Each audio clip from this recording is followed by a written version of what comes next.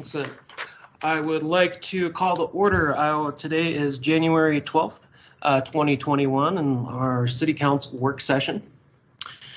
Councilwoman Salas, would you please lead us in the Pledge of Allegiance?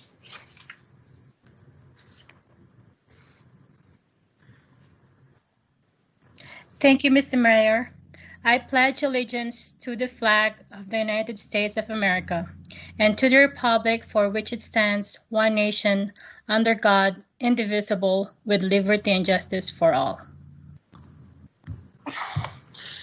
Thank you, Councilwoman. Councilmember Shimoni, please read the mission statement. My pleasure. Thank you, Mayor. The mission of the City of Flagstaff is to protect and enhance the quality of life for all. City Clerk, can you please take roll call? Mayor Deasy? Here. Vice Mayor Daggett? Here. Councilmember Aslan? Present. Councilmember McCarthy? Here. Councilmember Salas? Present. Councilmember Shimoni? Present. Councilmember Sweet? Present. Thank you, Ms. Salzberg. We're down to agenda item number 4. Do we have any general public participation items at this time? Mayor, we do. All right. Mr. Jocks, you can go ahead and speak. All right, thank you. Good afternoon, Honorable Mayor and Council. We are the Indigenous Circle of Flagstaff, and we're here to greet you, our new City Council, in the new year on behalf of the Indigenous citizens of Flagstaff. And some of you we know pretty well, others we have yet to meet. My name is Chris Jocks. Our elders taught us to begin by greeting not just one another, but to greet the lands we live on and all the beings we share this place with.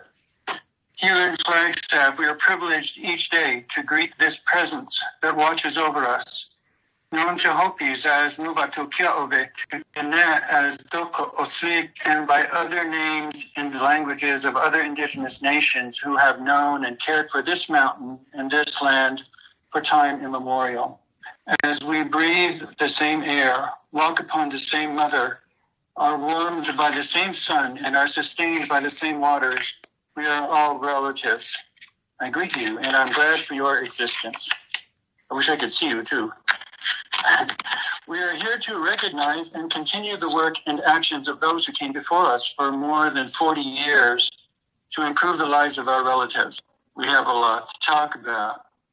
But for today, I've been asked to bring you an announcement. The Indigenous Circle of Flagstaff, ICF, has a history with you, beginning with the 6 Indigenous community forums we facilitated in 2016 and 17. We worked with the city government on a preliminary Indigenous economic contribution study. The position of coordinator for Indigenous initiatives was created and scoped through our efforts working with the city. Having developed an honest, respectful relationship over the past 6 years, it's time for us to remind you and to speak honestly about a conflict that still stands between us because it is damaging to all our relationships and ways of life, not just those of us who are Indigenous. We want you to be aware that ICF is now working with other organizations on a new campaign to demand accountability and responsibility of Snowball's operations, including its contract with the city, compliance with the terms of its permit from the U.S. Forest Service, and Forest Service's compliance with its own permitting regulations and responsibilities. Among other things, we are in communication with Congressman Tom O'Halloran, who sits on the House Subcommittee on Conservation and Forestry, as well as Congressman Raul Grijalva, who chairs the House Natural Resource Committee, to hold joint field hearings on Snowball around these issues of statutory compliance. Thank you for your attention. I have brought my message and delivered it to the best of my ability. I look forward to our future conversations and collaboration. Good day. Thank you so much. And just a reminder, as this is a general public participation and non-agendized, council is unable to respond at this time. And thank you. City Clerk, do we have any other public participation calls? Not at this time. Is that correct, Stacy and Jessica? That is correct. Excellent. And I just would like to say before we get into this, pursuant to ARS 38-431.02, notice is hereby given to the members of the City Council and to the general public that at this work session, the City Council may vote to go into executive session, which will not be open to the public, for legal advice and discussion with the city's attorney for legal advice on any item listed on the following agenda. Thank you. We're now down to agenda item number 5, which is the review of draft agenda for the January 19th, 2021 council meeting. Council, would we like to pull out and have any issues with the current agenda for the 19th?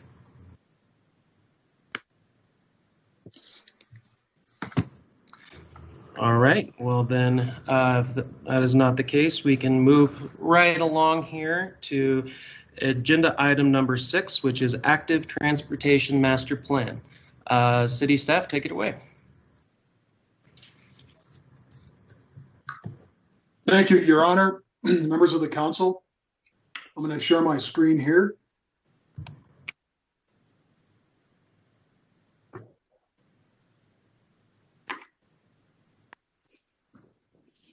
Good afternoon. Thank you for time on your agenda. My name is Martin. I'm the multimodal transportation planner for the city of Flagstaff. And I am here this afternoon to provide you with some information on the active transportation master plan. This is an effort we've had underway for a number of years.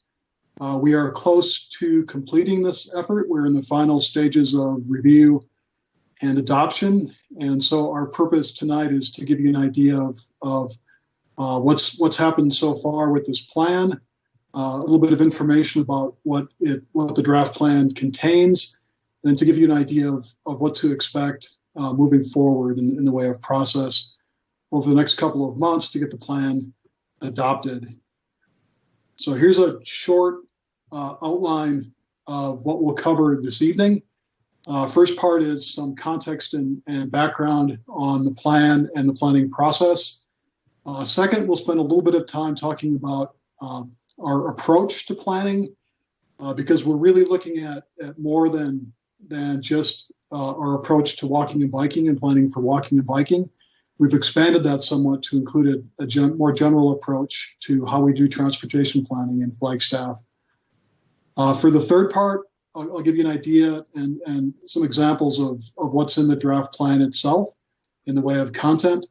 And then finally, we'll wrap up with a little bit of schedule so you know what's to come, what steps we have left, and how the council can be involved. And as this is sort of a kickoff to the last few stages of the process, and this is a council work session, we have no formal action for you, of course, just simply to provide you with information and give you kind of a heads up about what's coming. We'll describe it a little bit further as we move into the presentation, but there's a significant role for the council to play, and we'll describe that as we go forward. So, active transportation master plan is very simply put a plan to enhance and promote active transportation in Flagstaff. Active transportation being nothing more than walking or biking. Sometimes transit is considered the third form of active transportation. Mountain Line in our community does a splendid job planning for transportation. We do well to coordinate with them, and we don't need to recreate planning for transit. We just need to make sure we're taking advantage fully with the relationship between walking and biking and transit. We know that there are a number of benefits to walking and biking that go well beyond just making it easier for people to get around the community. Benefits range from health and quality of life to community character, economic development, tourism and visitor experience. We know that walking and biking are significant for enhancing mobility for our residents, and we know it plays a significant part in equity in our community. For example, an estimated 30% of our population does not drive. This includes everyone who is under the age of 16 and does not have a driver's license. It includes seniors and older residents who may have given up their license. It includes everyone who is voluntarily doesn't drive or is physically or legally or otherwise unable to drive. We also know from empirical data that low income and other populations are more likely to rely on walking, biking, and transit to get around, and less likely to be able to or to use vehicles for getting around. Walking and biking are significant in our efforts to manage congestion and move traffic. And then finally, our environmental and climate goals are significantly affected by the transportation sector and can be greatly enhanced by them as well. So there are a number of trends converging at this moment in history at both the national and local level that make this a uniquely opportune time to be talking about promoting active transportation and walking and biking. The first of those trends is Flagstaff's evolution as a small city. And those of us who've been around for a while know that Flagstaff has grown significantly over the past 10, 20, 30 years. We can all see it. What this means is that we're really beyond a point in our evolution as a small city where we can promise people that congestion won't exist, that it will be easy and convenient to drive as a way of getting around town, and that parking that will be free and convenient always. Rather, as a small city, we need to start having some honest and thoughtful and sometimes difficult conversation about our approach to transportation and where we're going as a community. There's a variety of trends at the national level, which includes anything from kind of the increased reliance or increased use of shared services, like you can think of Uber and Lyft, for example, as well as other trends.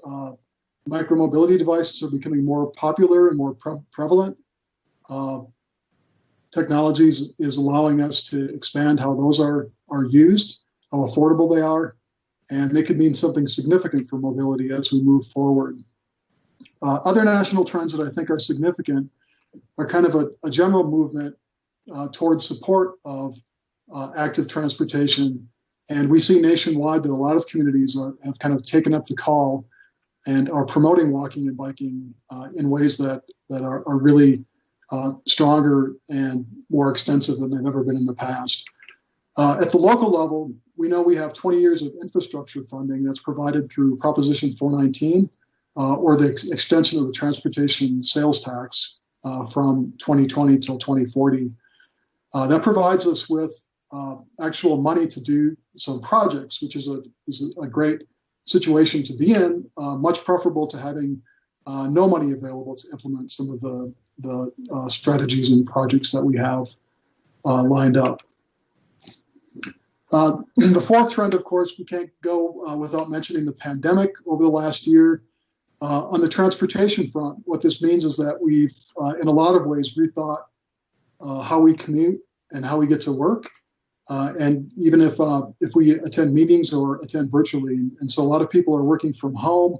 A lot of people find that doing that at least part of the time is a nice alternative. It's in all likelihood that trend will continue as we kind of transition out of the pandemic, and we'll probably work from home, attend meetings remotely more often.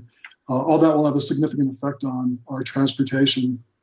The other thing the pandemic has done, I think, is renewed our appreciation for outdoor activity, including hiking, biking, mountain biking, and just getting outdoors and appreciating open space. And again, that seems likely that trend will continue even after the pandemic is over.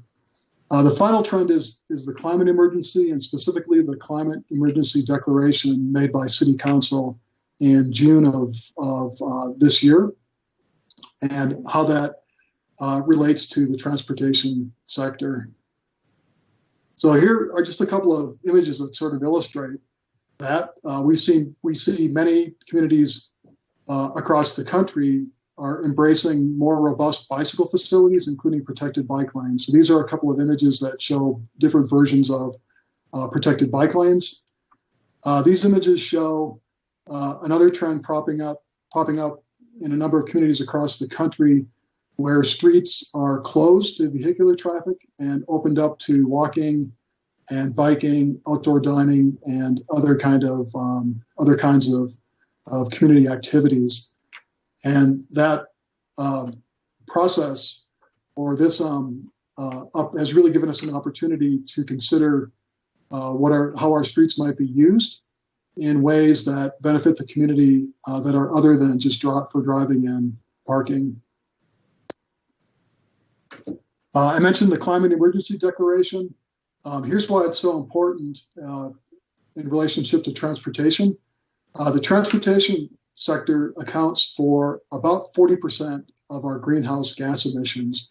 So if we're going to move forward in meeting our climate goals and making a difference, it's crucial that we address transportation, and not in an incremental way, but in kind of a transformational and very forward-looking and aggressive way.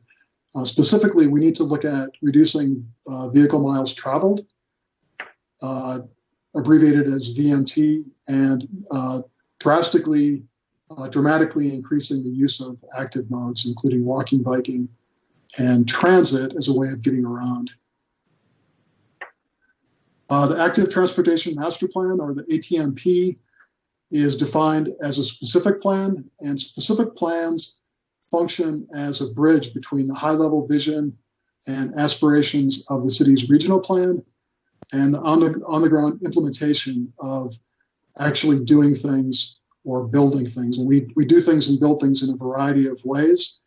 Capital projects are the things that the city builds, public projects, private development builds in our community, and those things are guided in terms of how they look by city codes and guidelines, including engineering standards, the zoning code, and design guidelines.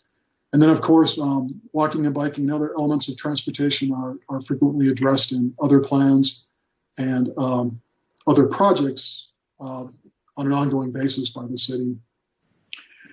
And here, as a specific plan, we really start as our starting off point with the regional plan and the goals and vision and policies that it has. So we kind of take that and make it more detailed.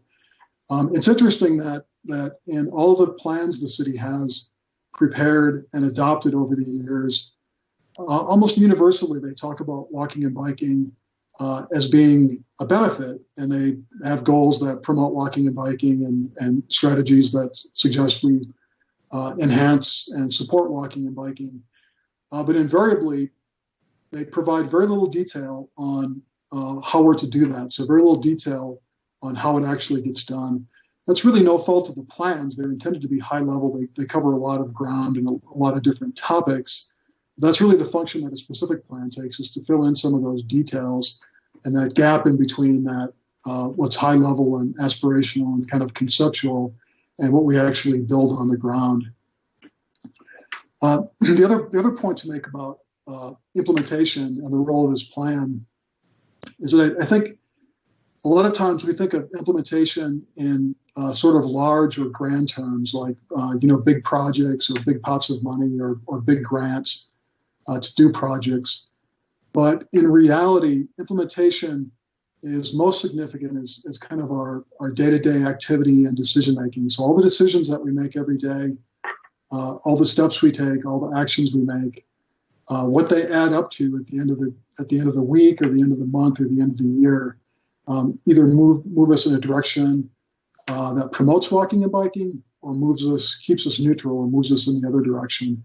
So it's very important that we make those decisions carefully and mindfully. And one of the purposes of this plan is to provide us with the information to be able to do that as we move forward.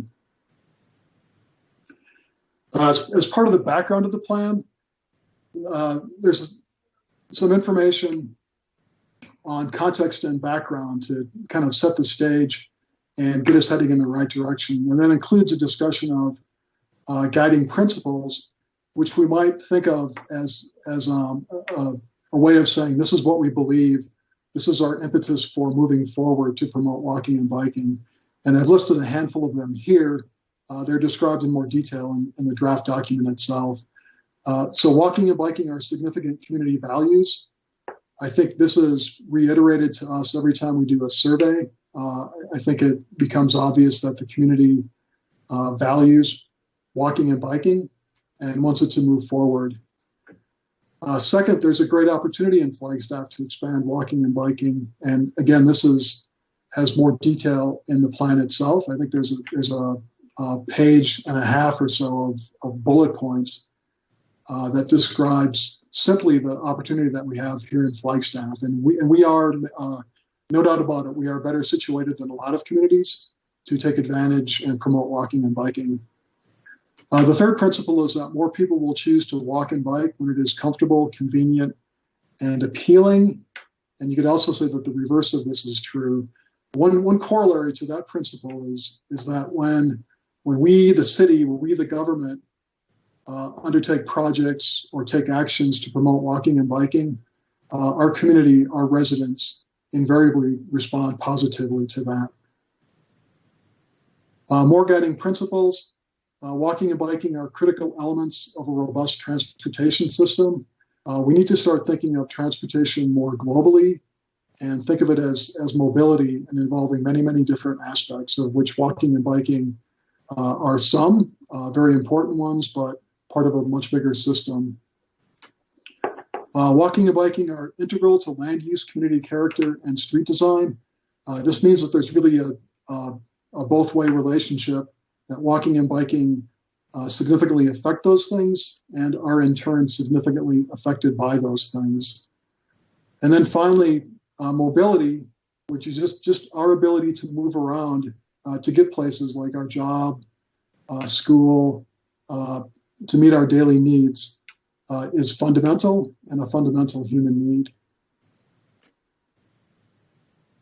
We also spent some time in the plan describing our approach, and I mentioned earlier that we've gone beyond just looking at how we plan for walking and biking, and addressed kind of the bigger picture of what our approach is to transportation planning in general.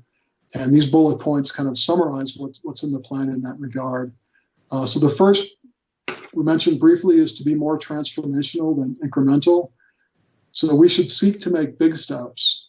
What can we do to move things forward quickly, rapidly, and in a big way? Internally, our shorthand for this part of the approach is referred to as the big shift. So can we shift our thinking as we approach transportation planning? The second approach is to prioritize pedestrians and bicyclists. This simply means that in everything that we do and the projects that we undertake and the programs that we have, we consider and accommodate the needs of pedestrians and bicyclists in a way that we seek to be exemplary. So instead of just looking for a minimum level of accommodation, how can we go above and beyond and really make things comfortable and convenient and appealing for walking and biking?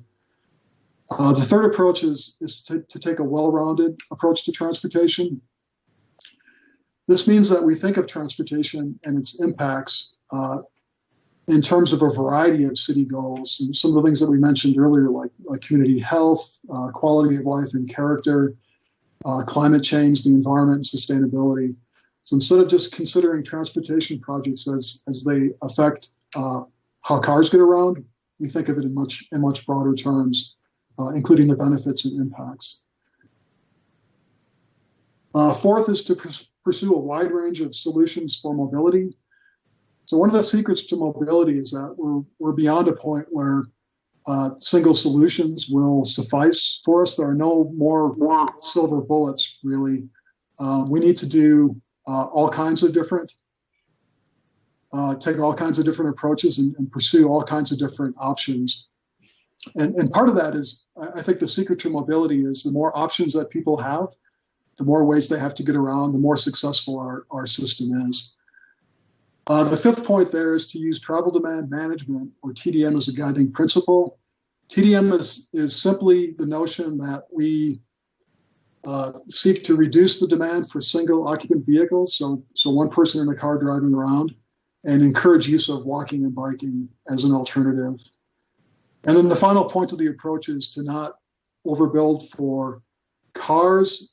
We sometimes do that in a variety of ways, from building extra lanes as a way of providing capacity to meet a perceived demand, to even things like building more parking than we sometimes need. And as we move forward, I think it becomes critical for us to consider the potential impacts of those decisions, not only on transportation, but on other community aspects, goals, and as well.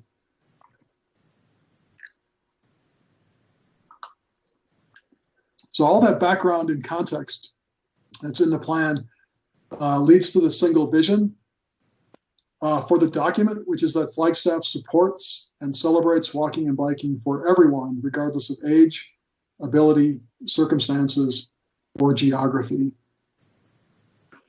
So all that part that I've gone through so far has really been about the background and context and approach to the plan. And so now we'll transition a little bit and talk about what's actually in the draft document as we move forward. So these 8 sections are the chapters or sections of the plan.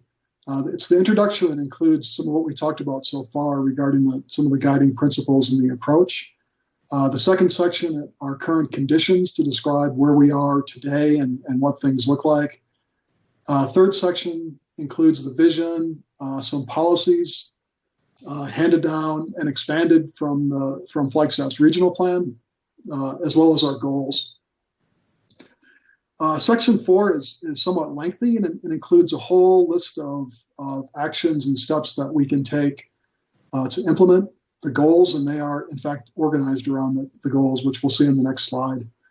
Number 5 is more detailed information about walking and biking infrastructure, simply the facilities that we build for walking and biking. Number 6 talks about implementation and includes a description of different ways we can achieve what we want to achieve and start to put this plan into action. Number 7 describes the outcomes we want to see as a result of the plan, measures and targets as a way of assessing how we're doing. And then the final chapter, number 8, is also fairly lengthy, but includes a number of planning and design considerations for walking and biking to make sure that things function the way they should, and to start to get into all the details of what it means to be pedestrian and bicycle friendly. So I mentioned the goals before. There are 6 as they're listed here, and I'll go through them here quickly. And then I've got in the next couple of slides, there's some examples of what is actually included for strategies and considerations under each one of the goals. So number 1 is to build networks for walking and biking that are comfortable and convenient. Number 2 is to take care of what we have. Third goal is to cultivate a supportive environment for walking and biking. Number 4, to improve safety through education and enforcement. Number 5, to promote land use and transportation planning that is supportive of walking and biking.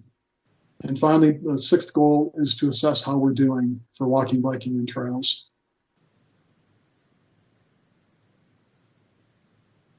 So for goal 1, to build networks, I mentioned before that when Proposition 419 was passed by Flagstaff voters, it extended the transportation sales tax and gives us about $29 million over the next 20 years, specifically for pedestrian and bicycle projects. I can also announce that Mountain Line, the city's transit agency in Flagstaff, has applied for and received a grant, a federal grant, that will provide over the next couple of years $5.5 million for what we refer to as first mile, last mile projects. So bicycle and pedestrian projects that help people access our transit system. So that is a tremendous accomplishment on Mountain Line's part to get that funding, and will help us really extend the money that we have through the transportation sales tax in implementing new infrastructure and improved infrastructure for walking and biking. Now, to make sure that we're accounting for everything, setting priorities and using that money as best we can. Over the last couple of years, we've done inventories of a variety of different facilities for walking and biking. They're kind of listed here. I started to prioritize them, figured out how they're going to get built, done some cost estimates for them to see what we're looking at in the way of future costs, and then started to program them into the city's capital plan. So we started building them over the next couple of years. That inventory and that process also helps us identify where pedestrian and bicycle projects will be built as part of private development and in city projects as well. So we make sure we don't miss any opportunities. So here's an example of just the sidewalk part of it, and what's shown in the medium gray lines are existing sidewalks, and what's shown in blue are missing sidewalks on major streets around town. So there's almost 60 miles of missing sidewalks. We've got them identified. We know generally how they're going to be built in the future, whether it's part of a city capital project, whether it's part of private development, or whether we have to build it as a standalone sidewalk project. We've prioritized them and are starting to build them into the city's capital planning process. So we'll start to, as we go forward, build some of the missing sidewalks. And if we were successful in how we organize the prioritization process, we'll be building the ones that are most needed and most valuable first with the money we have available. And this map is this concept for this map is really repeated over the other types of facilities that I had listed on the previous slide. So sidewalks, bikeways, crossings at grade, so street crossings, bridges and tunnels over or under things, as well as foot trails. So it's worth talking specifically about the bikeway portion of this. There's a fairly detailed plan for a comprehensive network of bikeways throughout the city that are based on the principle of separation. And that is simply that bicyclists are more comfortable and happier when they are separated from traffic. And we saw some images in some of the earlier slides of what communities are doing in the way of protected bike lanes to help separate cyclists from traffic. Experience has found that when they do that, bicycling appeals to a much broader segment of the population. So many more people are likely to use cycling as a form of transportation than they would have otherwise. And we can kind of illustrate that in this graph. This was developed a handful of years ago by the city of Portland. And a lot of communities have kind of latched onto it because I think it is an interesting way of looking at our population and our community. And it essentially divides the community into four categories as it pertains to their likelihood of being a cyclist or how they are a cyclist. But the very top, on the left-hand side of the graph, are two categories: the strong and the fearless, and the enthused and confident. They account for less than 7% of the population. It's estimated. These are all kind of generalized, but only a small percentage of the population. But this is the segment of the population. These are the bicyclists who are not deterred by riding in traffic. They're not deterred by bad weather, so they're fairly hardcore. At the other end of the chart, in the gray, is a third of the population that's either not able or not interested in cycling. Sometimes they're referred to as the no way, no how category. So that's about a third of the population. What that leaves is the orange bar in the middle, a significant middle segment of the population, as much as 50 or 60%, that is interested in bicycling but concerned. So this part of the population would probably like to bicycle more, but we really need to accommodate them better in the way of facilities. And what becomes crucial is separating them from traffic and providing some protection or separation for them from traffic. And when we do that, we really appeal to that broad middle part of the population. So if we're only planning for this, we're not really going to make much progress in increasing our mode share for bicycling. But if we can appeal to this part of the population, then we can start to make some real progress, increase our mode share, decrease reliance on vehicles, and generally move that forward. The other part of the Bikeways plan that's worth mentioning is that we've identified routes that we call primary and secondary, and they're shown here either in the dark red or the lighter red.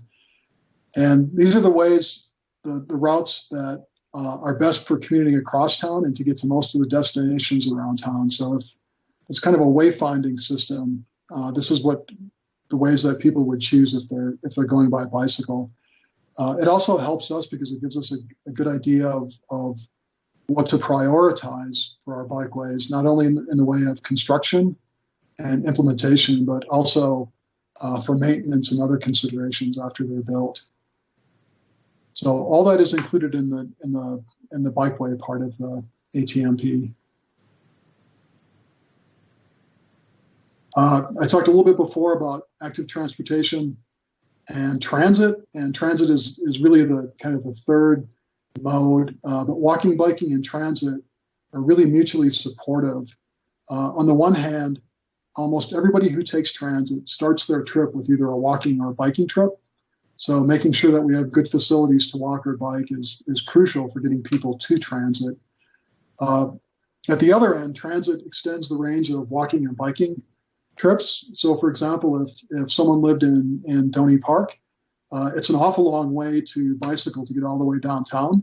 But if they can get to the mall transfer center, the transfer center at the mall, they can put their bike in the bus or lock it there and take transit out the rest of the way in. So now they've been able to extend that trip via transit, not have to bike all the way, and not have to worry that the bus doesn't go all the way out to Doney Park. Transit is also a nice backup for walking and biking trips. So for example, if somebody decided to walk or bike to work in the morning, and at some point during the day it snowed or the weather turned bad, or they didn't feel well, or they had a long day, longer than they thought, and it's difficult for them to walk or bike home, they can take transit as kind of the second part of their journey. And to go back to the morning, if they know that transit is there for them as a backup, they're much more likely to take that trip by walking or biking in the first place. So in that way, transit really serves as a backup for walking and biking. So really, I mentioned that Mountain Line does a nice job of planning for transit. We don't need to recreate that in our document. We just need to make sure that we are taking full advantage of this relationship between walking, biking, and transit. Goal number 2 is to take care of what we have. The most obvious component here is maintenance of our facilities, and we all know that maintenance can be a challenge, especially when resources are not always plentiful or available for doing maintenance. There's probably more that we can do on the planning end to address maintenance as well. For example, if we build facilities that require less maintenance or are more durable, it reduces our reliance and need for maintenance on the back end once they're up. Snow clearing kind of falls into that same category. The bottom of that list is closures and detours. So we know that it's inevitable that we will have street construction, and that street construction will close facilities, including sidewalks and bike lanes and foot trails. But it's really how we treat those circumstances and those situations and how we accommodate bikes and peds when there are closures that makes all the difference. Goal number 3 is to cultivate a supportive environment. Part of the way we can do that is providing people with good information including maps, websites, apps, all kinds of opportunities to help them plan for their trips. Second big part of that is celebrating walking and biking in Flagstaff through a variety of events and activities. And we already have a number of these that are sponsored by a variety of different groups. But those things really build support and enthusiasm for active transportation. A little bit down on that list, we see equity and accessibility.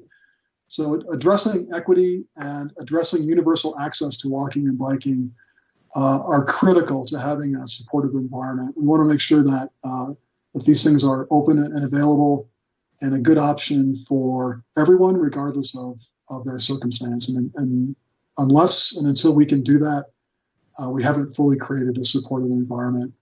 And then the last bullet point is really just engaging local advocacy groups and stakeholders and making them equal partners in our efforts at promotion and support. Goal number 4 is to improve safety. A number of strategies and actions we can take here, including rekindling the community's Safe Routes to School program to encourage school children.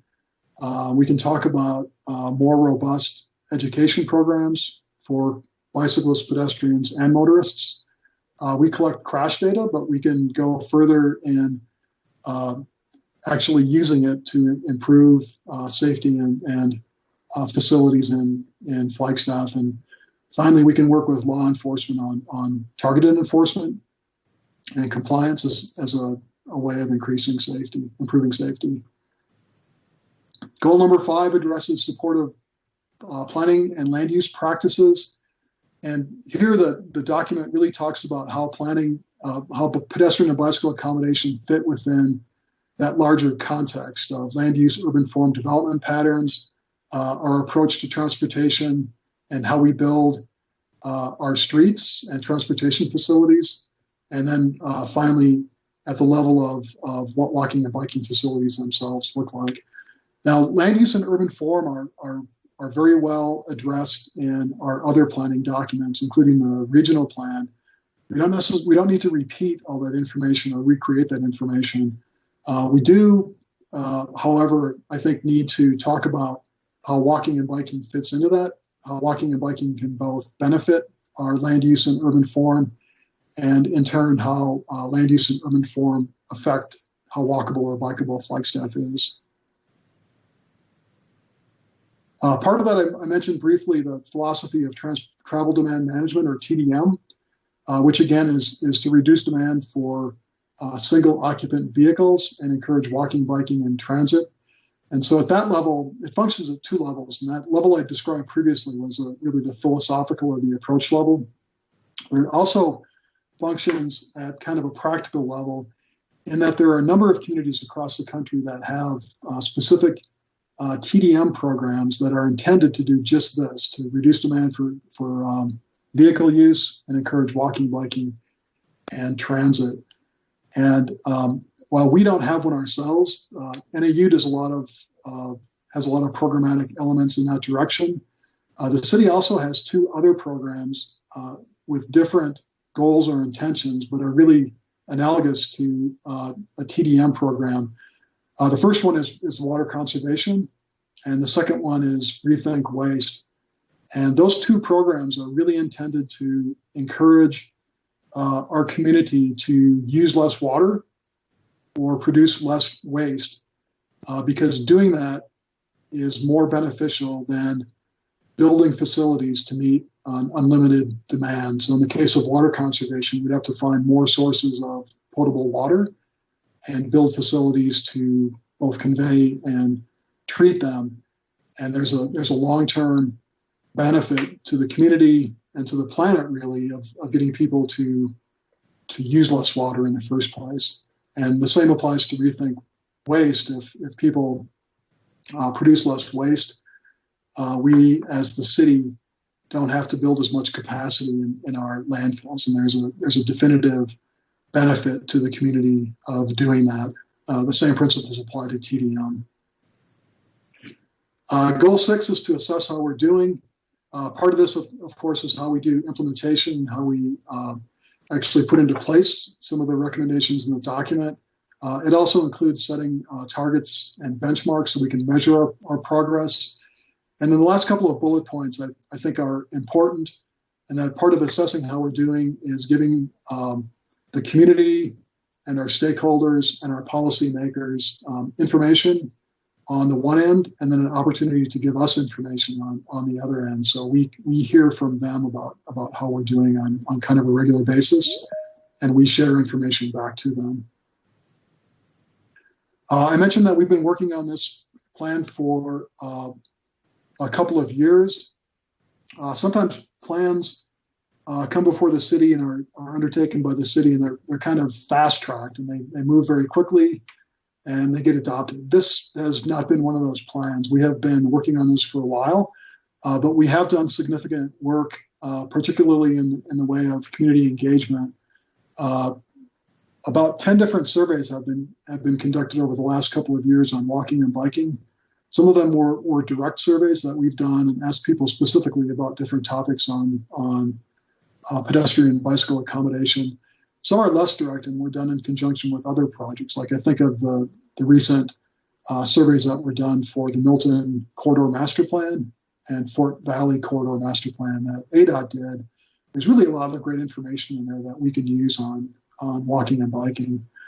Over the last couple of years, we've also held a couple of community open houses, and we've been regular attendees at a variety of community events, from the Arizona Trail Day at Buffalo Park to the community market on Sunday mornings at Wheeler Park, and just really, gave people information and talked to them and engaged them about kind of what they think about walking and biking and how we might improve that.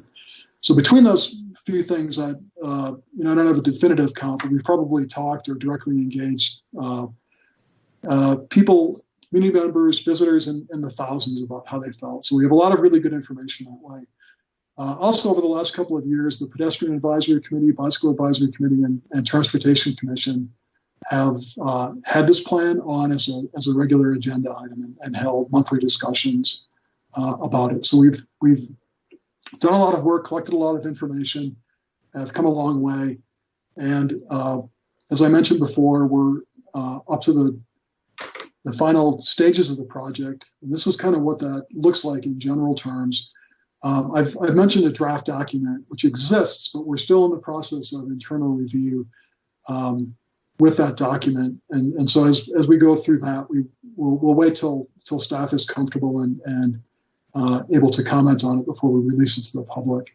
When that is complete, we will release it to the public for a formal 60-day review period.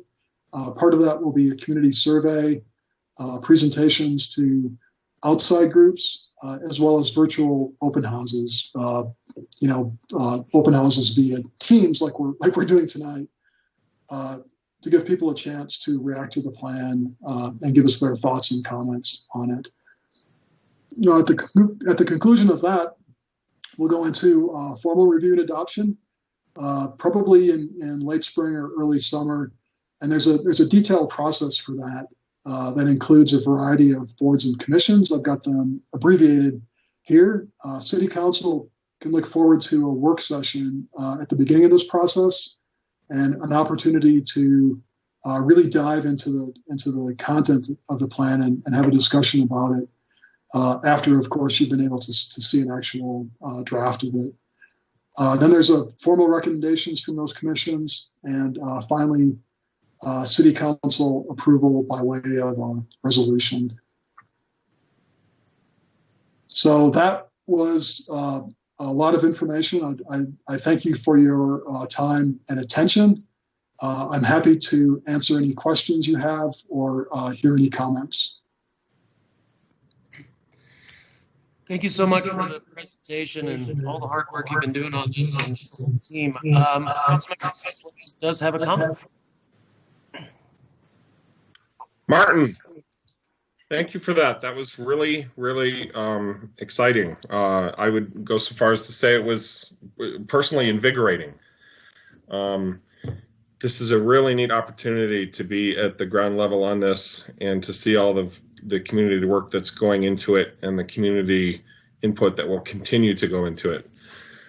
I do have just a couple general comments and some more specific thoughts that I just thought I'd sort of round robin share with you right now. You talked about that you had a graphic that showed people's how amenable they are to walking and biking versus driving. And of course, there's a continuum there. And we want to be able to focus on improving conditions for those folks in the interested but concerned category, and continuing to make biking and walking safer on that side of the spectrum. I think it's important to acknowledge that there is a portion of the population that isn't what you call the no way, no how category. And there's absolutely nothing wrong with that. There's going to be 1/3 of the population that just for physical reasons can't get on a bike, or for other contextual reasons don't have that as an option. And I just think it's important to say that out loud and lift that up when we're speaking about all these exciting ideas about how to get people walking and biking. It's not to exclude or to somehow inadvertently shame those who can't walk or bike or who won't be using that resource. It's just to find better and more robust solutions for those people that are in that category of folks that are willing. And in Flagstaff in particular, I think that category, there's a seasonal and temporal component to it as well, and a landscape contextual component, right? That graph is going to look a lot different in the winter than it is in the summer. It's going to look a lot different if you live uphill from where you work or if you live downhill from where you work. It's going to look a lot different depending on the time of day or the time of night that we're talking about. And I think it's important to just acknowledge the fluidity in that as well. And especially, Flagstaff as a city that gets snow in the winter, it's just doubly important to acknowledge that we're not trying to get rid of cars by engaging in this process. We're not inadvertently somehow in the business of shaming those who will never ride a bike to work or to the grocery store. It's just, again, these are opportunities to make things more accessible for those people who will take advantage of multimodal transportation opportunities. I did want to talk quickly about parking allotments. Development agreements come up before council all the time. Usually there's a parking component to it. There's a number of parking spaces that is calculated by some formula as the appropriate number of parking spaces for what we use in determining how many spaces to provide for so many units. And that can vary depending on the type of development we're talking about. I do wonder if we should take a close look at recalibrating those formulas with this transportation plan in mind. And of course, there will be contextual elements to that as well. If we're just going to create a situation where overflow parking is going to enter neighboring neighborhoods and create traffic problems and congestion issues and parking headaches for other neighbors, then we're not getting towards the solution on that, right? We're just sort of creating another problem or kicking the problem down the line. But there may be times when it's appropriate to use our ability to help shape development agreements for less parking. And maybe in those cases, we can drive people to not bring a car to Flagstaff when they move here and they take advantage of that particular living situation. So, again, it's contextual. We want to solve the problem of making multimodal alternatives more available without creating additional headaches for others or making others feel penalized for this change in everything, right? You know, and I've mentioned this before. Martin, you've heard me say this. You know, I think the way that we transport ourselves is going to be changing fundamentally over the next several decades due to technologies, some of which we can't even foresee right now. And so if we're creating spaces with the idea that we can adapt those spaces later when there are less cars or when there's a different kind of ride-sharing model out there that's suddenly very accessible and convenient, we can free up parking for other uses and help to facilitate that continued trend towards alternative transportation. One thing before I go that I wanted to mention specifically as a resident of Ponderosa Trails, anybody who lives south of campus, south of I-40, Ponderosa Trails, anywhere along South Lake Mary, the Bow and Arrow neighborhood, to some extent even University Heights and Bennett Estates, this whole area of town is really kind of choked off from participating in accessing downtown through bike and ped. And I would seriously consider looking at creating some sort of pedestrian bicycle bridge over I-40. And I think the name of the road where it would connect to is called Huffer Lane. I don't know if you're familiar with Huffer Lane, Martin, but that's on campus. It's right between the soccer fields and the power plant there.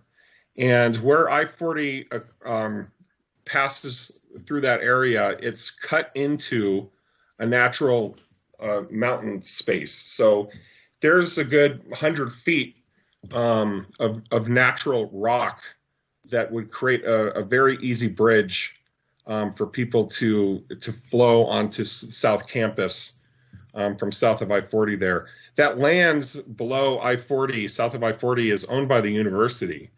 And I don't know if there's plans for development on it right now, but I would hope that that's on your radar as a really key innovation in terms of getting everybody in our population south of I-40 able to access the rest of town very conveniently. You know, there's power lines there, and it dumps out right where that Circle K is on South Lake Mary.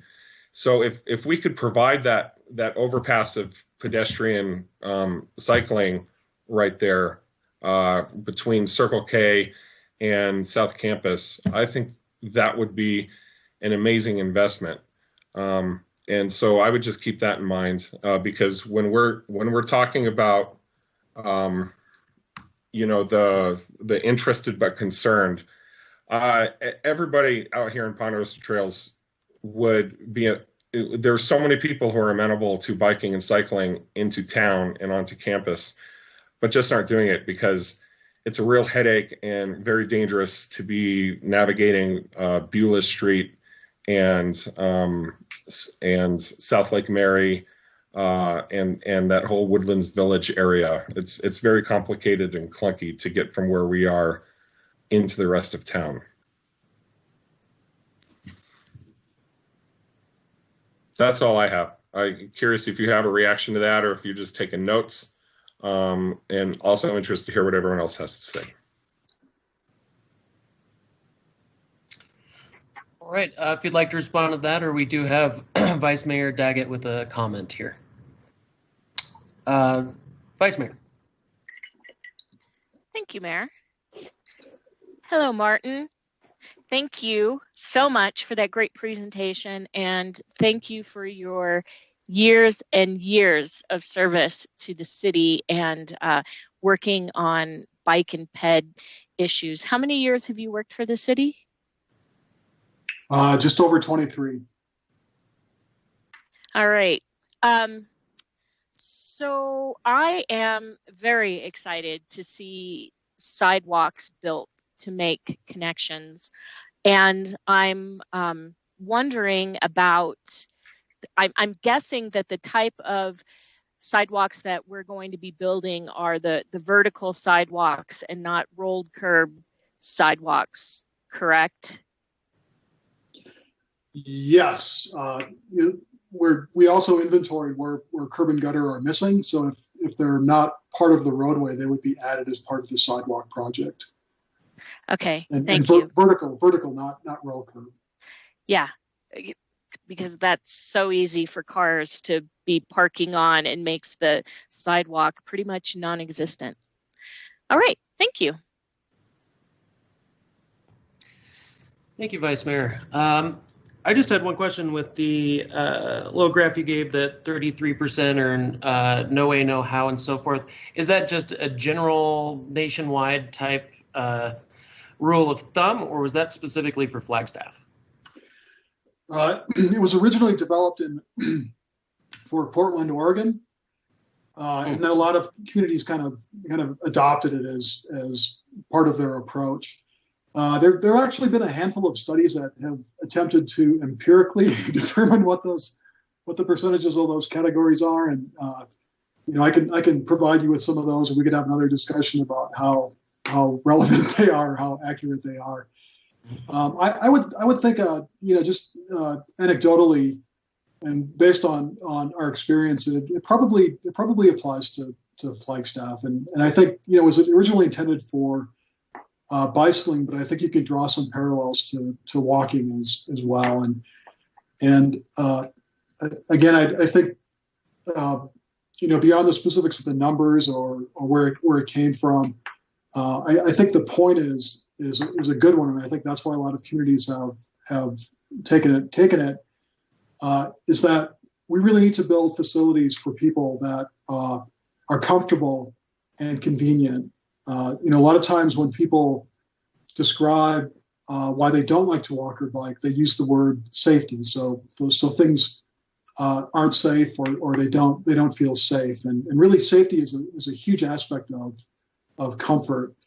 And safety is actually kind of a low bar for us to meet. Like we can make things that are perfectly safe for people, but are not necessarily comfortable. So we need to kind of go beyond safety and think about comfort. And when you start to do that, and you really start to attract people, or you really start to make walking and biking legitimate options for people who want to do that, which kind of gets to Councilmember Eslin's point that we're giving people options for how they want to get around. We know that a lot of people are interested in walking or biking.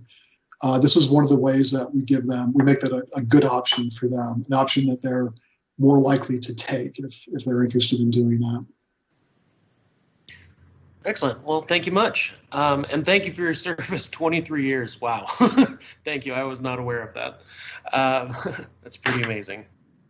I have no idea where the time went. Yeah. Well, Councilwoman Sweet has a question here. Great, thank you. So I'm a new bike commuter. I just purchased an electric bike. And I'm wondering if you could tell me more about the separation principle and what do we have in our near future with that? I know for me, that would be huge to have. It would make me feel a lot better about riding on the roads. Granted, I'm new at it and working at feeling more comfortable, but I think we would gain some more bike commuters if we had that. Yeah, so over the years, I think Flagstaff has sort of done that in that on a lot of busy roads, we've built foot trails that are adjacent to the road. And so those commuters, those bicyclists who don't feel comfortable being on the road can always can be in the foot trail alongside of it. So I think we've got a good start. I think what we're missing is kind of an overall comprehensive network that pulls all that together and kind of gets rid of or evens out some of the rough spots. Because like on your commute, for example, if 80% of it is really nice and comfortable, but 20% of it is absolutely miserable, it's the 20% that overrules the 80%. The 20% will convince you not to take your bike, even though you've got that 80%. So we kind of need to look at where those 80% are. We've got foot trails that go everywhere. Not all of them are paved, so they're difficult in the winter. Even the ones that are along roads and are paved aren't always kind of optimized for bicycle commuting. So you share it with pedestrians. There might be a couple of difficult spots. Always going through intersections can be a challenge. So how do we accommodate that? So I think we can do more of that. We can smooth out some of those rough spots, but I think it's going to be critical for us to identify where that 20% or where that 5% or where that 10% is where we have issues, and work on that. So we have citywide a network that functions and is comfortable for most people. It'll take us a while to get there. We won't be able to fix all of our problems, but I think we need to fix the ones that are most pressing and will serve the most people. Thank you. So I did have one little idea with this. But let's let Councilman Shimoni has a comment. So. Thank you, Marion. I'm happy to let you go first. Oh, go right ahead. Okay, great. Thank you. Martin, I feel like it's my birthday. It's just, I love this conversation, and you got me all pumped up as you were talking about you doing your presentation. And just bravo to you, to Rick, our city engineer, Jeff Bauman, the commissions, the staff, the public, all the engagement. I'm just so excited about this document, the ATMP and the bikeways plan. I just think that they are what this town needs as guiding documents to really see us make that big shift that you talked about. And I just think it's a great job. So I'm stoked for this to go in front of the public. I'm very much looking forward to that 60-day process.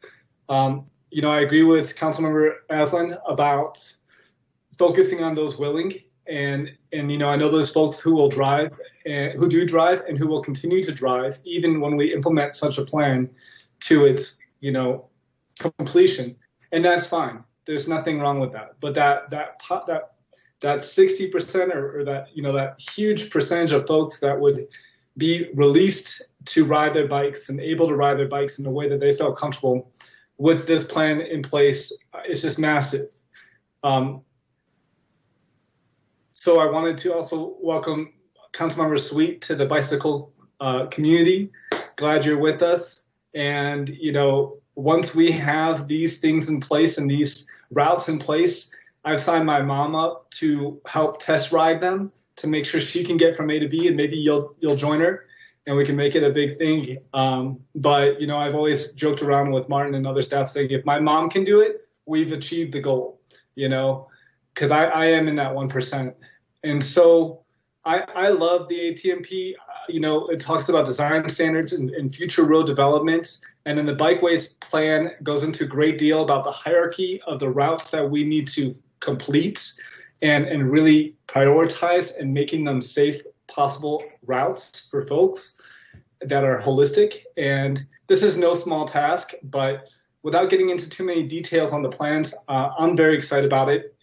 And like I said, I'm looking forward for it to work its way forward. My vision is that one day people are lined up at lights on their bicycles, just like you see in parts of Europe.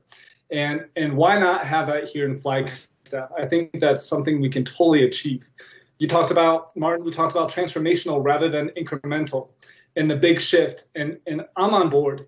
And council, I think that, it is time we have an honest, thoughtful, and difficult conversation about where we are going when it comes to transportation.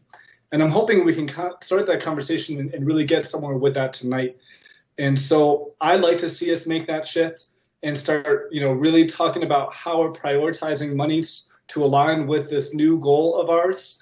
I know we're having a conversation on transportation within the next couple of months. And I'm wondering if at that point we could even have a conversation about different options of the way we move forward with our 5-year capital improvement project list, or how we spend our 419 funding and allocate those funds.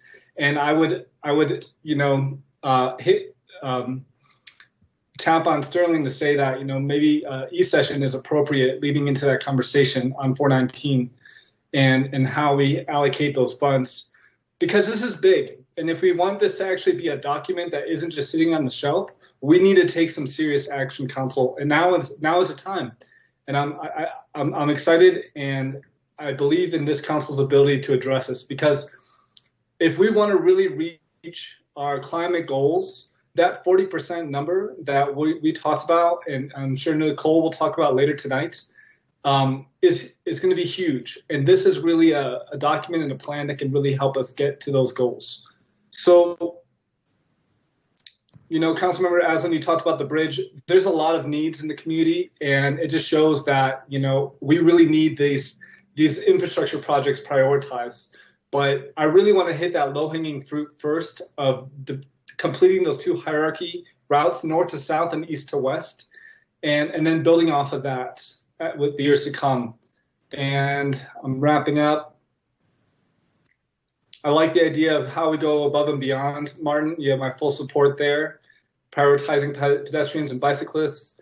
I was thinking with the 60-day public process, maybe we can partner with Heidi and her team in the Flagstaff local campaign to get the word out about the 60-day public engagement process, and really just kind of hit this one home with a grand slam and bring it all together, because there is that public interest. And I think that people would be very excited to be involved in this. And lastly, I just wanted to give a shout out to Mountain Line. $5.5 million is incredible. And that's on a per year, I forget for how many years, but that's going to make a big dent. And I see Heidi commented. Thank you, Heidi. That's excellent. And I'll leave the group by saying, if we build it, they will ride. Thank you, Mayor. Thank you, Councilmember Shimoni. I didn't know you were such a bicycle enthusiast. We do have a comment from City Attorney. Thank you, Mayor, and thank you, Councilmember Shimoni. And just a note, as a reminder to everyone, I did note, by the way, Mayor, Councilmember Shimoni, the request for an executive session. And obviously, we'd be happy to do that if there's legal advice involved, and that's not a problem. I will note that if you make a comment in the chat box, please make sure you verbalize it, especially if council members are referring to that. The public cannot see that. Thank you, Mr. Solomon. The one thing I wanted to add was that, is there, Martin, if you're still on, is there any progress, or are we making any apps or anything for individuals to know? I mean, I'm just envisioning things, especially once we get, you know, a broader reach of these roads or these pathways, to have an app that would allow people to know how to get from point A to point B on the safest route possible of the most developed bike lanes, and combined with foots and everything else, so they can get from point A to point B on what we have the safest way possible. Or even have tourists be able to see it and be like, let's rent a bike and we can go from here all the way to Fort Tuthill, or something to that effect. Is there any apps or discussions about that kind of thing? Unfortunately, that's a little bit beyond my area of expertise, but I would send out an invitation to any other of my colleagues at the city on this meeting, that if they have resources or know of a good direction to go, to get in contact with me, because that does seem like it's the way of the future, that this will go from something that's very nice to have to something that becomes needed for people, that people will need this. Mm-hmm.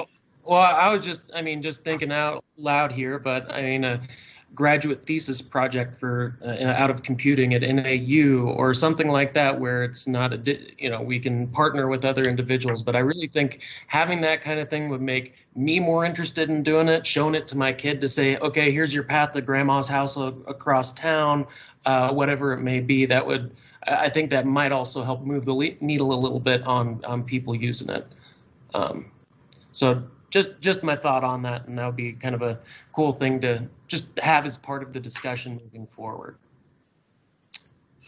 I do see Councilmember Shimoni has a comment. Yes, thank you, Mayor. I think that's a great idea, and I know apps can be expensive, but I think that, Martin, we've talked about this. You've talked about signage and the importance of having quality understanding through signage and education about where this route starts and where it can take you to. And so, like, having, color code signage on different routes, and just really doing our best to communicate, hey, you jump on the brown line, you're going to get all the way north past the museum safely. to the standard that we're talking about. So I think, Mayor, you're on the right track, and I think that Martin and what I've heard from you, we're on the right track with that idea as well. I don't know if it's going to manifest in an app right away, but yeah, I think we're very much aligned in what we're talking about. Thank you. Thank you, Councilmember Shimoni. Do we have any other comments or questions from council at this time before we move on? Councilmember McCarthy. I'll be brief. I'm supportive of this plan, and I'm supportive of the idea of making it more feasible for pedestrians and bicyclists to get around town. Thank you. Thank you, Martin. All right, thank you, Councilmember. Well, looks like we have wrapped up our agenda item number 7, or my apologies, agenda number 6, and are down to agenda item number 7, which is our climate emergency declaration update. And Ms. Antonopoulos or Clifton would like to start us off here. Good afternoon, Mayor and Council. Nicole Antonopoulos, Sustainability Director. I'm going to go ahead and pull up my PowerPoint. And if I may just get confirmation that you can see yes, my Fantastic. Wonderful. Well, I am pleased to be here this afternoon to provide an update on our work on the Climate Emergency Declaration. Oh, my apologies. I forgot to check. We do have one public comment on this item. My apologies. If we could take that first here before we get started, I'd appreciate it. Absolutely. Ms. My Salzberg? apologies, Mayor Stacy Salzberg. I do not have them on the line. I was anticipating after the presentation. But if I can get them on the line now, or we can wait until after the presentation. It's your call. Well, since we're all geared for presentation, let's do that, and we'll get a hold of that individual at the end here before we council starts discussing. Thank you, Mayor. All right, Ms. Antonopoulos. All right, and just confirming again that my presentation is visible. Good to go. Fantastic. Well, as I mentioned, I'm pleased to be here this afternoon to provide an update on our work on the Climate Emergency Declaration. My presentation will provide background information on climate action and the Climate Action and Adaptation Plan. I'll briefly review the Climate Emergency Declaration commitments. I'll then provide an update on our path to carbon neutrality, and then I will close with a timeline of next steps. I'd like to begin by providing background information on climate change in Flagstaff and the city's current efforts to ensure that the council is all on the same page. I'm going to start with the hard news that we need to hear. Climate change effects are being felt around the world. The impacts that scientists predicted years ago, including severe storms, drought, heat waves, melting of glaciers, and ice sheets, are accelerating. Globally, the year 2020 tied the year 2016 as the hottest year on record. The record warmth of 2020 fueled deadly heat waves, droughts, intense wildfires, reduced agricultural yields, and other disasters around the world. And while the year 2020 may tie the record, all of the last 6 years are among the hottest ever. On the local landscape, the National Weather Service declared the year 2020 as the driest year on record in Arizona, with only 4.17 inches of rainfall recorded. It was also the second hottest year on record, with an average temperature of 72.6 degrees, breaking 64 daily temperature records. 2020 was one of the driest and warmest years on record for Flagstaff and other areas in northern Arizona. According to the National Weather Service, Flagstaff recorded 9.59 inches of precipitation for the year, which was the driest on record and over 12 inches below normal. But there is good news. And that news is that we commit to aggressive climate action, we can make a difference.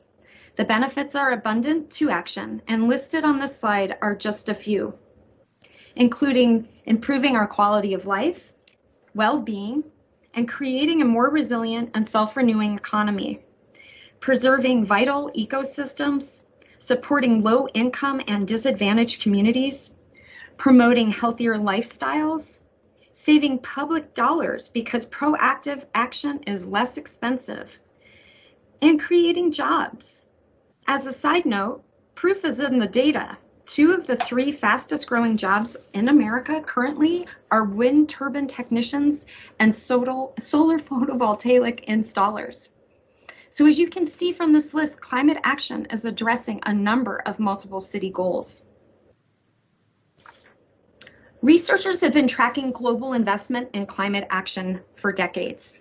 The cost of historical inaction is significantly higher than taking action up front. This is exponentially greater when we include the social costs with loss of lives, species, health, jobs, and habitats. The global cost of inaction rose dramatically from $1.3 trillion per year of inaction in 2010 to over $5 trillion per year in 2020. Climate-related natural catastrophes are increasing, as are the costs to respond, mitigate, and move forward in recovery. We know this all too well, given our past experience with the Schultz Fire and the Museum Fire. The Ecological Restoration Institute indicated that the Schultz Fire directly and indirectly contributed to a loss of approximately $60 million in personal wealth of local property owners alone. The city's interbasin pipeline relocation and reconstruction project cost $4.5 million. While the final cost accounting has not been completed for the Museum Fire, the Ecological Restoration Institute has preliminary estimates that the city organization's contribution is approximately $900,000. So as I mentioned, we know all too well what the cost of natural catastrophes are in our community. So let's shift to projected climate impacts in Flagstaff. Climate models predict that we will experience increasingly warmer temperatures, leading to drier conditions and potential increases in disease vectors like mosquitoes. We will continue to have more changes in our snowpack. More intense rainstorms are possible, which can increase flooding and increase risk of wildfires due to drought conditions and insect outbreaks, which decrease the health of our ponderosa pine forests. Decreased water quality and availability as hotter temperatures lead to more evaporation is also expected. Overall, Flagstaff's future climate is projected to resemble that of Prescott's, including the distribution of flora and fauna and growing season length. Climate change not only affects our natural environment, it affects our entire community, increasing risk and vulnerabilities for Flagstaff area residents. As the climate changes, protecting our clean air will become even more difficult. Flagstaff's vulnerable populations are disproportionately impacted by climate change, especially their health. Changes in tourism patterns will have impacts on jobs. As snowpack declines, losses are expected to snow-based tourism and recreation. However, visitors may increase in other seasons and potentially in summer, when wildfire or drought could pose temporary threats and increase stress on cities' infrastructure, including water services and emergency responders. Businesses and services will need to continue to diversify tourism and recreation activities and prepare for low snow years.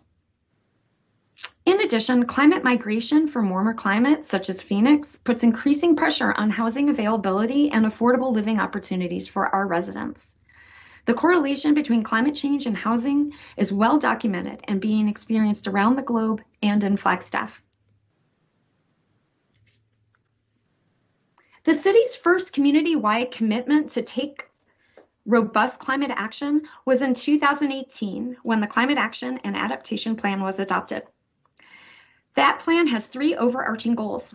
The first is mitigation, which reduces Flagstaff's greenhouse gas emissions. The second is adaptation, which prepares for change.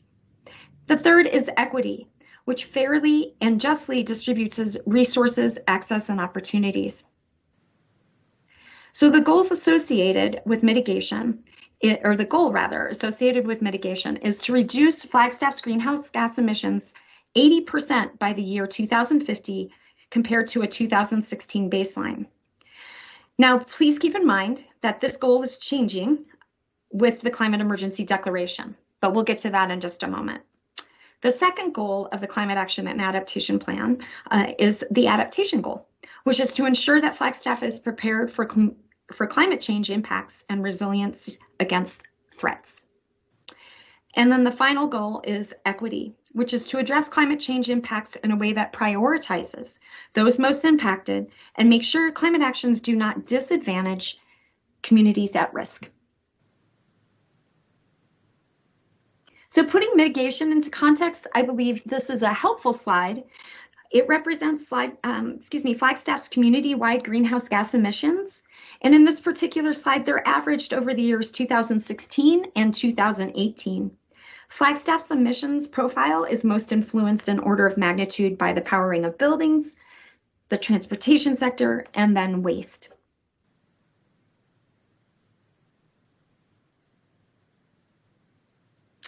Now that you have the background on climate change and the Climate Action and Adaptation Plan, I will shift our discussion to the Climate Emergency Declaration. In September of 2019, the global climate strike was held in communities around the world to catalyze the need for aggressive climate action. Locally, more than 1,800 community members gathered on the south lawn of City Hall to show their support. At the event, a petition was circulated to ask City Council to declare a climate emergency declaration. In June of 2020, that declaration was unanimously passed by City Council. The purpose of the citizen-initiated climate emergency declaration is to accelerate sustained and meaningful climate action by all levels of government, and for people to engage with the challenge of avoiding catastrophic climate change and restoring a safe climate. An emergency requires that we come together as a community to address the climate situation. By mobilizing our efforts, we can better align, we can be more inclusive, we can be more innovative, and we can be more collaborative to solve problems as a community. The declaration identifies 8 key actions as noted on the slide, but for this afternoon's discussion, I'm just going to focus on action number 7, which states that the City of Flagstaff will take steps to revise the goals outlined in the Climate Action and Adaptation Plan to be in alignment with the United Nations November 2019 Emissions Gap Report, while maintaining equal emphasis on adaptation, mitigation, and equity by advancing the Climate Action and Adaptation Plan goals to achieve carbon neutrality by the year 2030. To ensure understanding, I just want to offer this simple graphic, which provides a snapshot of what carbon neutrality is. In simple terms, carbon dioxide equivalent emissions that are emitted are represented in gray on the left-hand side of the slide. In this example, 211,000 tons of emissions are emitted per year. So to achieve carbon neutrality, we need to reduce as many emissions as possible. So for the sake of this discussion, let's say we are able to reduce 110,000 tons of emissions that are produced annually, which means that the remaining 100,000 tons have to be offset through something such as carbon sequestration. This will be an important topic as we dive further into our strategies later in the presentation. The path to neutrality requires our collective and sustained commitment. The path will challenge us to reimagine our future and align our systems, such as transportation, with bold action and big shifts. This will influence how we make decisions and how we align organizational strategies and operations. We will need to revisit existing policies to identify needs and implement prescriptive measures in key sectors. Now I would like to provide the Council with an update on the work that sustainability has been doing since the June declaration. Sustainability staff have been finalizing technical analyses and impact scenarios for achieving a carbon neutrality by 2030 goal. We have been conducting community engagement. We've been working with our internal and external partners. We've been updating strategies and continuing our work to advance the 2018 Climate Action and Adaptation Plan. To date, we've engaged with nearly 1,400 community members and partners regarding the declaration, the goals set forth in the resolution, and the preliminary targets to reach carbon neutrality by 2030.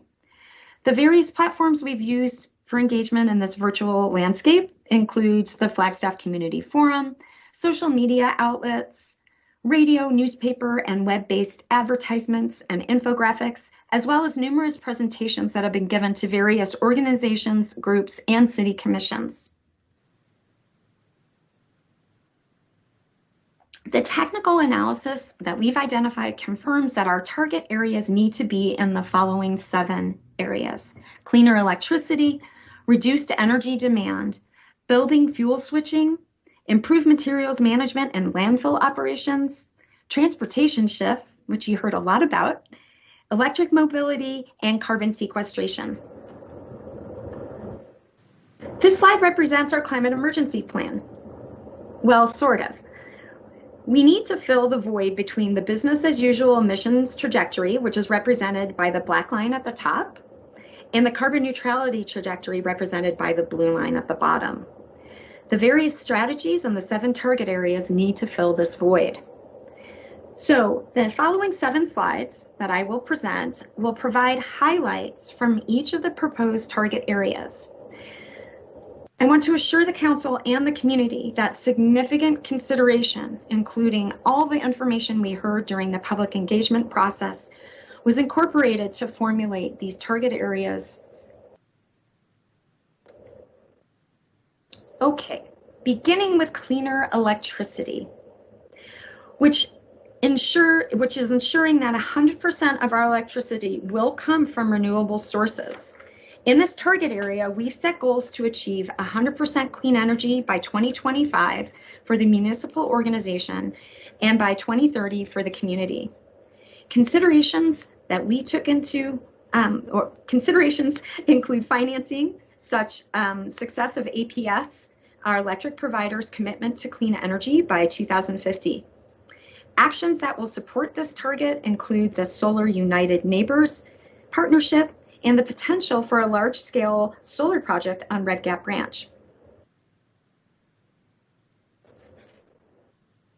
Reducing building energy demand, the next target area, requires that we reduce greenhouse gas emissions from the heating, cooling, and powering of buildings 80% by the year 2030. Considerations include state legislation that limits the restriction we can put on new natural gas infrastructure. And the actions that support this target include adopting progressively more aggressive building codes and requiring new buildings to be net zero by the year 2030, and retrofitting 12,500 existing homes by the year 2030. Target is building fuel switching, shifting our fuel from fossil fuels to electricity on everything from water heaters, furnaces, and stoves to industrial processes. Considerations include that solar is now the cheapest form of electricity. Actions supporting this target include electrification retrofits for 12,500 homes by the year 2030, and the electrification of all city-owned buildings by the year 2030.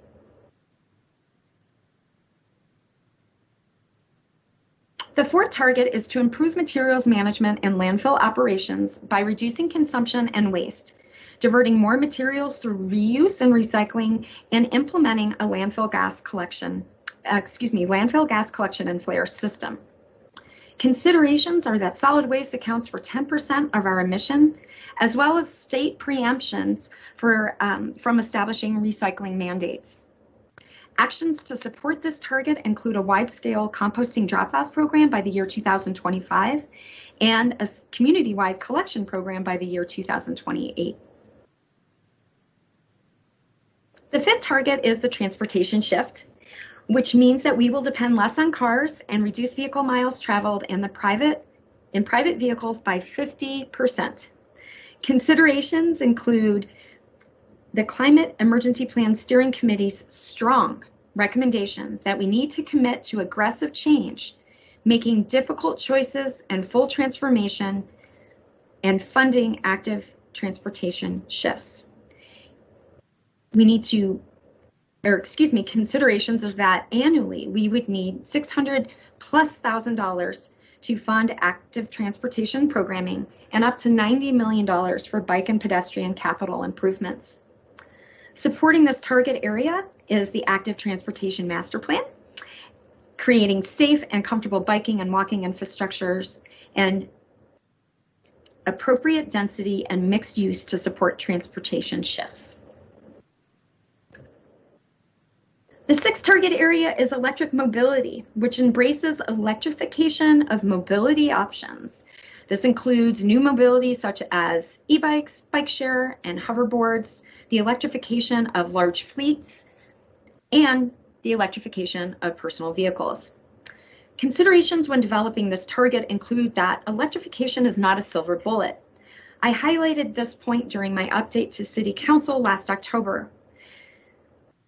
We must reduce our dependence on personal vehicles.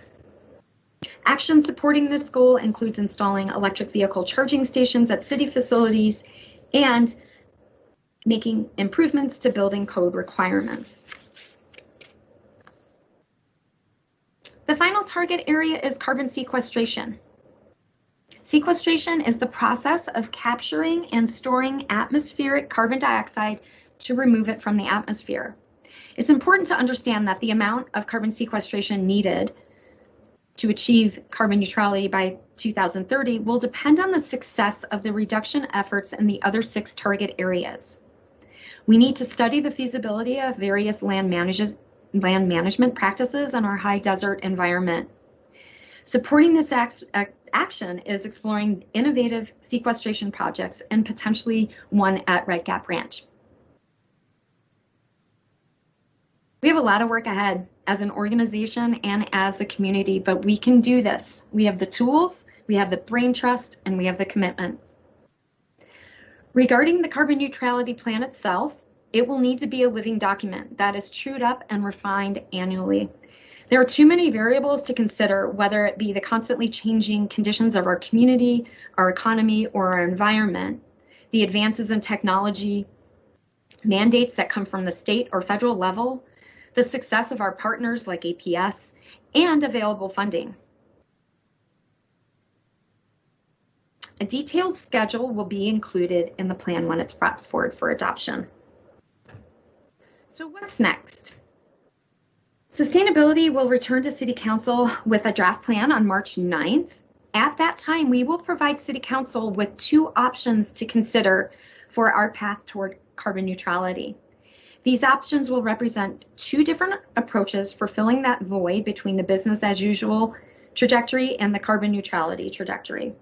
Following your direction on which option is preferred, staff will return to City Council on April 6th for formal adoption of the plan. Please note that the carbon neutrality plan will replace the climate action and adaptation plan. We've carried over the most impactful strategies and actions from the good work of that 2018 plan. And finally, as I mentioned earlier, staff continue to work on strategies identified in the 2018 Climate Action and Adaptation Plan. We will be back to Council frequently over the next 7 months. And the list on your slide just highlights a few of those actions that we will be bringing forward. One I want to highlight, though, because I'm incredibly excited, is the Solar United Neighbors, which officially launched today. This is a partnership with Solar United Neighbors. It's a nonprofit. And we have created a Northern Arizona regional collaborative to bring on interested individuals who want to incorporate solar renewable energy on their residential structure or business. The idea is creating a solar co-op. And this is a community-driven effort.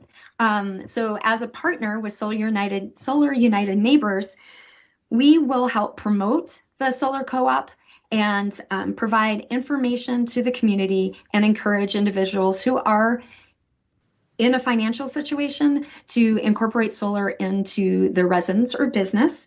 And I'm also excited to note that we have brought on partners in Coconino County and the city of Sedona to increase the reach of this collaboration.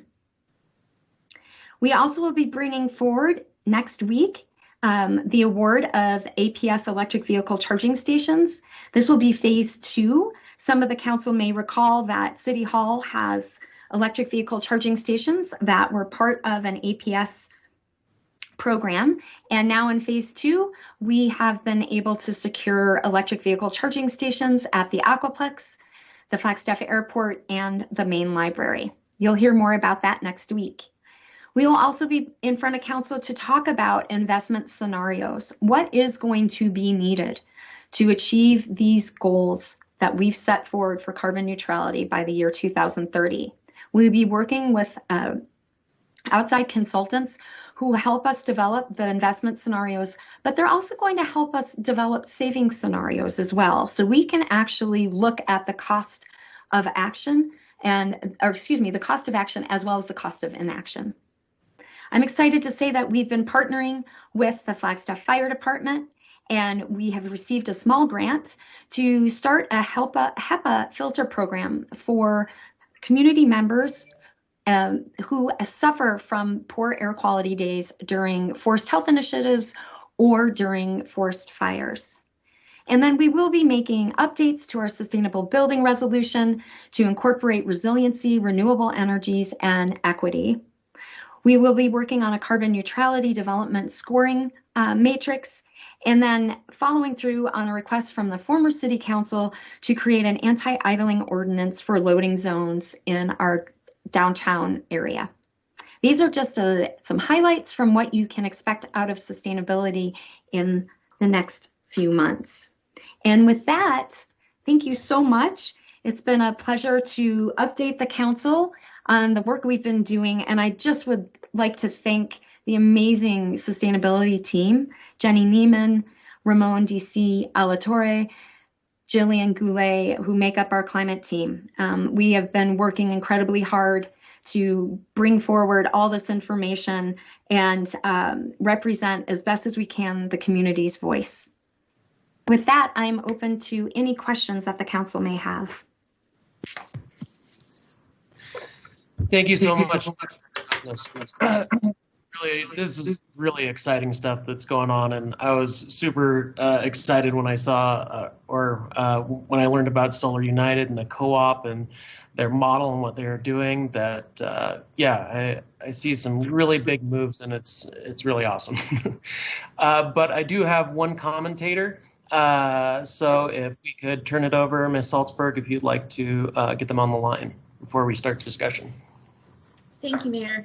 Mr. Garcia, you can go ahead and start your comment. Okay, hello, Mr. Mayor, Vice Mayor Daggett, Mr. Mayor Deasy, Vice Mayor Daggett, and the rest of the council, management and staff there at the city. My name is Anthony Garcia. And I just really wanted to quickly chime in, and show some support for the Sustainability Department, their amazing efforts that they're doing, interdepartmentally and as a community outreach organization to really refine what the goals are within this plan. But I also wanted to remind the council and put some onus on the council to remember their part. Not saying that you guys haven't been doing your part, because you guys have been doing your part, but just to remind you, there are certain I just want to kind of harken back to the Unisource agreement, and that was a place where I think we could have seen council participation, including the sustainability department, to wrap their head around, the implications of what that's about 9 months ago. And I was quite surprised that didn't happen. So I just want to ask the council that as we move forward, that on those mundane, routine items that seem routine and mundane, that we actually focus on them a little bit closer, because what was made mundane 10 years ago now is becoming a little bit more extreme as far as the climate implications on it. So I hope that we continue infusing the sustainability department into everything, And I'm going to look to council to really be looking into the minutia of climate change through the regular mundane actions that are taken on your regular agenda, and to call for the sustainability department where it is appropriate for them to speak to these issues. Thank you. Thank you so much, Mr. Garcia. If you'd like to stay on here for a sec, Councilmember Aslan, did you have a comment or anything for Mr. Garcia? Yeah, well, I do. Hi, Mr. Garcia. Thank you for your thoughts and thank you for your comment. With respect to your comment about Unisource, I'm going to ask if Nicole can address that a little bit. I think there were some specific reasons why we weren't really able to upend things on that at the current timing. And I was wondering, Nicole, if you're able to speak to that at all. One of the concerns that I had personally that I'll share to begin with is the cost of that being passed on to the consumer.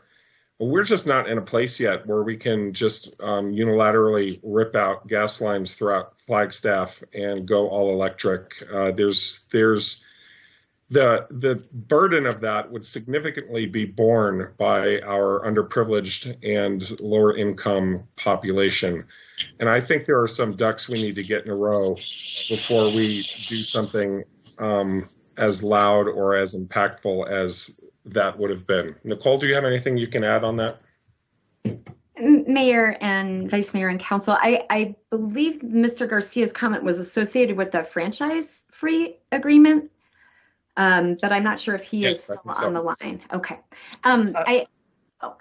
Sorry, city manager has a comment on this, so maybe, well, you're welcome to speak to it, but if Clifton would like to speak to it a little more, then that would be, yeah, however you would like. I would be happy to defer to the city manager. Thank you, Mayor. Thank you, Nicole. I did not mean to speak over you. In fact, I would welcome your thoughts as well on this. I would echo what we just heard from Council Member Aslan. The franchise agreements, and our legal counsel can speak to this as well.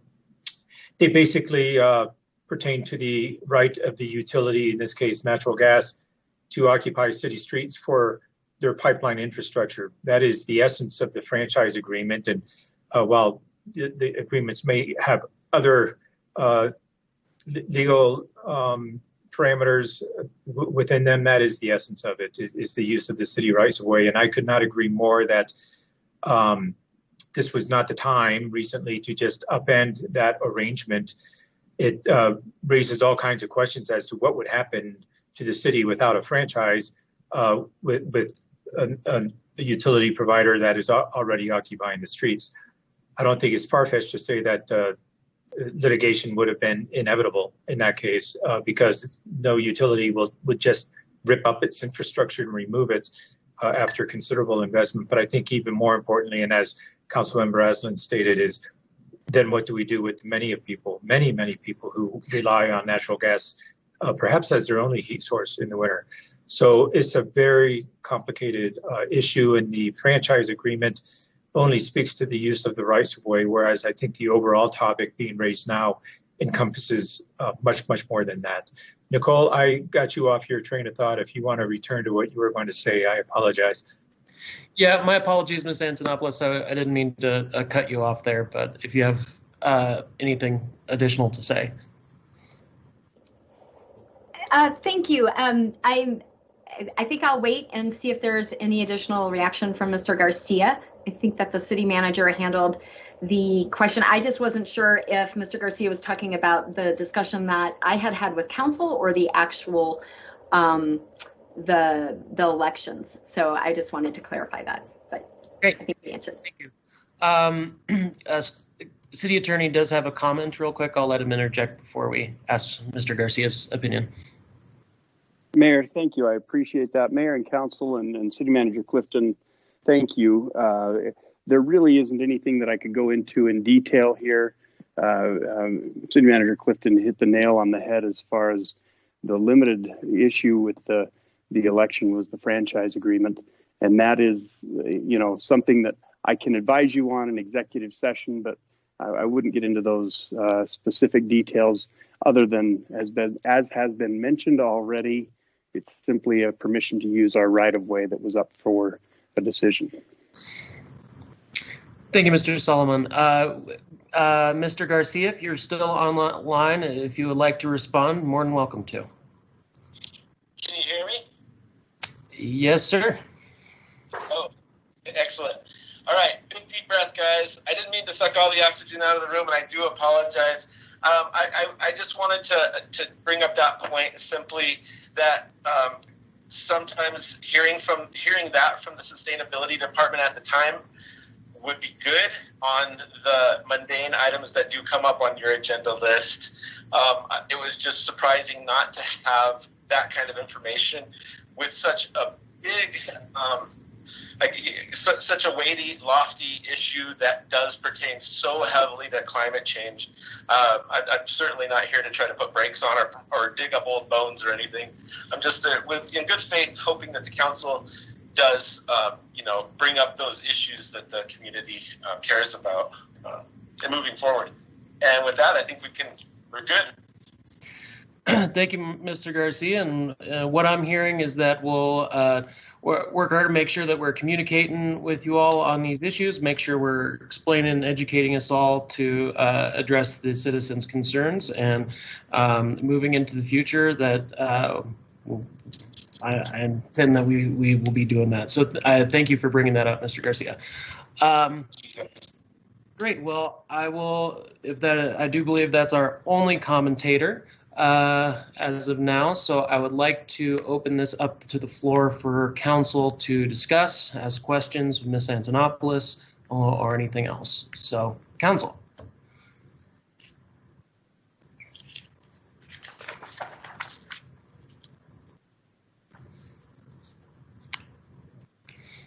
Do you have any comments, anything from council on this end? Councilmember Aslan. Thank you, Mayor. I tried to hold off for a few seconds there, practicing stepping back as our new council gets in the habit of providing their valuable feedback on all these things. I'm going to keep what I have to say brief. I just want to reiterate how enthusiastic I am about all of this and how dedicated I am to the very difficult task that we have ahead of us. I don't say that lightly. I know this is going to be difficult. I think there's going to be some growing pains. I think there's going to be something that I call climate fatigue that we end up battling throughout this whole process. But I'm very encouraged by our new council's seeming will to tackle this and to engage it in the full faith and spirit in which it's intended. And I'm hopeful that it's not too late for us to make a difference locally here in Flagstaff, but also doing our part for the global community in reducing carbon emissions and bringing us back off of the brink. We're going on a diet. And I like to use this analogy because I've tried many diets before. And, these things, you can yo-yo back and forth a little bit. And the only way to really commit, first of all, is you need good evaluative metrics. You got to be able to step on the scale at the beginning, and you've got to be able to show some weight loss the next time you step on the scale, right? So we've got to be able to do that. And then also, you can't lose weight unless you're actually dedicated to some specific behavior changes.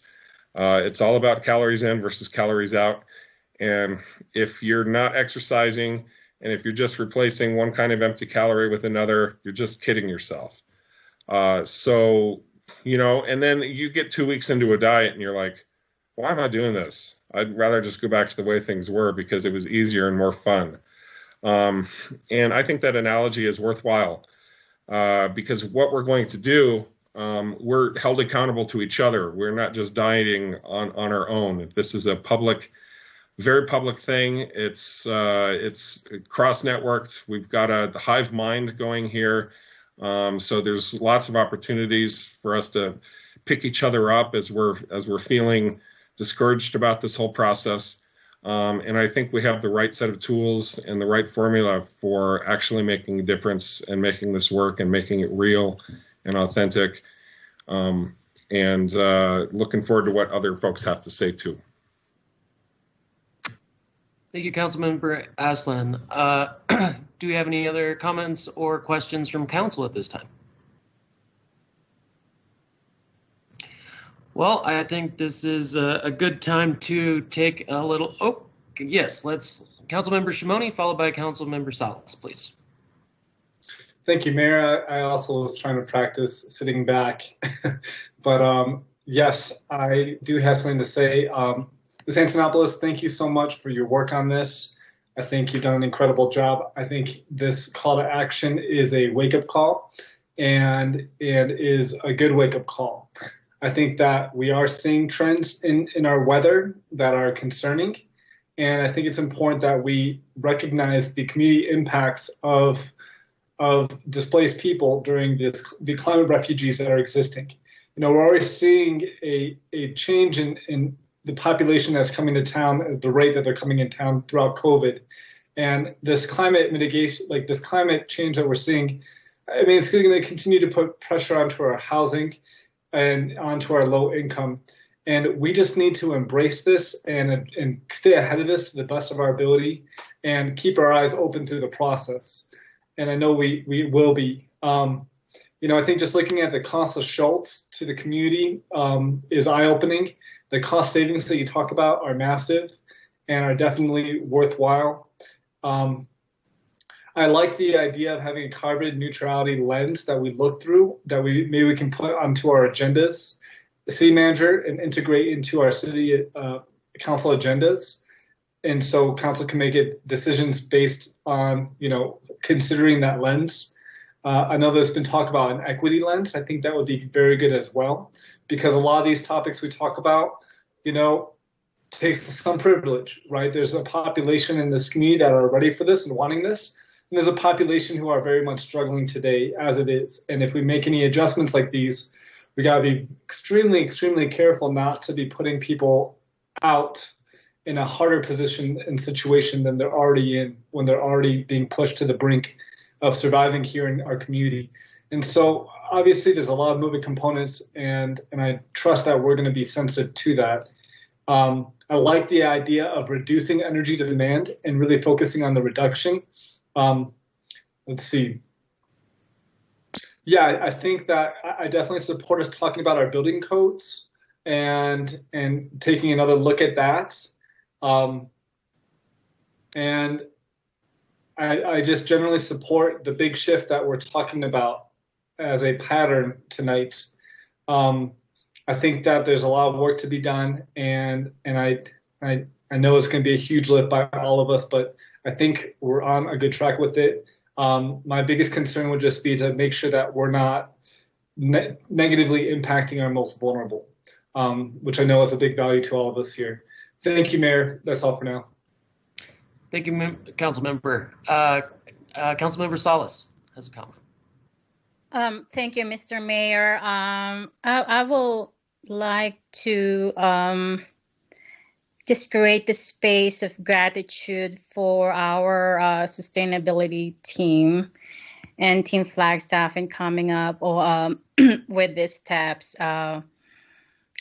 First and foremost, successfully engaging our community, reaching out to over 1,400 residents in the time of pandemic. That's quite an accomplishment. We know that inaction was never an option. Hence, we have the Climate Action and Adaptation Plan. I am very mindful on the bold steps and big shifts that that we are gonna embark on in terms of the cost to the average person and the cost of doing business and staying business in Flagstaff. So hopefully we'll be able to address those costs when staff comes back to present the draft climate neutrality plan. At the same time, I also want to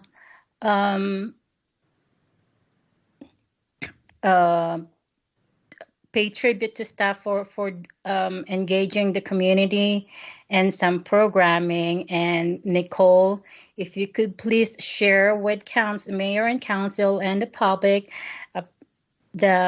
the neighborhood sustainability grants program that you have open until the February 4th.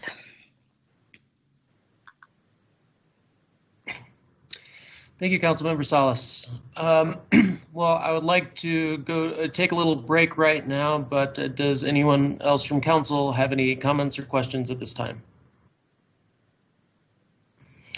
All right, well, let's make this one a 15-minute break rather than a 10 to kind of reset ourselves, since some of us have been doing this nonstop since 11 a.m. and come back with some fresh minds here at 5:16 in 15 minutes. So we are now down to agenda item number 8, the regulation of recreational marijuana in Flagstaff. Steph has a presentation. Yes, good evening, Mayor, Vice Mayor, and Council. My name is Jack Fitchett, and I am a management analyst to the City Manager's Office. And tonight I'm joined by our Deputy City Attorney, Kevin Finsel, and our Senior Assistant Attorney, Marianne Sullivan. And we are here tonight to discuss the use of recreational marijuana through the Smart and Safe Arizona Act. Next slide, please. So tonight I will briefly cover the history related to this recently passed proposition, and then I will turn it over to our two attorneys to discuss some of the key provisions within the Act, as well as some potential enforcement issues related to the provision. We will then look to Council to provide staff with direction so we can come back to you with the draft ordinance. Additionally, our zoning code manager, Dan Steimer, is also available for this item should Council have any specific questions related to zoning.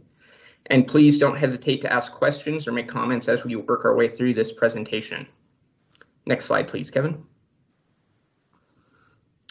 So the Smart and Safe Arizona Act recently came about from the statewide voter initiative known as Proposition 207.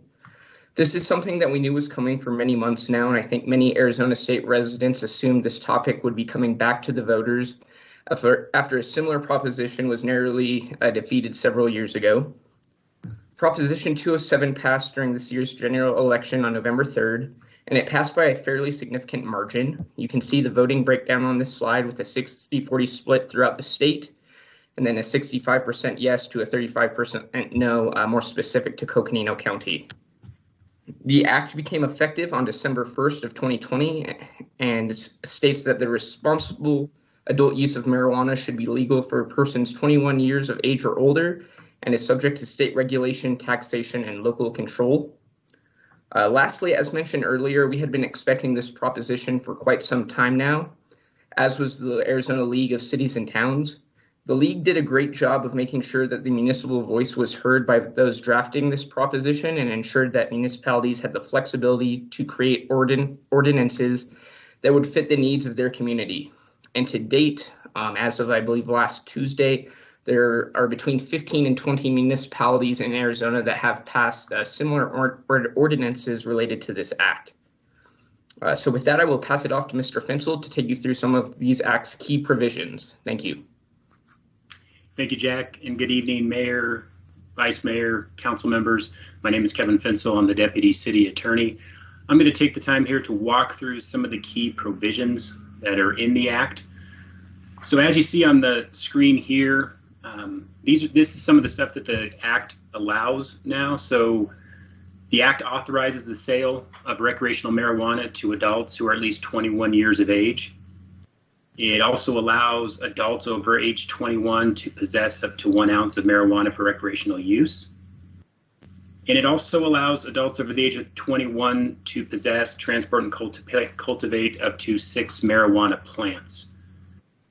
Where you have a residence that has more than one person living there who is over the age of 21, you can have up to 12 plants, but no more than 12 plants at a single residence.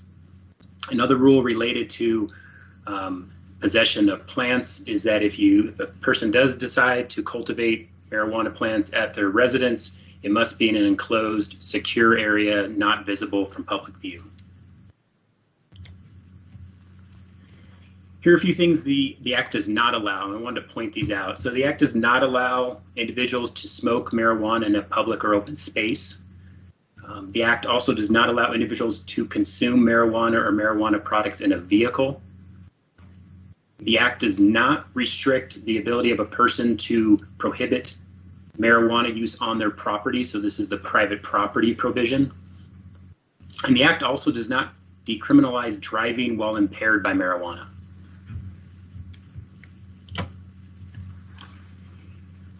The Act has a specific section that speaks to cities, and it lists a series of things that cities and towns can do with respect to regulation of recreational marijuana. So I'll walk through a few of these here. So under the Act, cities are allowed to prohibit or limit the number of recreational marijuana retail establishments in their jurisdiction, with an exception for entities that hold a dual license to operate both a medical marijuana dispensary and a recreational retail establishment at a shared location. So what that means is the cities and towns, we can limit the recreational sale, but with respect to medical marijuana dispensaries that are currently located in the jurisdiction, there is a specific exception in the Act that allows those locations to be dual licensees to obtain a recreational marijuana license and co-locate at their current medical marijuana dispensary. The Act also authorizes cities to prohibit or limit the number of recreational marijuana testing facilities. So a marijuana testing facility, that's somewhat new, but just to explain it to everyone who's listening. So it's defined as the department and that's the Department of Health Services, or another entity that is licensed by the department to analyze the potency of marijuana and test marijuana for harmful contaminants. So it's essentially the facilities that test how much THC is maybe in a product that is for sale, or test other ingredients in those products that are for sale. So that obviously requires that testing facility, but cities and towns are allowed under the Act to prohibit those testing facilities from being located in their jurisdiction. The Act also authorizes cities to prohibit marijuana possession, sale, and use on city property. So that would be all of our city buildings, parks, things like that. Any city property, we do have the option to prohibit marijuana use. The Act also authorizes cities to prohibit or restrict delivery of recreational marijuana. And delivery is defined under the Act, but rather than reading the definition, I'll just summarize it. It's essentially the delivery of a marijuana or marijuana product from a retail establishment to another location. So cities are allowed to prohibit that and essentially require people purchasing these products to actually show up to the establishment to purchase them, or place certain restrictions on that delivery. I have not seen much guidance on the levels of restrictions that can be placed on that delivery, but the Act specifically states that we can place restrictions. I would assume it would be reasonable restrictions. The Act authorizes cities also to enact reasonable zoning regulations. So we currently already have zoning regulations for our medical dispensaries, and this Act says we can also enact zoning regulations for marijuana establishments or recreational marijuana establishments. But those regulations for the recreational marijuana can't be more restrictive than the ones we currently have for medical marijuana dispensaries, or if we were to add restrictions, we'd have to add them for both so that we're not being more restrictive to the recreational establishment. The Act also authorizes cities to establish reasonable restrictions on public signage. Related, if the council wants to go down that route, that would probably be something where the Community Development Department would come back and speak to you about our current sign code, and if there was any if that council wanted to add other restrictions, we'd go through that process of adding those amendments to our current code. So now I'm going to turn the discussion over to Marianne Sullivan. And Marianne Sullivan is going to talk about some enforcement issues related to the Act. Good evening, Mayor, Vice Mayor, Council members. Mary Ann Sullivan, Senior Assistant City Attorney. I'm the legal advisor for the Flagstaff Police and Fire Departments. With the passage of this act, I have been working with different legal advisors across the state to develop advice for our officers in terms of enforcement, and we'll be discussing with you some of those issues here this evening. Some of the issues with the proposition itself, one of the things, and it was pointed out on one of the slides by Mr. Finsel, that the act does not allow is it does not allow consumption in a motor vehicle and actually in a boat or plane or the whole list of kind of transportation vehicles. That specific provision, it's found in 362851A, 8A, and B, did not make it into the violation section for the proposition. And the violation section can be found under 362853. And those are the sections that if somebody is in violation of the act, the officers then write the citation that says you have violated this particular section. That, as well as the fact that the act does not allow anyone to cultivate or possess more than the 12 plants, also did not make it into the violation section. So the effect, unfortunately, of that that failure of the proposition is to make it technically unenforceable for law enforcement to take any sort of action if somebody were doing these acts that are technically not allowed. But because they didn't make it into the violation section of the proposition, law enforcement cannot do anything with those. So a recommendation would be, if this city is going to enact an ordinance, would be to put within that ordinance those specific violations so that we would be able to enforce that part of the act when we come across those types of violations. Recommendations for possible penalties would be very similar to the act, meaning it would be a petty offense, which is punishable by a fine of $300 for those over 21, and those under 21 would be a progressive fines, which we'll talk about on the next slide. This was a chart I developed to assist our officers in understanding the proposition, its interplay with the Medical Marijuana Act, as well as Title 13, which is our criminal laws. So as you can see here, it addresses, possession of drug paraphernalia with regard to marijuana usage, smoking in public or open spaces, and then possession of the under the ounce or under the 5 grams of concentrate, possession between 1 ounce and 2.5 ounces, and then possession of over 2.5 ounces. So a lot of things kind of go into the different provisions of the act and how they all interplay. And so this was created so that there'd be kind of a better understanding. So as you can see, for individuals over 21, as the act indicates, there's no charge for possession of drug paraphernalia, meaning it is now legal under Arizona law to possess that. It's legal under Arizona law to possess up to the ounce of marijuana or 5 grams of concentrate, and the definitions of these are included in the proposition itself. To possess more than 1 ounce or up to 2.5 ounces is a petty offense. For someone who has a medical marijuana card, they are allowed under the Medical Marijuana Act to possess up to the 2.5 ounces of marijuana. For somebody who's under 21, if they are in possession of drug paraphernalia or in possession of up to the ounce, then there is a progressive penalties for them. The first offense is considered a civil violation, punishable by only a fine of $100. Second offense is considered a petty offense with the $300 penalty. And then the third or any subsequent violation is a Class 1 misdemeanor offense. So it does become that criminal Class 1 misdemeanor.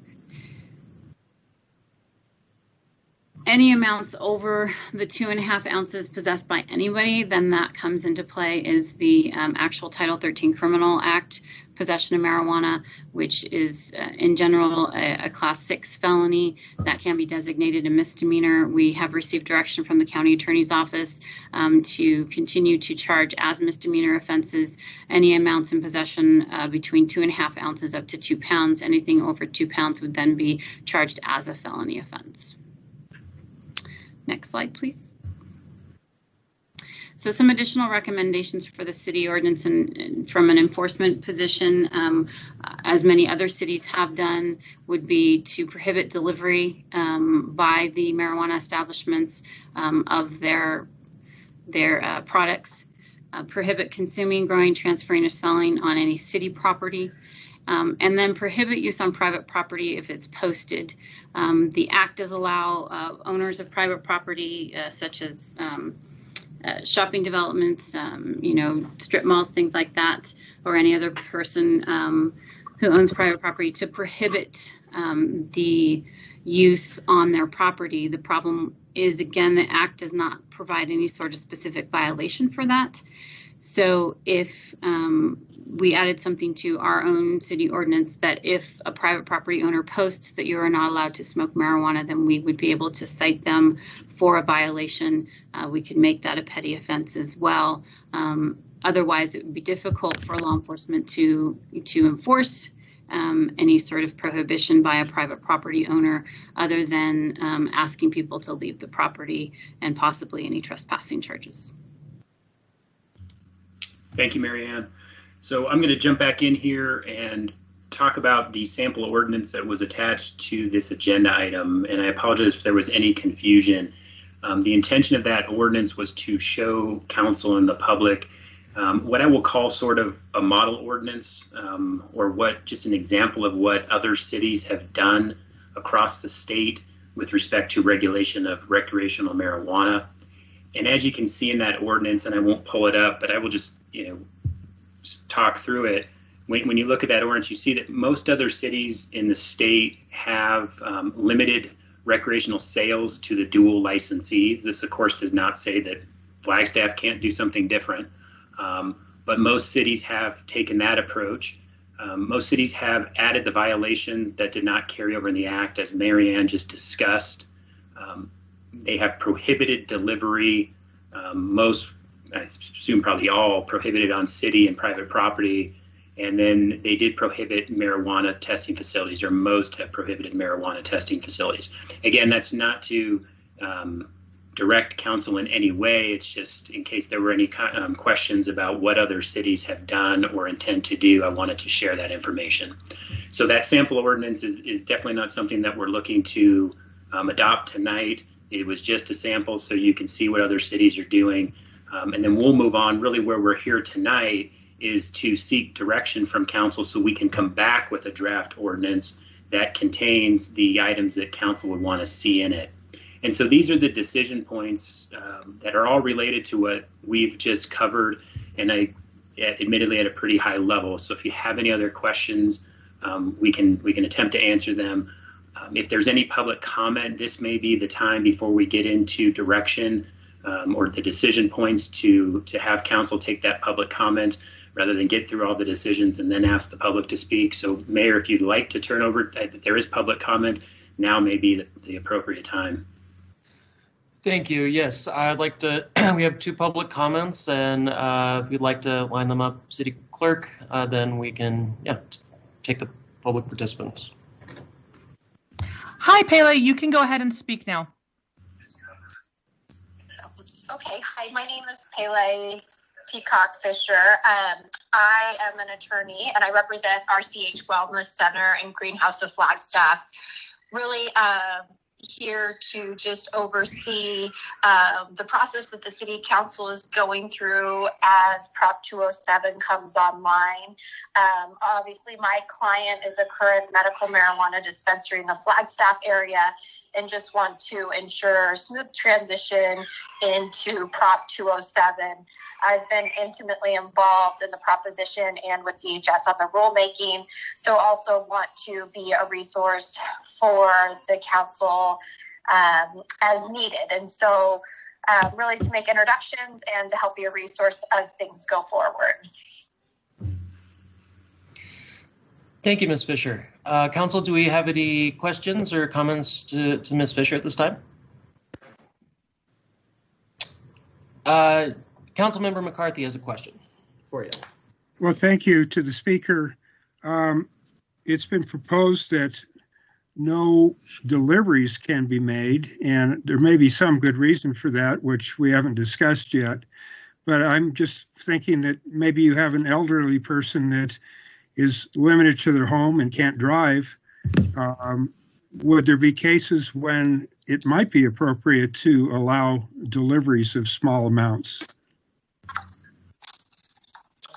Yeah, I think that there's two distinctions there. There's the delivery under the medical marijuana program and the deliveries under what I'll call Prop 207 and adult use. And so those, are governed by two separate statutes. And so while I would imagine that the thinking behind it is that a medical patient is subject to the same restrictions, whereas an adult use patient has seen otherwise. And I think those stem from some news articles that I'm sure you guys have seen over the past about illicit deliveries, and really trying to make sure that as adult use comes online, that it is legal, highly regulated, and that the right restrictions are in place to make sure that it stays safe and highly regulated for public safety. So is delivery, offsite delivery to medical marijuana patients allowed or not allowed? I haven't gone through Flagstaff to see how that they've handled that. I do know that there are some limits within the Department of Health Services current rules on delivery, and under Prop 207 for adult use, they push that decision regarding delivery out to the future. I believe it's in a couple years that the department can reassess how they want to deal with delivery for adult use. All right, I appreciate your help.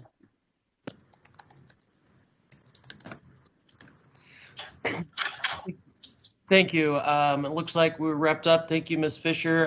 We're on to the next public comment. Okay, Mr. Garcia, you can go ahead. Okay, thank you. Mr. Mayor Deasy, Vice Mayor Becky Daggett, rest of council, management, and staff. My name is Anthony Garcia, and my comments today are regarding the Smart and Safe Arizona Act implementation into our city code. Comes from a space of lived experience and an understanding that there is nuance within Proposition 207 that could be seen as targeting those that are less privileged, and to an extent, it seems a bit counterintuitive to social justice and equity as we know it. And it's very nuanced and sometimes hard to see. And I'm no expert, but I definitely have seen one particular case where I would hope that while crafting these new rules, we are reflective of the community that we have. And I know that you guys will try hard to do that. So I'm looking at from the sample ordinance, which I realize that's just kind of a template, but it's something to go off of. And while looking at that, I see marijuana prohibited on public property. I totally agree with that. If anybody who's been to Vegas or Denver in the past couple of years knows that the smell can be a little bit off-putting, and I don't agree with having that invade people's time. But it says here that if this individual to smoke or consume or use, sell, cultivate, etc., on property that is occupied, owned, controlled, or operated by the city is prohibited. Now, we have 3 housing projects in the city that are owned and operated by the city, or at least operated. And I want to make sure that we're, as much as possible, including these people into letting them have the ability and the freedom to do what they want inside their house, even though it is inside of a city-owned property. I hope that you guys look at that nuance and try to make sure that we're serving everyone equally when it comes to, them being able to possess and utilize marijuana to their desires. And I hope that you guys can also see how that looks kind of at the wealth disparity, and how certain people get the privilege to use it and certain people don't just because of this rule. So please take that consideration. And that's all I have for now. Thank you, guys. Thank you, Mr. Garcia. I really appreciate you pointing that out. That's something that I hadn't thought of, and is something that is important as we do this discussion, particularly around public property.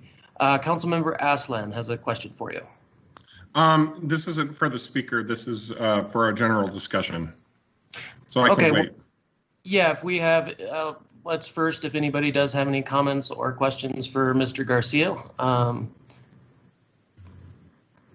I am currently not seeing any. Thank you, Mr. Garcia, and I will turn it back to council for discussion now, starting with Councilmember Aslan.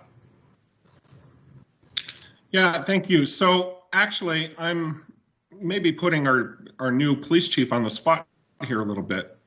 I'll give him a second to run over to his computer, and I'm really curious, Chief Musselman, I'm keenly interested in your thoughts on this. If your thoughts on this have evolved over time, and what ongoing concerns you may have that you can share with us, and just any other logistical items that you may want to put on our radar as we have this discussion.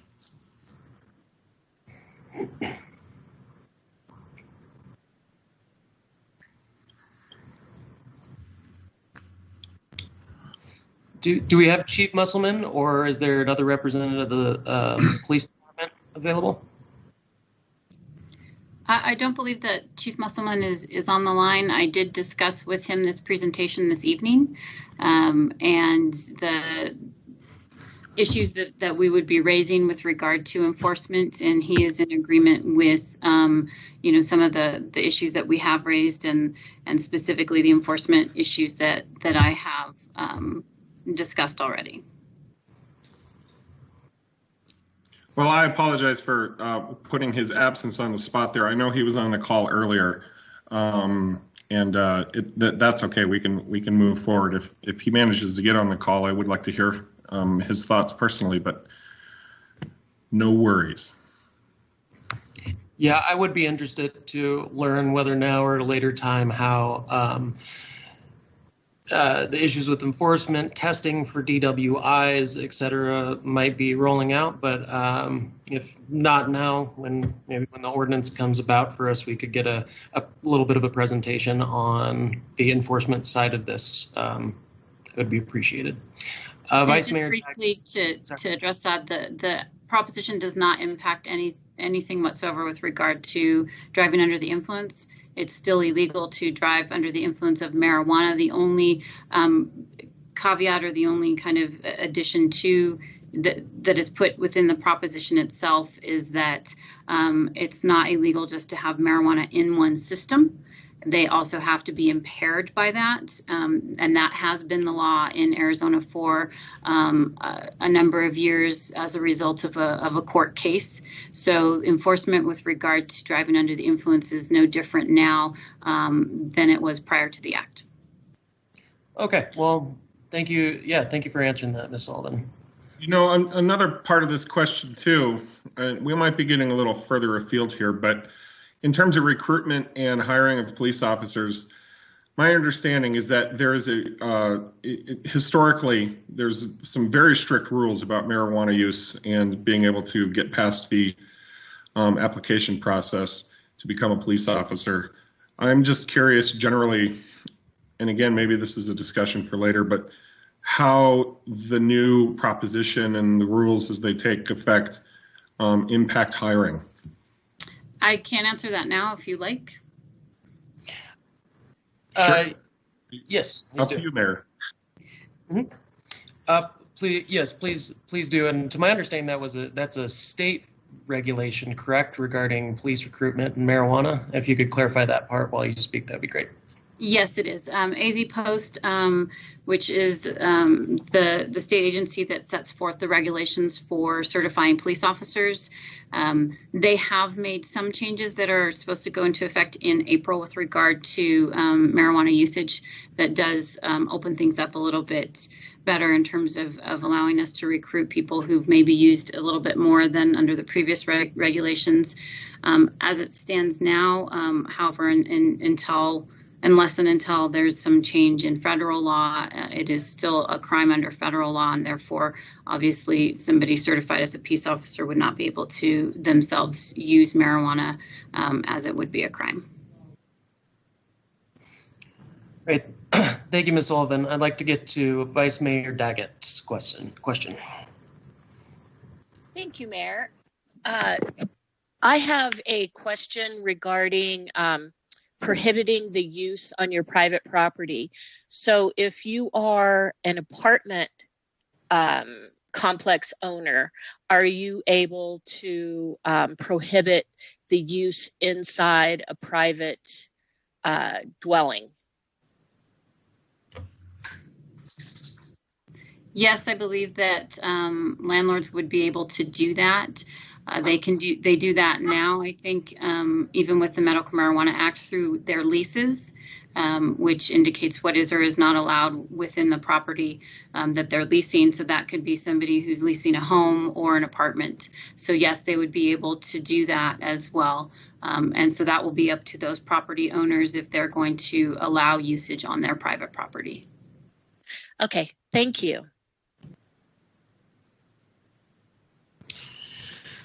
All right, Council, do we have any other questions? Councilmember McCarthy. Just as a follow-up to that last question, and I have 2 rental properties, and I do not allow dogs or smoking of cigarettes. So if you can outlaw cigarettes on your property, I guess you can outlaw marijuana smoking on your property. Thank you. Councilmember Shimoni has a question. Thank you, Mayor, and thank you, everybody, for the presentation. Very excited to be talking about this. This is big news for our community and also for the state. I do have a number of questions and comments. I'd like to maybe start off by, what came to mind as the discussion was being had was our most vulnerable. And how do we protect our most vulnerable who at times are unsheltered from just falling into criminal cycles of going through our judicial system. And so I guess my question, if Brent Harris, our city prosecutor, is on the line, I specifically was hoping to ask him, city attorney, if that's appropriate or okay, about his thoughts on how do we prevent the discussions we're having today and into the future negatively impacting our most vulnerable. City attorney, is that okay to ask of Mr. Harris if he's on the line? Councilmember Shimoni. Oh, go ahead, Brent. Thank you, Councilmember and City Attorney. I will confess that my office, the City Prosecutor's Office, has mainly been focused on dismissing current and incoming cases, dismissing warrant cases, and the backlog of marijuana cases. And I will note that the statute does put the onus on the arrested person to request expungement from the court. It allows my office to do so, but does not require that it do so, and we're too understaffed, I think, to dig through the thousands of cases potentially affected. Also, with regard to the disproportionate potential impact of this statute, I think it's a little bit early to know exactly what this statute is going to do, but as we craft our ordinances, I'm positive that the City Attorney's Office, the Police Legal Advisor, other stakeholders will, have our conversations with that in mind. I do think it's also, undeniable the previous marijuana statutes did have a disproportionate impact on disadvantaged persons. Traffic stops for no driver's license or no insurance or no registration that lead to the smelling of the odor of marijuana and an arrest for marijuana or paraphernalia did impact people of limited financial means more so than those who had the money to keep their license reinstated, have valid legal insurance, have registration and things like that. The analysis would be similar with complaints regarding the odor of marijuana. You got a house on half an acre in the country club versus living in low income, high density housing. You're going to get more of those complaints because people are just better able to smell what you're doing, essentially. So I do think we're going to take these conversations further with our future discussions. But I'm happy to answer any other specific questions, or if I missed a point, don't hesitate to tell me. Mr. Harris, thank you. And I appreciate the update on the work y'all are doing. And I also sympathize for the amount of work that your team is ongoingly taking on. When I think about banning the use of marijuana in our public areas. I just wonder, as someone who might be unsheltered, what are their options to smoke a joint? I think a lot of these individuals are experiencing PTSD, historical trauma, and they utilize marijuana as a medicine for their own personal healing and life balance. And I just want to make sure that we're not pigeonholing them into a reality of which whatever it is they do, they're going to get in trouble for because they are unsheltered. Mr. Harris, did you have any comment to that specifically or not at the moment? Well, I will say that I think that there's a lot more likely to be signs going up saying no smoking marijuana in this area than there will be signs saying it's okay to smoke marijuana in this area. And that's going to be, a taught response for law enforcement that'll come through the legal advisor, through my office, through the city attorney's office to try to come up with a policy that is not only, I guess, understanding of what the public was trying to do when they voted for this to the extent that we can understand that, but, furthering the interest of justice. I'm very proud to work in my office where when I first got the job as a 5-day-old prosecutor, I asked everybody who our client is, and universally and individually, they told me the client is justice. So that is where we work. That's our mission every day. And I'm proud to further that mission. So I think that we'll look at this ordinance and, potential ordinance and this statute with the interest of justice in mind. I certainly didn't want to become a leg breaker for Rent-A-Center, and I don't need to be chasing after people for marijuana crimes if that's not what the public wants us to be doing. Thank you. And I see Ms. Sullivan raised her hand. Yes, Ms. Sullivan. Thank you. Yes, under the current proposition, so regardless of what the city decides, it is not legal to smoke in public place or open space. So that's already part of Prop 207. Open space is defined as a public park, public sidewalk, public walkway, or other public pedestrian thoroughfare. So that is what is already prohibited with regard to where people who are unsheltered may or may not use marijuana. So that's already in Prop 207. It's a petty offense if somebody does do that. What a petty offense is, as I indicated before, it's punishable up to a $300 fine, but no jail time. So it's not a jail punishable offense. And public place, they rely on a definition that pretty much includes anywhere the public is invited to go, which is the mall, restaurants, bars, those types of things. So the act itself already prohibits use in a number of places. The proposal in ours would be, city facilities such that, in my office within the city that I wouldn't be smoking marijuana in it. And that kind of proposal would make it clear where people can or cannot use on city-owned property. Thank you for that. One of the benefits of, Mr. Harris, go ahead. That's okay. Councilmember Shimoni, I would just wrap up by saying, the alternate response work group that you're on, that I'm on, that we're working on these things, this might be a great topic for them to look into, because again, we're not trying to, further harm or jeopardize our unsheltered populations. And so I think that these sorts of crimes, these status offenses might be good material for the alternate response work group to discuss and plan around later. Add it to the list. Thank you. Mayor, just a couple more things. So the nice thing about Arizona, passing Prop 207 is we're not the first, right? And we can learn from other communities and other states. And fortunately, our city manager was a city manager of a town in a state that has passed this regulation years ago. I believe was the first in Colorado, with Colorado leading the way. City manager, can you speak to your experience with this transition that we are now facing? And specifically, what were the real concerns that became obvious over time with the passing of this regulation? I think there's a lot of fear about the unknown, and it's easy to kind of over-regulate and over-enforce. But I think at the end of the day, the experience is going to speak for itself, and the reality is going to prevail. So, City Manager, can you speak to that for a minute? I could, and thank you, Council Member, for the question. Yeah, the jurisdiction being referenced was the first in the state, and the state was the first in the nation to legalize I don't mention that as any sort of bragging rights. In fact, I think there's wisdom to be exercised in not being the first at doing anything, especially something as significant as legalizing marijuana, which now, years later, is, I don't want to say it's commonplace, but this has now occurred in a number of states, I believe 10 or 11 states, and it's happening with regularity more and more. But to your question, I'll first mention the things that did not materialize that we were fearful of. We did not see an increase in crime per se. We did not see an increase in visible usage. And so, you know, those at the outset were concerns about the legalization. The things that did emerge that were issues for us were not necessarily foreseen.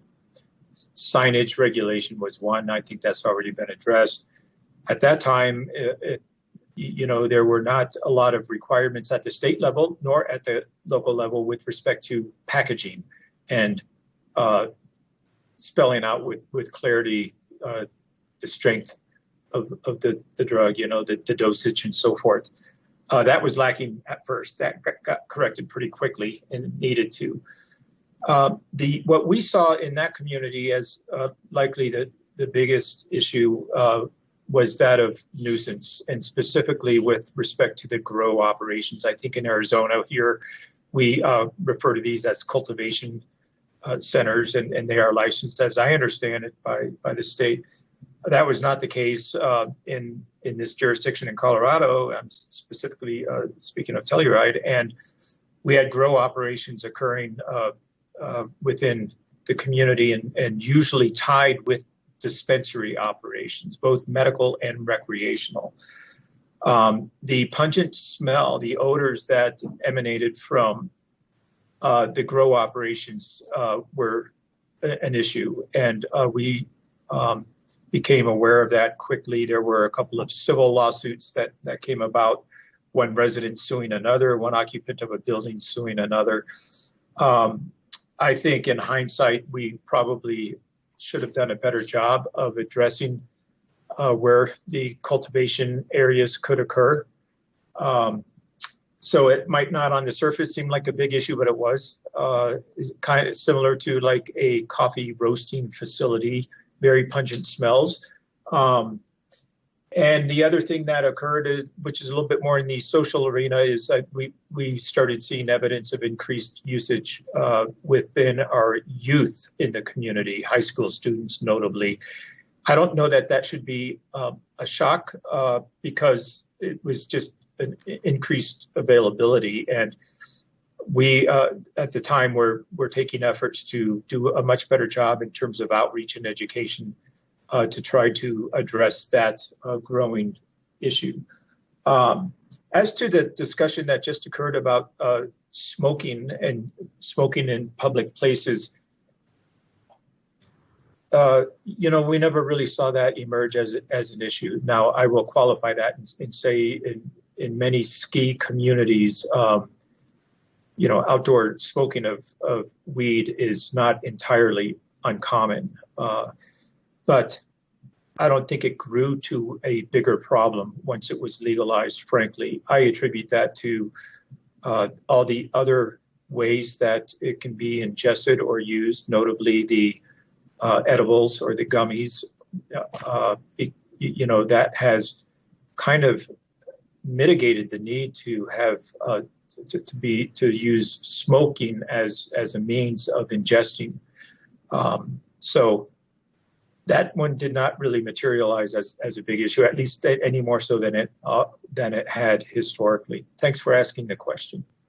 That's great. I really appreciate that insight, City Manager. And then my last question, I believe for Sterling, is in regards to the TPT license that I believe recreational distributors will have to apply for. Are we able to tack on an additional tax to the TPT to help pay for, let's say, education in our schools?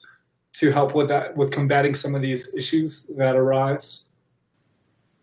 Thank you, Councilmember Shimoni. I think Deputy City Attorney Kevin Finsel is prepared to answer that question. Yeah, thank you, Sterling, and thank you, Councilmember Shimoni. Unfortunately, I misunderstood your question. I didn't know you. I thought you were asking generally, can it be taxed, not whether we could tack on an additional amount. So I'd like to follow up with Anya Wendell in my office, who works on our tax issues, and we can get back to you on that. It definitely will be taxed under the TPT, and it can also be taxed under the use tax. That's very clear. How it actually works out and whether or not we can tack on an additional amount, I'll need to follow up on that. So we're talking to our resources in other cities that are working on this and seeing where people are landing on that, so I can get back to you. Okay, that would be helpful. So in closing, Mayor and Council, my priorities are going to be protecting our most vulnerable and making sure that this ordinance does not put them in more jeopardy of being, I don't know what the correct term is, but you know what I'm trying to say. My other top priority is education and also the things that City Manager mentioned around the youth and the odor nuisance. You know, and maybe the location of these facilities relative to schools. And so that's my priority. Outside of that, I think we should be as loose with this as we can. I don't want to see us regulate delivery, for example. I'm curious to hear what council thinks, but I think we shouldn't be regulating delivery or prohibiting it, I should say, or prohibiting testing facilities, for example, as well. I think that we should allow for this economic development. I think we can allow for us to be leaders in the testing, in the laboratory aspect of this. And this could be a great way to get some new jobs and some new economic growth in our community, quite frankly. And I'm very excited. Those are my comments, Mayor. Thank you. Thank you, Councilmember Shimoni. Councilwoman Sweet, you have questions? I do. Thank you. Thank you for the presentation. As this unfolds, I just would encourage some outreach to our business community, especially in my mind, I'm thinking of downtown where we have a lot of tourists in and out, and just making sure that our businesses are on the same page as to what this prop means. And I do have a question for Ms. Sullivan. Is there a limit to how many petty offenses someone can get, and what happens when that number is reached? There is not. There are provisions in criminal law that would allow, sometimes given certain circumstances, to move offenses up from the one level to the other. I would have to do some legal research to see if that's available for a petty offense. I don't think that it is. So from my own experience right now, I'd say no, there isn't. But I would want to do some more research to make sure that yes, and Mr. Harris may be able to answer that question as well. I know that in the past, as a prosecutor myself, we were able to use that provision to move things up from maybe, say, a Class 3 misdemeanor to a Class 2 misdemeanor, but I don't know that that's available for a petty offense. I don't think it is. And Mr. Harris has raised his hand, so he might have some information. To be blunt, which I usually am, my office doesn't have a lot of experience prosecuting petty offenses. Normally the lowest we go is the Class 3 misdemeanor, which is the lowest misdemeanor in Arizona. Frankly, there just aren't a lot of petty offenses.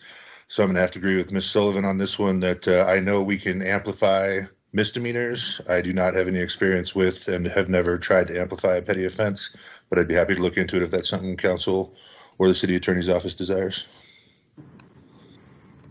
Thank you. I would like to echo what Councilmember Shimoni was saying. This is an exciting time, and to look at this as an economic driver is an interesting place to be, but one that I'm excited to move forward with. Thank you. Mayor, can I make a comment? Of course, go ahead. Okay, I just wanted to point out, you mentioned getting in touch with the business community. Ironically, or maybe not ironically, I was just invited to a meeting on February 18th with the Chamber of Commerce. So they have asked for us to come in and do a presentation. It will probably be led by our community development department, but we are at least getting from the Chamber of Commerce on February 18th. And I think it's a great idea to maybe expand that out to maybe the DBA and some other organizations. So I appreciate the comment. Thank you. Councilmember McCarthy has a comment. Well, just as a preliminary, I'd like to say that having spent part of the 1960s in high school, I never dreamt that we'd be having a conversation like this. It's almost surreal. Okay, now I'll get to my real comments. We're suggesting, the model ordinance suggests that a marijuana testing facility be prohibited. And I can't think of any rational reason that we would do that. Other people may have other ideas. That's my first comment. And before I kind of alluded to, there may be some situations where delivery be appropriate, but I also realize that there may be problems associated with it. So we may want to have further discussion on that. I think the comments that Mr. Garcia made about city housing should be considered. If a person is in city housing, but they're in the sanctity of their own residence, should they be allowed to smoke marijuana? I would say that we need to have further discussion on that. And then to kind of follow up on what Mr. Shimoni said, I think it might be appropriate to have some luxury tax or whatever on the use of marijuana. I mean, we have extra taxes on hotels and restaurants and liquor. So I would think that, a small tax on marijuana to pay for education or added enforcement or whatever would be appropriate. And then on a more humorous note, I think in the definitions, we should define what a lid is. I find that young people don't know what a lid of marijuana is. But the city manager could probably answer that question.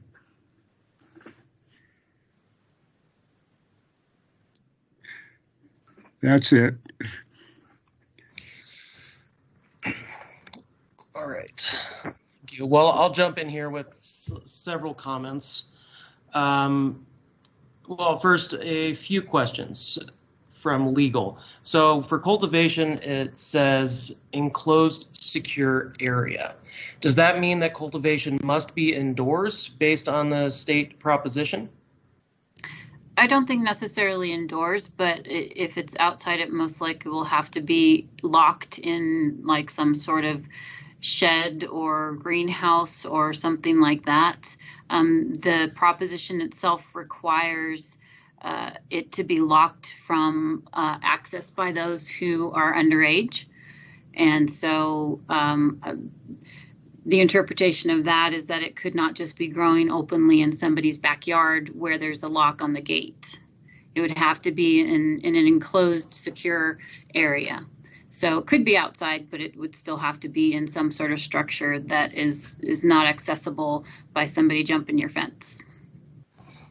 Gotcha. Well, one thing I would like to suggest is to reduce the odor issues, that we make it so it has to be a certain distance away from the property line, similar to what we do with, for example, chickens for the odor. Just one suggestion. I also see no reason to prohibit any testing facilities. I am in favor of allowing delivery, but we should be having regulations that it's, for example, needs to be, you have to be an employee or licensed with a specific facility. I don't want to see us, able to get on DoorDash, for example, for this kind of thing. Ms. Sullivan. There are provisions already in the Act that regulate delivery in that manner. They're only allowed to carry certain amounts with them of the product, as well as, I believe, money. And it does have to be by an employee. So if you do allow that delivery, then those provisions, I believe, are already in place. Okay, sounds good. And with the provisions already in place, does it have the same, 1 ounce is the top amount that they can take to deliver, or is it allowed more than that with the state legislation or initiative? That I'm not sure. I can take a few minutes and get back to you on that one. Okay, well, in terms of enforcement aspects, if we kept it at the 1 ounce like it would be if you're normally delivering and it's an employee of that actual the marijuana retailer, however we put it, then I see no reason that we should be necessarily prohibiting delivery. The one other suggestion, if there is concerns from council on this matter, is can we set up a separate licensing process specifically for delivery? And I don't know if that's necessary if it's tied to the retailer. I also see, I do believe we should be looking at a use tax with this, and I would suggest that maybe this is the perfect way that we can help to fund a detox center here in Flagstaff and have a stream that's going straight from our recreational marijuana to be helping a lot of our community with detox on all range of issues.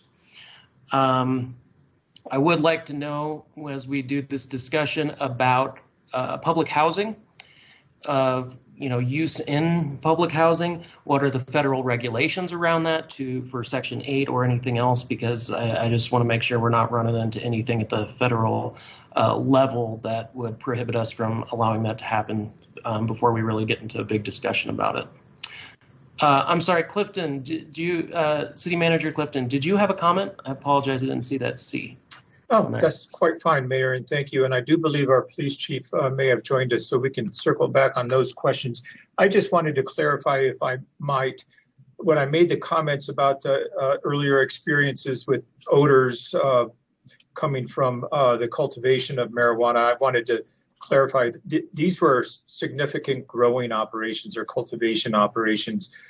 Think of a greenhouse or something of the like with a lot of plants.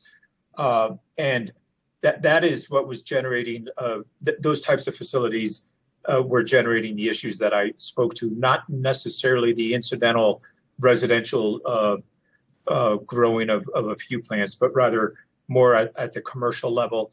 I think enough on that. I did want to comment, Mayor, to the point you just made about the possibility of a revenue stream coming from this. I believe a lot of communities in Colorado, when this was happening years ago, missed the boat on that particular opportunity and regretted doing so. The communities that were out on the front of this, that put in place excise tax revenues, sales tax revenues specific to the sale of marijuana, were able to utilize those revenues quite effectively towards some of the programs that you're talking about. I think that the nexus between this and something like a detox center is a wonderful idea, and there's probably a number of them. I think it's laudable to be considering this on the front end. Considering it after the fact is a much more challenging pursuit. So thank you. Thank you, City Manager. Well, let's see if we have some general comments from others in council, and then we can just boom, boom, boom. Let's go down this list of decision points so you'll have clear direction from all of us. Do we have any more comments or questions from? Oh, yes. Councilmember Asline, if you would like to ask the question of Chief Musselman now that he's here, yeah, go right ahead. Yeah, thank you. Sorry, it caught you off the meeting, Chief. Welcome and congratulations again on your promotion and becoming our new Chief of Police. My question was pretty general, and it was based on sort of looking for some feedback on your personal thoughts and experience with marijuana in Flagstaff, marijuana on campus, your evolving thoughts on this, and what your personal opinion or thoughts are on this proposition and how it's going to affect the police department in good ways or bad ways, and any enforcement challenges that you foresee with this rolling out. Yes, thank you, council member, for the question. I think we're going to see a lot more investigations centered around impaired driving with this, unfortunately. My biggest concern is that the marijuana falls into the hands of pets and children who it wasn't meant for. That's a huge public safety concern for us. But I believe that people have spoken as far as the use of marijuana for recreational purposes as well as medical purposes. And I'm supportive of the recommendations that we made in the presentation. But yeah, it's just, we're gonna have to wait and see some of it. I've heard good and bad, both coming out of Colorado. I've heard more of the bad than the good, but I also understand this is what the voters wanted, so we can work within that. Our job is to uphold the laws that are on the books, and it may end up being less work for the police department at the end of the day, so we'll just have to wait and see. Thank you. Thank you, Chief. Councilmember Aslan, did you have any other questions? No, it was sort of an open invitation for you, Chief, to sort of philosophize about this and vet any concerns you may be having. And if that's what you're comfortable sharing, thank you for joining us. All right, thank you. Councilmember Shimoni has a question for the chief. Chief, welcome. Thank you for jumping on the call. Appreciate you taking the time to be with us. I just wanted to share this comment with you and see if you have any thoughts. I just want to make sure as we craft an ordinance around this proposition that passed, that we don't further marginalize and victimize our most vulnerable, right? We know that a lot of times they get kind of put through the judicial system because of not having access to their own private residence, right? For public consumption or whatever it might be. Do you have any thoughts as to how we can craft this ordinance in a way that best protects that population? Thank you, council member. I don't off the top of my head. I'm sure I can circle up with our legal advisor and we can come up with some additional recommendations if that is the desire of the council. I just don't have that right now. Ms. Sullivan has her hand raised. Yes, Councilmember Shimoni, to kind of answer that question, because Prop 207 by its language prohibits the use in a public place, I don't think there's anything that we can specifically do to allow that unless you want to create a facility for people to use in. But it's the prohibitions in Prop 207 are very clear that unless it's in a private space, it's not permitted under the proposition. Yeah, I wonder if there's ways to section off parts of our public spaces, like our public parts, to be, I don't know, smoke areas. I don't know. Just a thought. We can talk about that more. And just lastly, I know you're going to do research on this, Marianne, in terms of the travel delivery capacity. But I just wanted to mention if we do regulate or put caps on that amount, it's just going to force more travel in a vehicle, which kind of goes to our earlier conversations about climate and what we're trying to do with vehicle travel. So I just wanted to let council know we should try to maybe be considerate about the consequences of putting limitations on delivery amounts. Thank you, Mayor, and thank you, Chief, and Mary Ann. Thank you. We have Vice Mayor Daggett has a comment. Thank you, Mayor. Well, maybe a combination of comment questions. In terms of city property, I'm also interested in finding out whether there are any federal prohibitions against us allowing citizens within their own homes to use marijuana, and also thinking about city property like parks and such. So if smoking is legal for those over 21 and now marijuana is legal for those over 21, And I guess this is a question for the legal team and my fellow council members. What are we thinking in terms of out in public on city property where you'd be able to smoke, I guess. And I too don't see a reason to prohibit testing facilities and the delivery. Well, apparently that's already spelled out as to who can do that. Public place question. Great. So I think that I'm going to have my question answered here shortly. So I'll leave it at that. Thank you. Ms. Sullivan or City Attorney, if you'd like to comment. Actually, I did not see that comment in the chat. That Mary Ann, you can go ahead and address that if you will.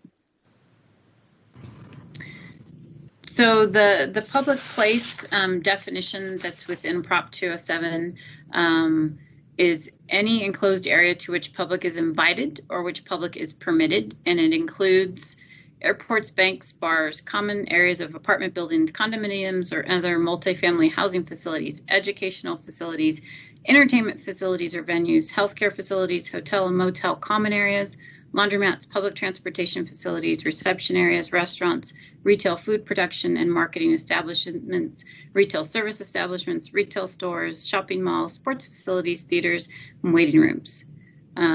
A private residence is not a public place unless it is used as a childcare, adult daycare, or healthcare facility.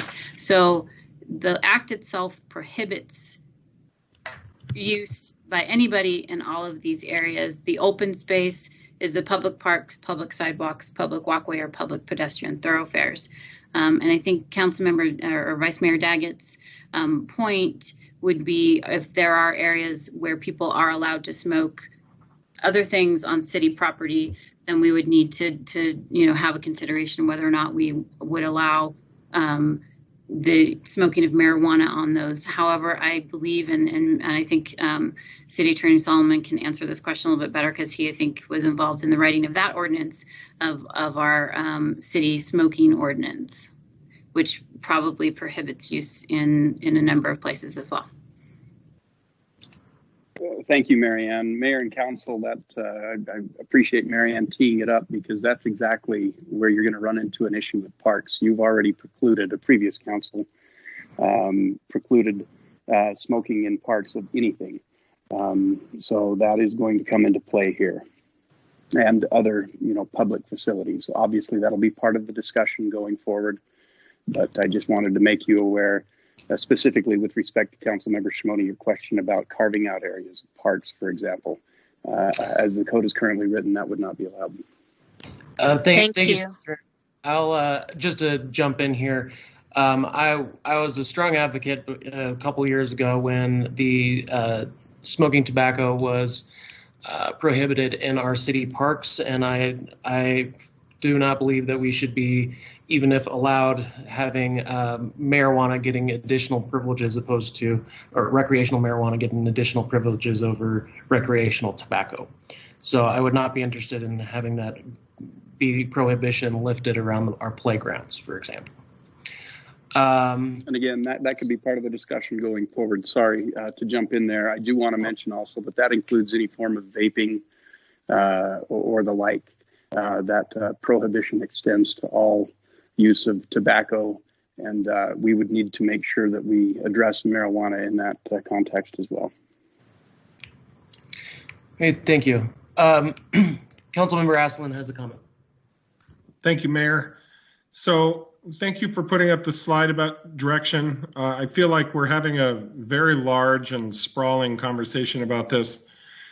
It actually feels a little bit overwhelming, and I apologize if I miss some of these things. But I will start with my general philosophy here. Well, let me go back even a little further. I want to provide a little bit of context. Regardless of how it sounds right now, I'm not a smoker. I'm not a consumer of marijuana products. Although I am sympathetic to the notion that the illegality of it is antiquated.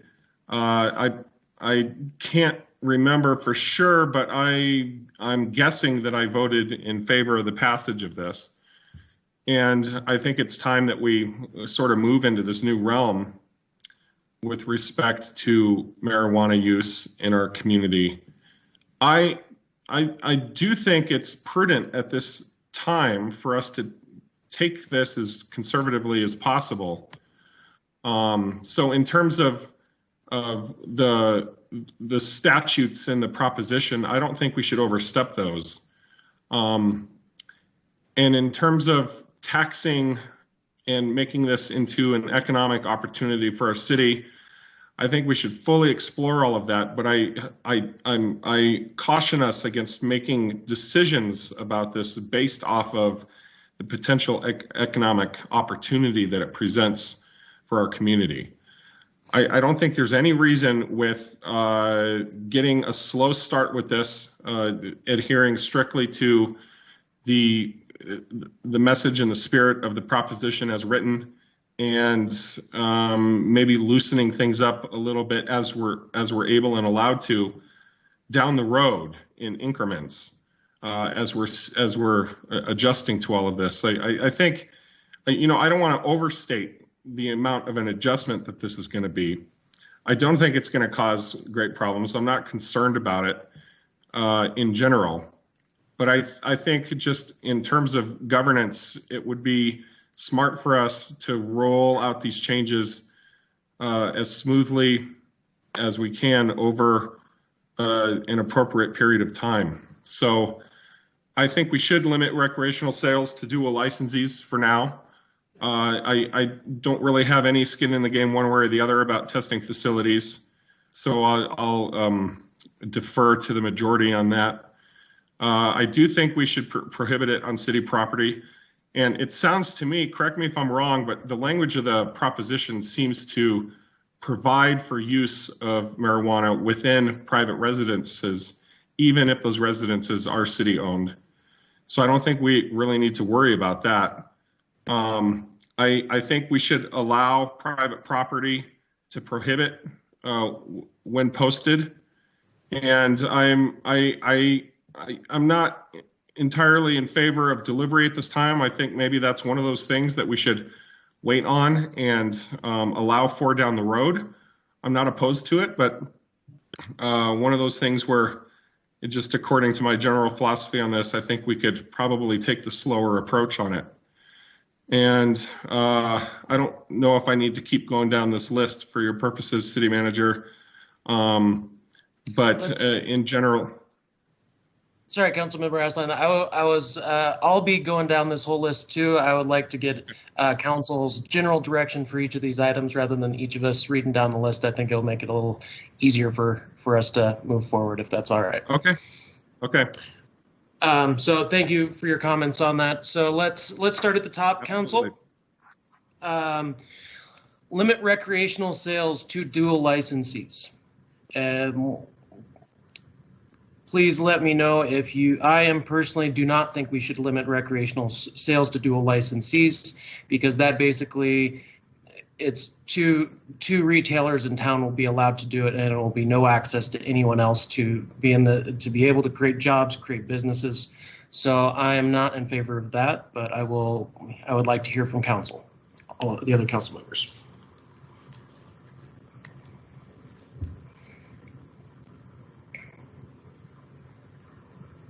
Mayor, this is Sterling. I think it might be helpful if you call on individual council members, if you just go down the list on each item. Yeah, that tends to allow a little more of a structured approach to determining the direction coming from council.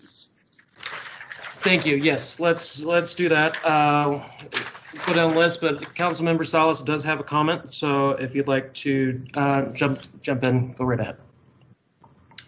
Thank you, Mr. Mayor. I've been listening keenly with great interest. I see this new law as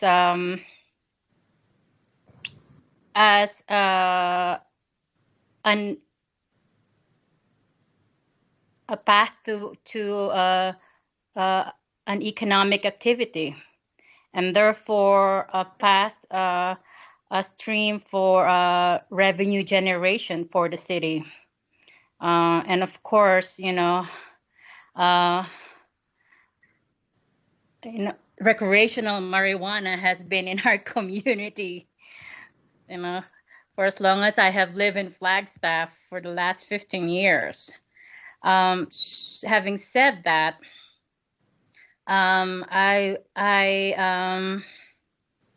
won't support the limitation of recreational sales to dual licensees. I will not support prohibition in testing facilities. Number 3, yes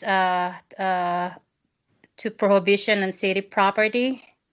And then number 4, allow private property owners to prohibit use of recreational marijuana in their respective private properties. And then delivery, I'm open to delivery as set forth by the statute. And then for the other items, I will need more guidance from staff. I also want to bring to the attention of our mayor, vice mayor, and council that state legislature has until April to come up with implementing rules and regulations on this proposition. So whatever we decide as to put forth as an ordinance may be affected by upcoming rules and regulations set forth by the state. Thank you, Councilwoman Salas. And when the state decides to do what they're going to do, like they do, we can cross that bridge. But we need to get our own stance on this set before April for sure, because I would like to see some of this business and job creation happening sooner rather than later. So I would like all of us council members, I would like to get yes or no on each of these items, or at least on the top 6. For now, and then move on. So I'm going to just take roll call, yes or no, on each of these items. So on the first one, limiting recreational sales to dual licensees, I have stated yes, or sorry, I have stated no. Councilmember Aslan has stated yes. Councilwoman Salas has said no, and I would like to hear from the other 4 council members, starting with Vice Mayor Daggett. No. Wait. No. Wait a minute. Yeah. No.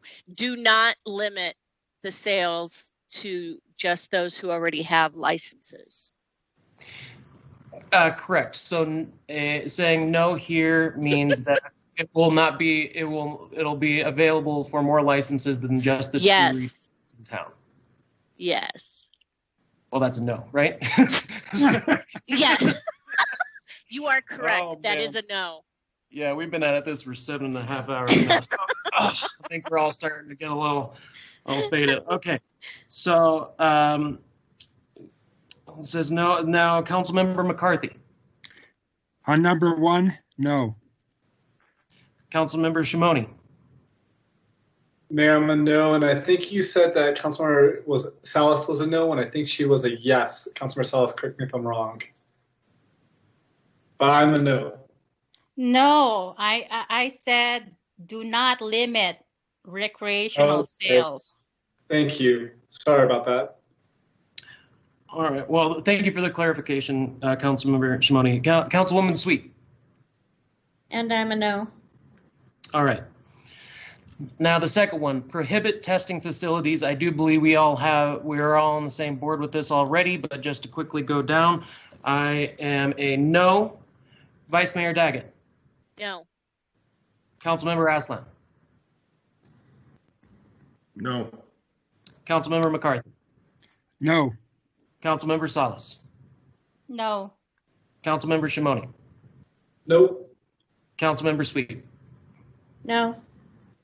All right, on to number 3, prohibiting on city property.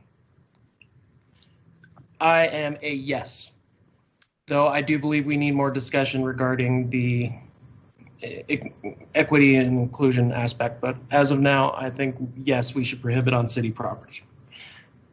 Vice Mayor. I am a yes, and I would like more discussion about public housing. Thank you. Councilmember Aslan.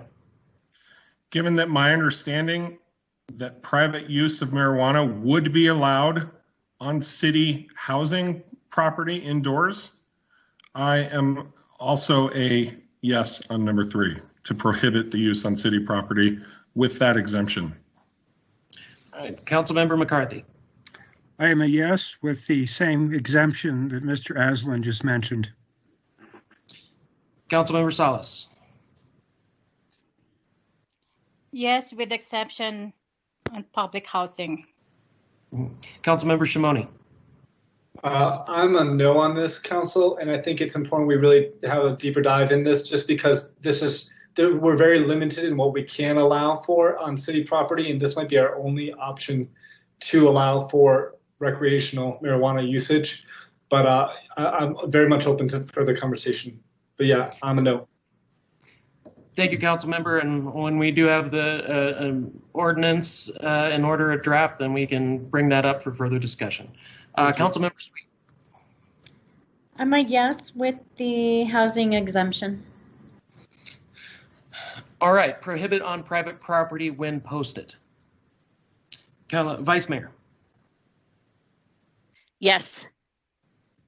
Councilmember Aslan. Yes. Councilmember McCarthy. Yes. Councilmember Salas. Yes. Councilmember Shimoni. No. Councilmember Sweet. Yes. All right, now prohibiting delivery. I am also a yes on the prohibit on private property. So everyone is aware, if I didn't mention. Prohibit delivery. Vice Mayor.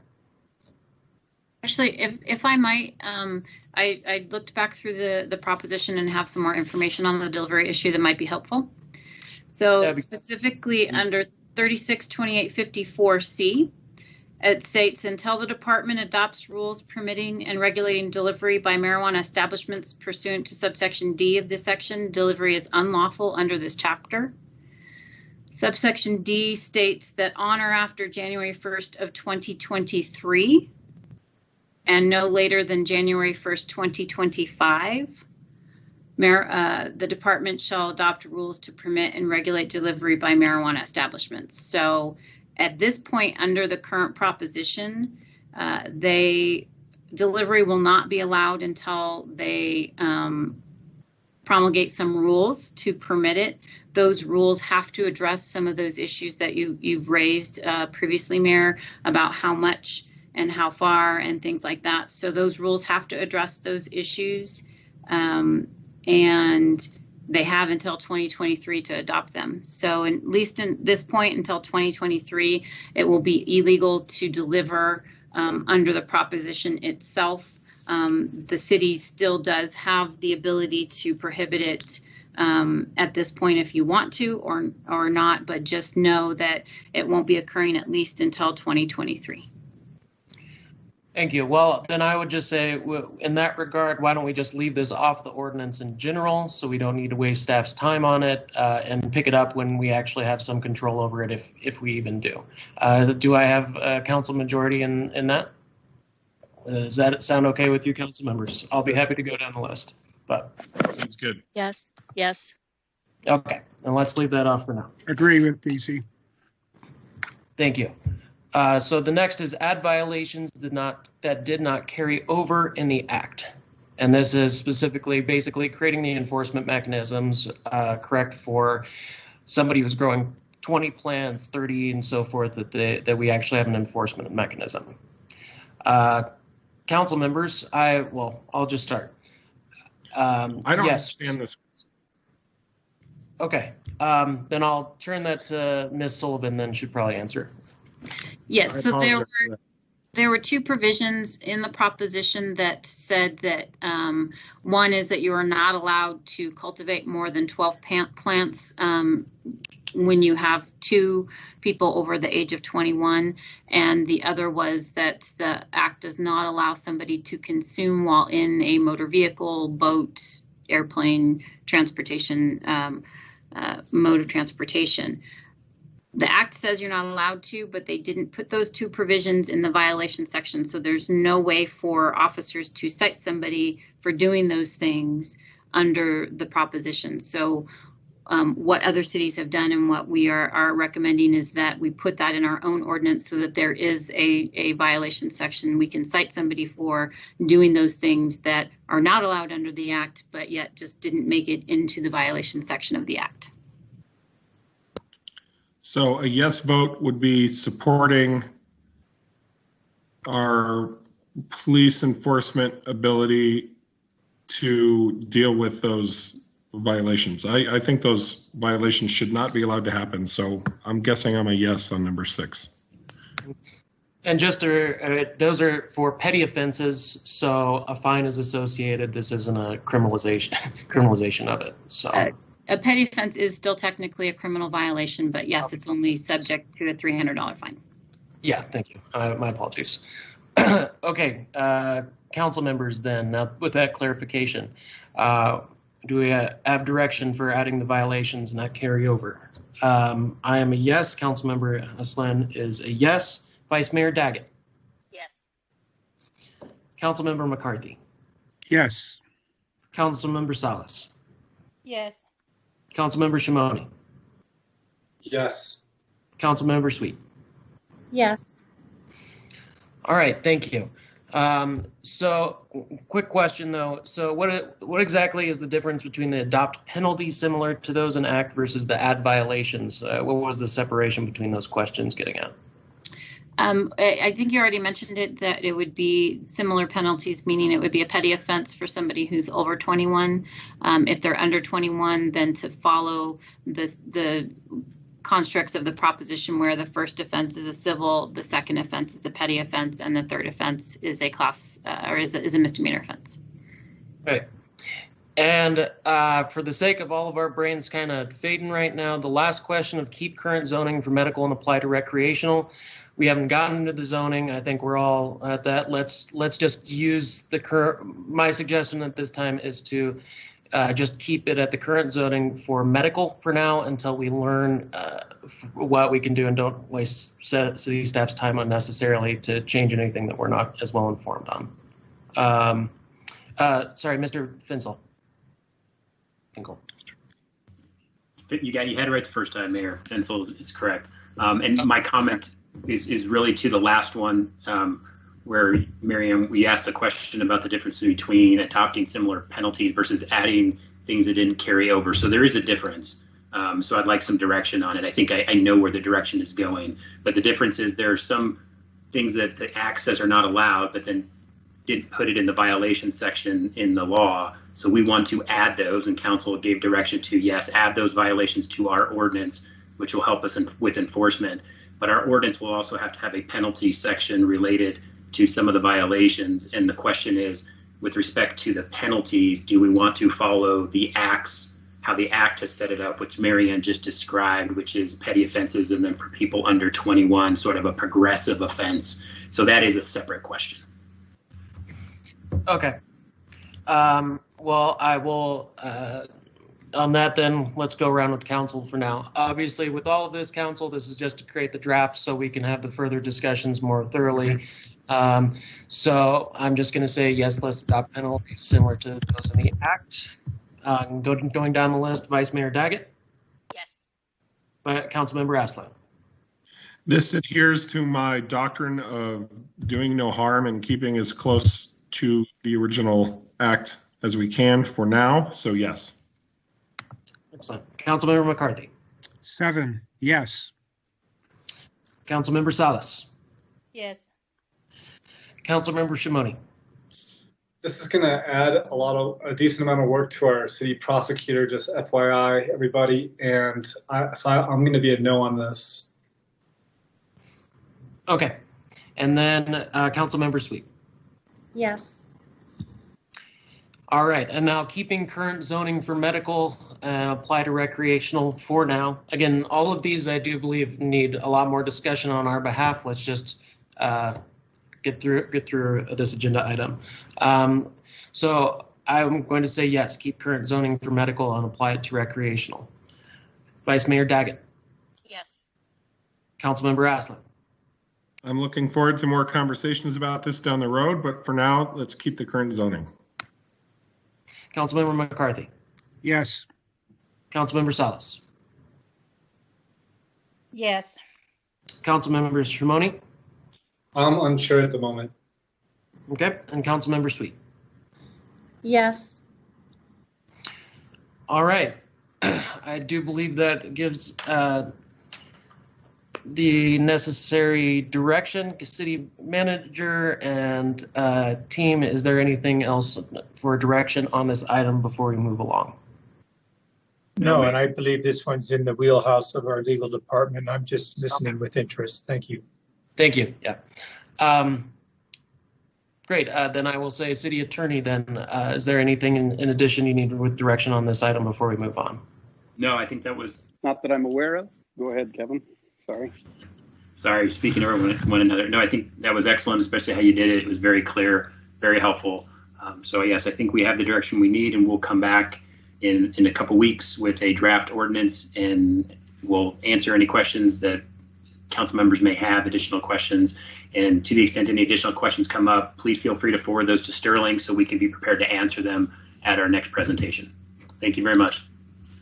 Thank you. And given the importance of the next agenda item, I think all of us could use just a few minutes to refresh ourselves, maybe get a little fresh air for a minute.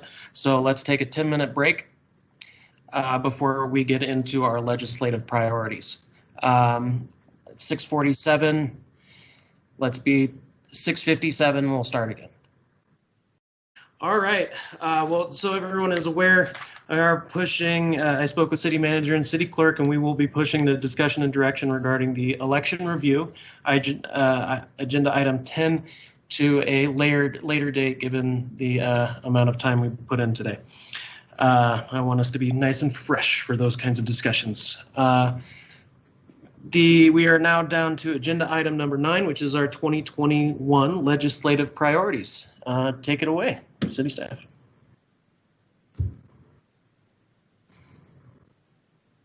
All right. So good evening, Mayor and Council.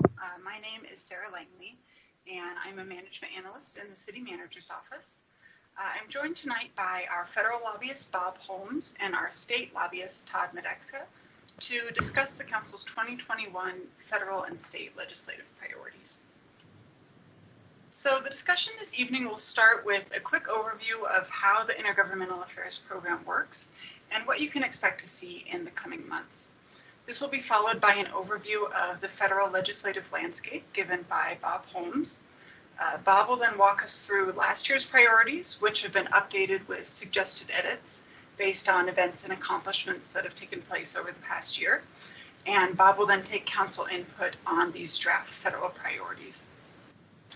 Following the same format, we'll then hand over to Todd, who will provide an overview of the state legislative landscape and ask for council's input on those state level priorities. So to begin, the Intergovernmental Affairs Program is really centered around the legislative priorities that we will create tonight.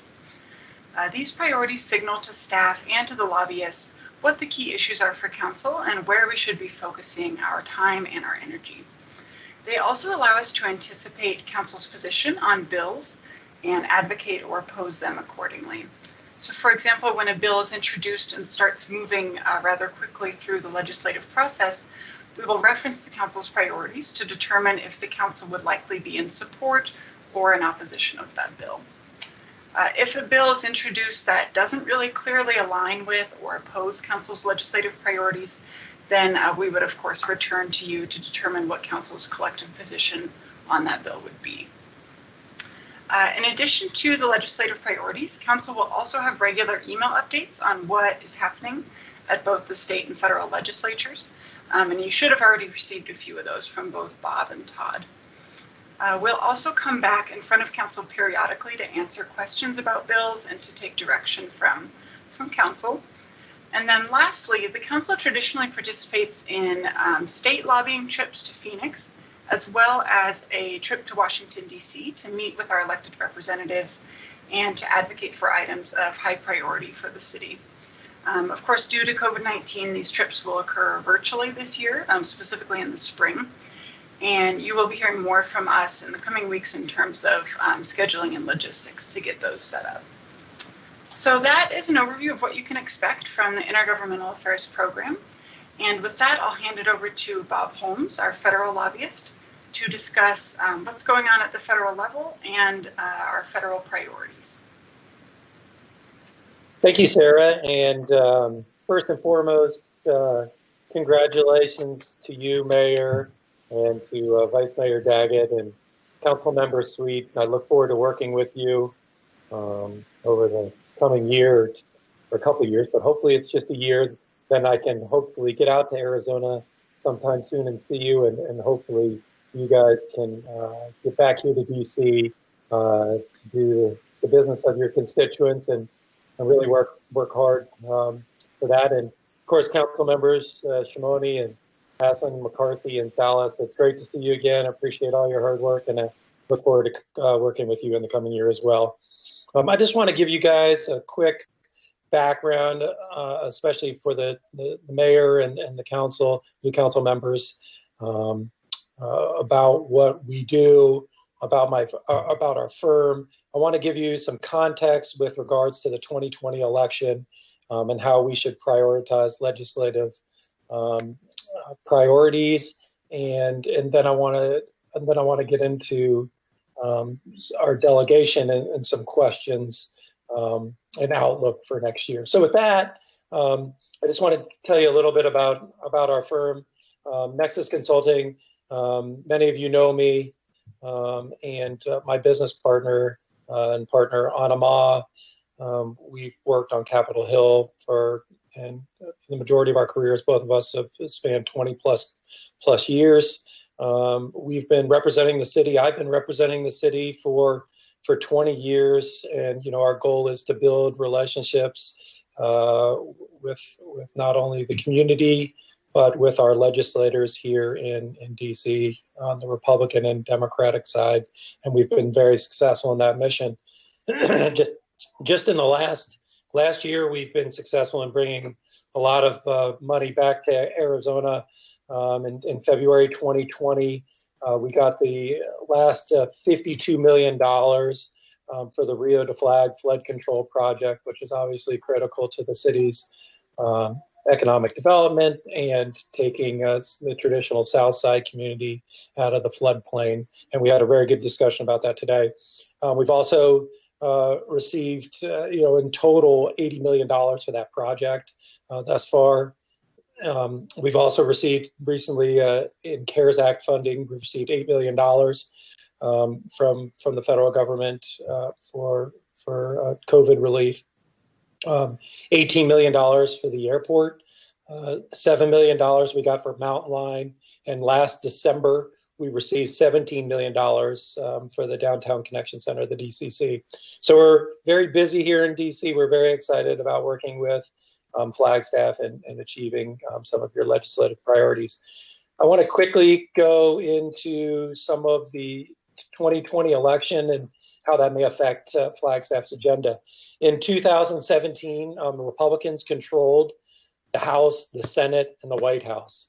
In 2019, we had divided government. The House was controlled by Democrats, the Senate controlled by Republicans, and of course, the president was President Trump, and he controlled the White House. Starting next week, we'll have all Democratic control.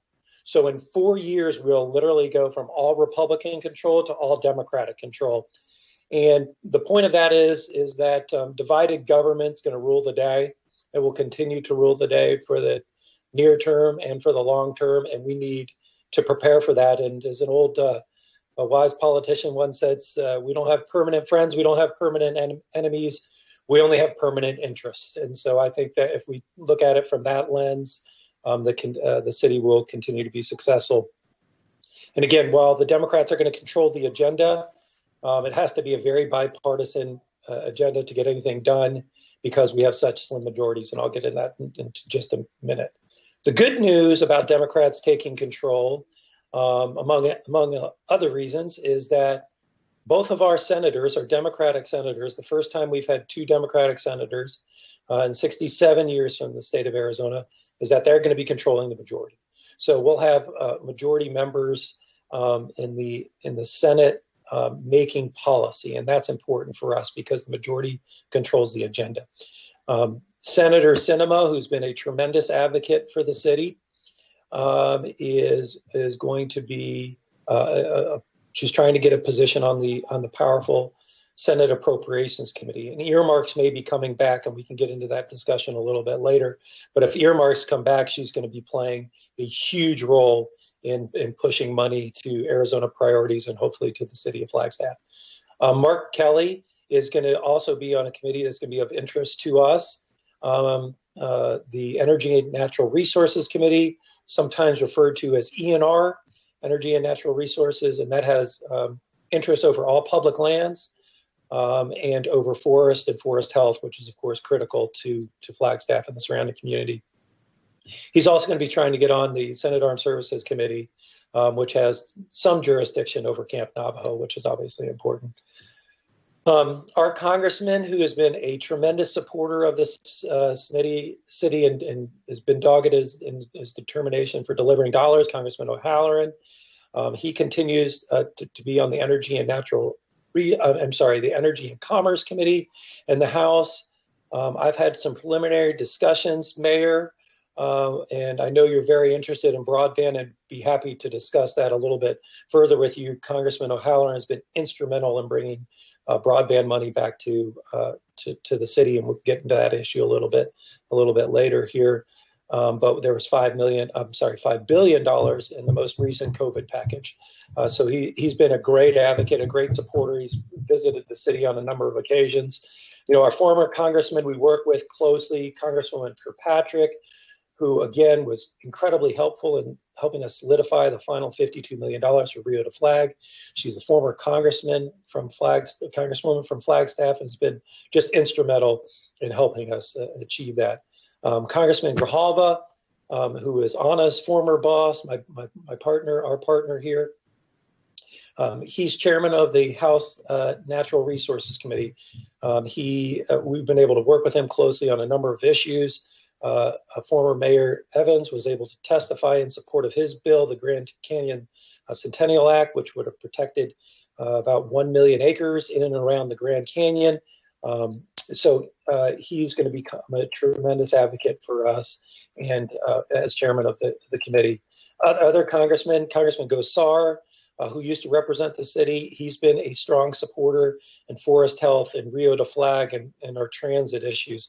Congressman Gallego, is chairman of the Native American Affairs Subcommittee on House Natural Resources, has been a great advocate. He has a house in Flagstaff and is always interested in visiting and helping the cities. You know, on occasion, we work with others in the delegation. We got a delegation letter from every member of the congressional delegation, signed it last year, supporting our 4th Street project for DOT money known as the Bill Grant program. So, you know, we've got tremendous supports in the delegation, and one of the reasons is that the council has been so dedicated to coming to DC, making those advocacy rounds, and we've been able to build tremendous support. So that kind of gives you an overview of kind of our delegation. I want to give you a quick overview of the 117th Congress that officially started on January 3rd, and will really start ramping up here after President-elect Biden is inaugurated next Wednesday. As I alluded to earlier, there are very, very slim majorities in the House and Senate. So again, bipartisanship is going to rule the day. The first package probably out of the gate is going to be about $1 trillion package for COVID relief. In that, I think we will see a substantial proposal for state and local government funding that I know is important. It will be direct funding from Treasury It will be flexible to allow the cities to use those funding for things such as lost tax revenue, COVID testing, tracing, and all those things that are critical to the city and where they've lost dollars. We'll also likely see $2,000 stimulus check, that being debated as part of that package. As far as other things that are going to be passed, I think the major bill that will be passed next year, or this year rather, is a surface transportation reauthorization bill. We're talking probably around $1 trillion package for that as well.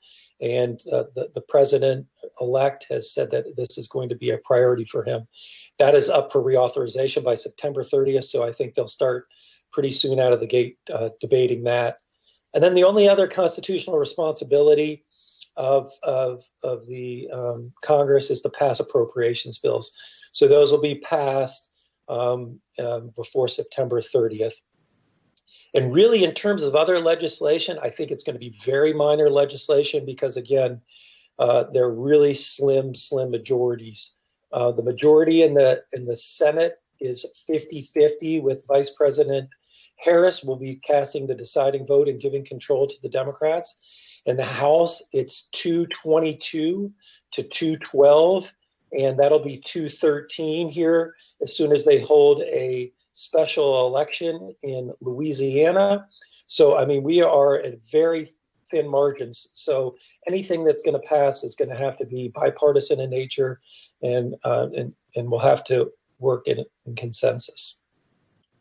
So with that, we are now in strange times. I want to kind of explain, and I think Sarah explained it a little bit to you.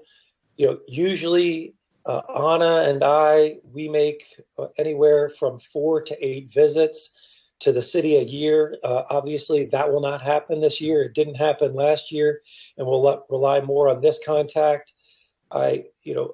Traditionally, haven't sent on a great detail on a number of issues because we make visits and you guys make visits here. That has changed obviously a lot with the pandemic, and I am almost in, if not weekly, at least if not a couple times a week, at least weekly contact with Sarah with regards to providing her an update on the current activities here in DC. Also, I'm in regular contact with the amazing staff at the city as we work on some of the priorities, whether it be transportation, Rio de Flag, or other issues. And again, traditionally, we make visits to DC, and I make visits out there. That's all going to be done by Zoom this year. And, as Sarah said, we'll likely be in contact with you in the very near future to talk about a virtual lobbying trip where we'll set aside a couple of days to do Zoom meetings with our elected members.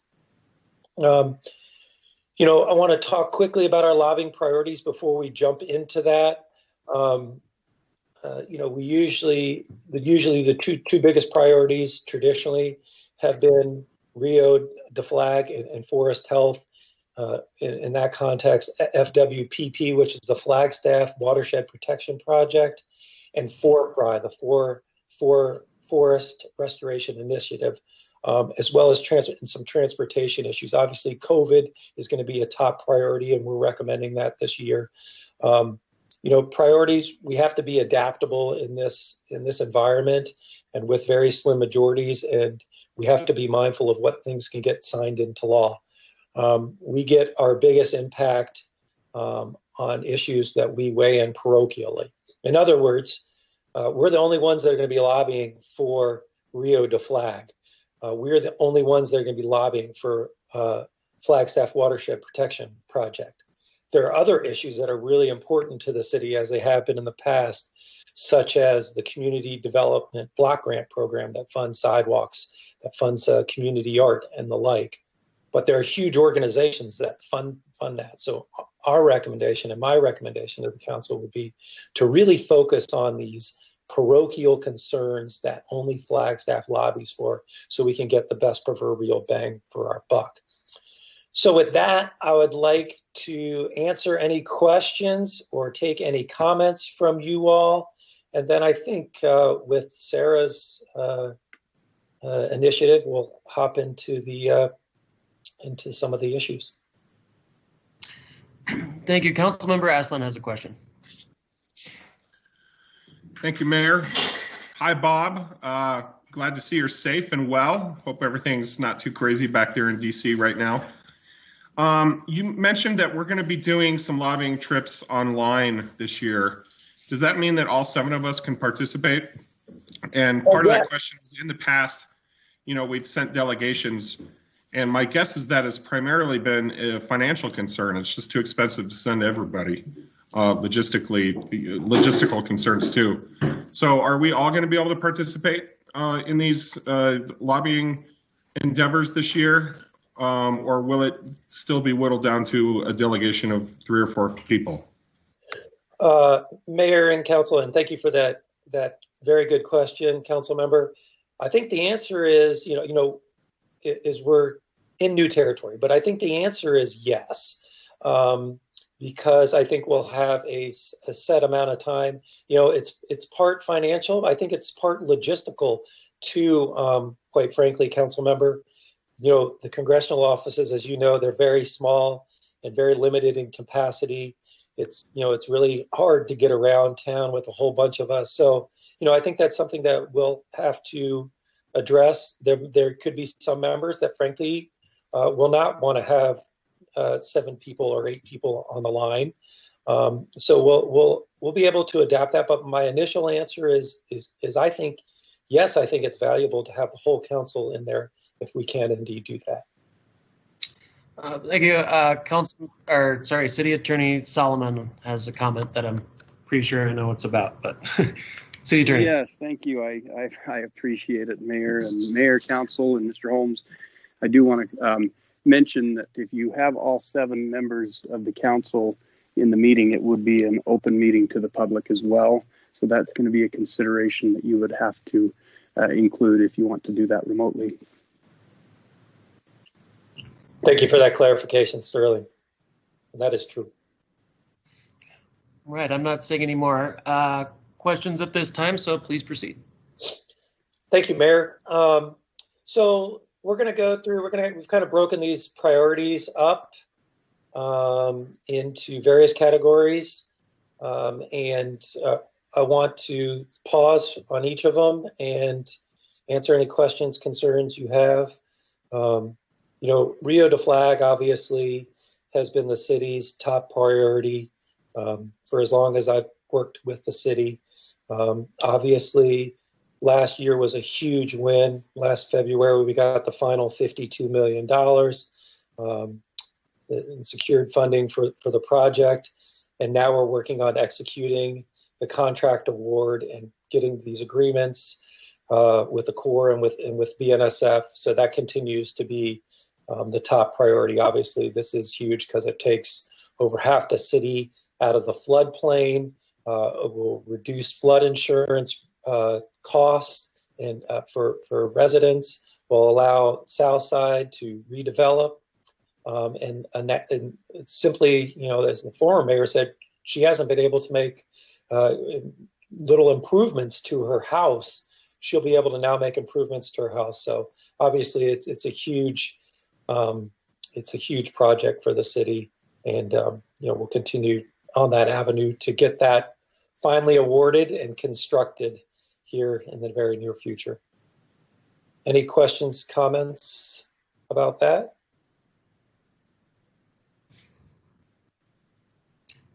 Hearing none. I think we're good to proceed. Thanks, Mayor. Obviously, we're in strange times with the pandemic, and with the recent numbers, it's still spiking. And Arizona, obviously, is the global hotspot, really. So we really have to address this. And one of the things we're really working on, and we get a much more receptive ear from a Democratic-controlled Senate, will be local and state government dollars going to the cities. So, the last proposal was for about $160 million on the table. I expect we'll see something similar to that, 160 to 200 million. Previously, in the Democratic proposal from the House, there was $1 trillion for state and local relief. So I expect we'll see significant funds in that regard. I think we'll also see significant fund for testing. In the most recent COVID relief package that came out, there was significant money for COVID, for the vaccines and for education and other priorities. So that continues to be a huge priority for cities and towns, and we'll continue to work on that here in DC.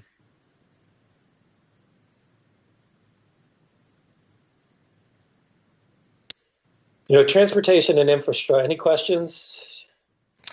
We actually have two public questions or public comments on this agenda item. So I'd prefer, unless it's just a quick clarifying question, that we hold all the council's questions till the end, because I'd like the public comment before we start talking giving directions. So if you'd like to just continue to proceed through it, and then we'll pick it up where we have questions.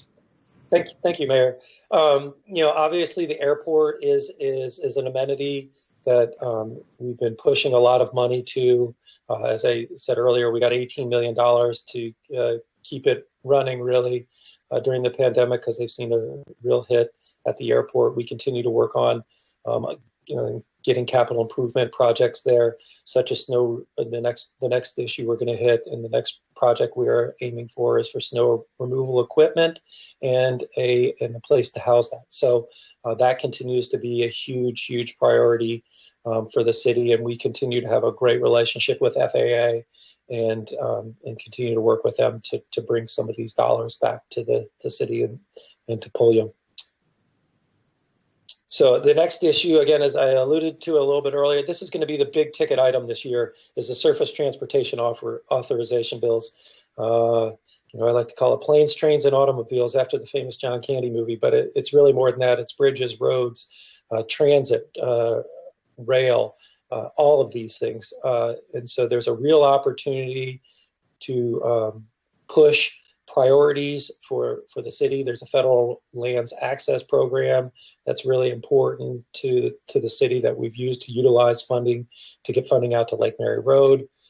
So there are tons of projects. In fact, we were going to propose several projects to you, Mayor and Vice Mayor and Council tonight.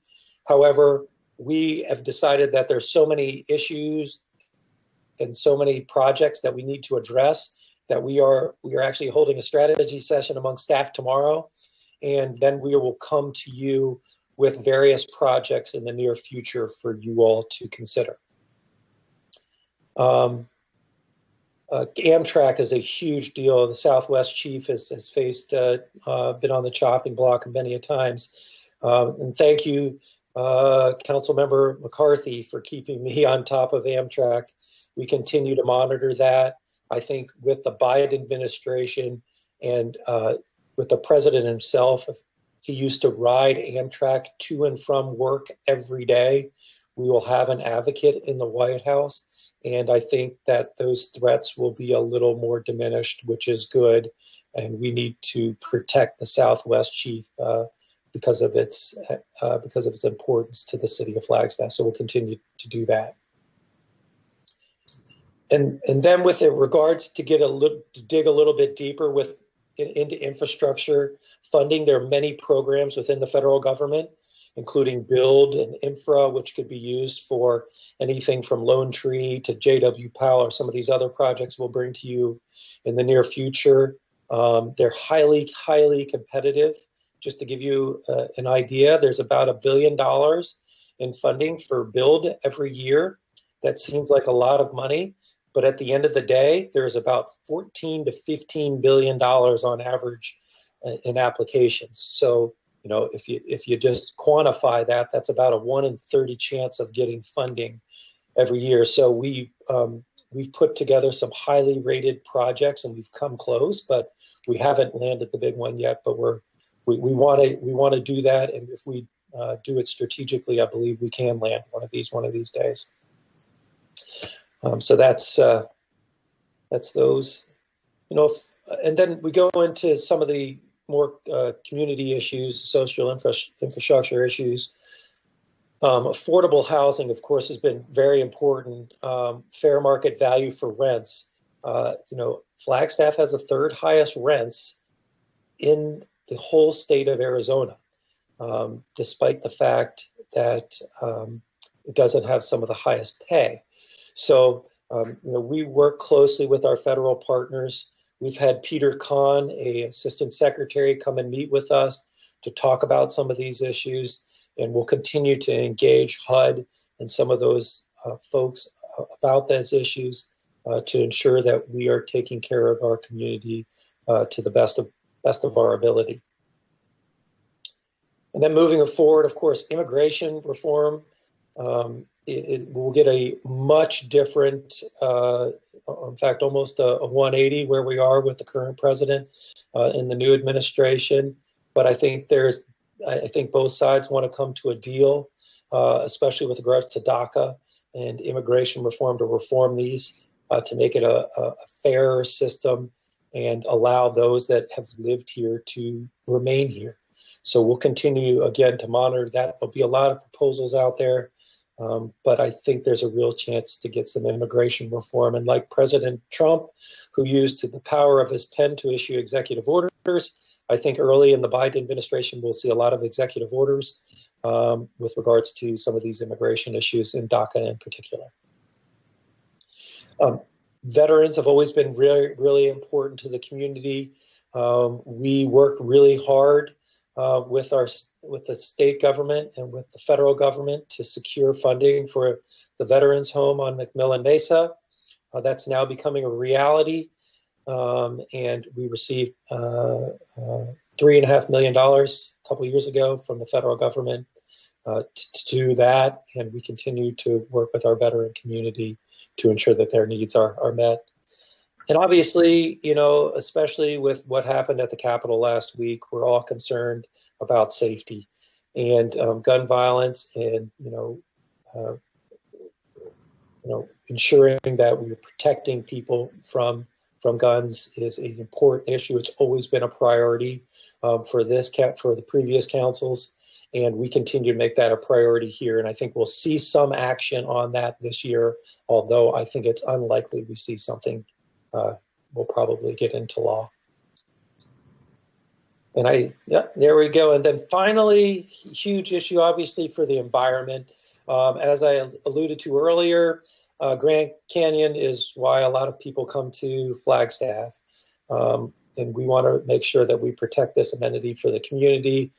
Chairman Grijalva will likely be reintroducing his Grand Canyon Centennial Act that would ban mining in and around the Grand Canyon and protect that, one of the 7 wonders of the world. There's also potentially a move afoot to reinstitute President Obama's moratorium on uranium mining around the Grand Canyon. That is likely to happen too. There's about 12 years remaining in that.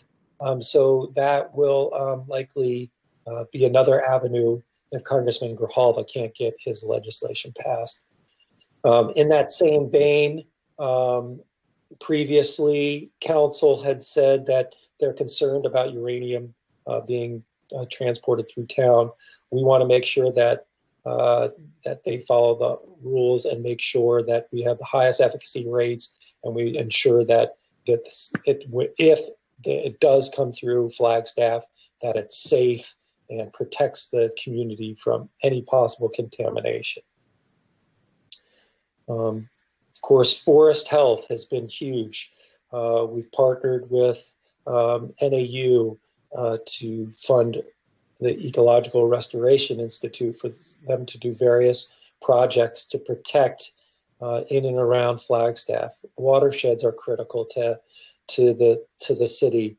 FWPP was actually a city-funded one of the first city-funded projects around the nation that would actually use city money, city leveraged funds to take care of Forest Service lands. This protects the city from wildfire and catastrophic wildfire. They say a catastrophic wildfire, if it was a crown fire, could rip through the city in 60 seconds. We need to protect our community to ensure that never happens. So we continue to work with Forest Service and the Department of Agriculture on getting funding and leveraging that funding.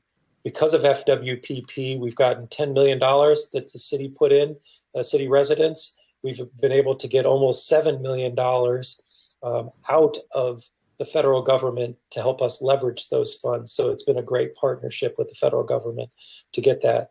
You know, we've had a lot of challenges with regards to forefly and protecting the forest, and especially Coconino National Forest.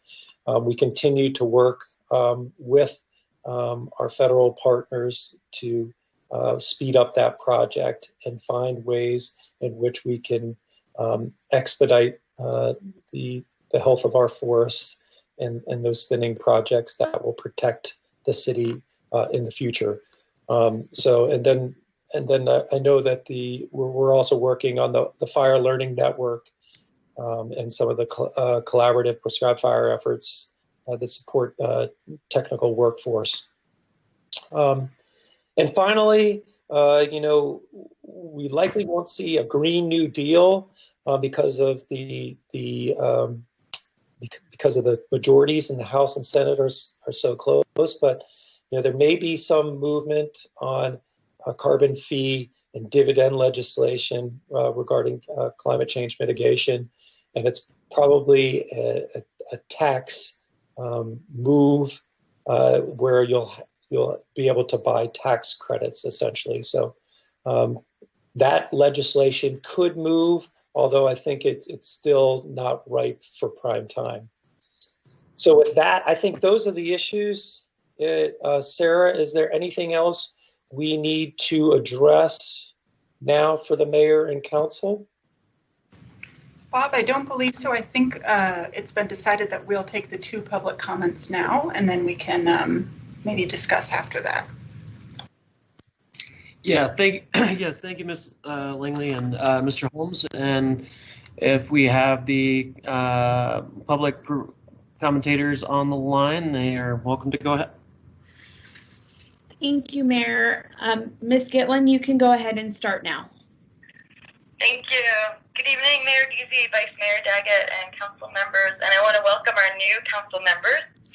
Thank you for accepting my comments. My name is Allison Gitlin, and I am representing Sierra Club's Grand Canyon chapter.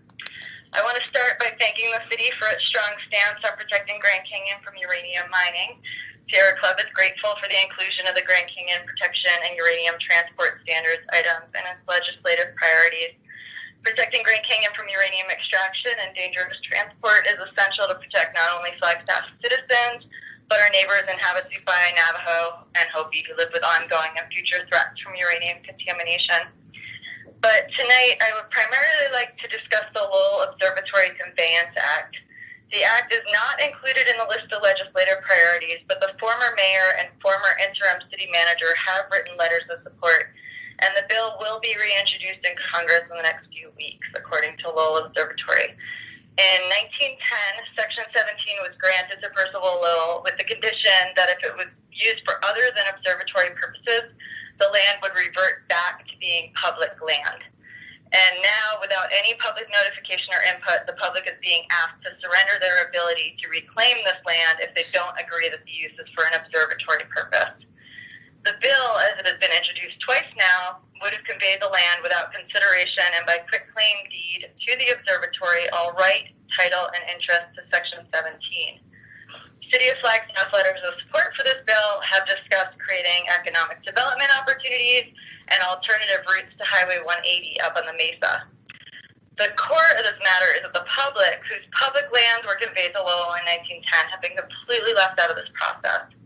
The action has been in the works since at least 2017, and it's time that the public be notified and ask what they want. The public cherishes Observatory Mesa, as you know, and we voted to purchase quite a bit of open space up there. So we have a big stake in being included in deciding whether this bill is necessary, and if it is, in crafting its language. We all love Lowell Observatory as a community institution. Don't get me wrong, I really cherish that place, but it's not a public institution, and the public deserves to participate in this process, and that's why I'm coming to the city.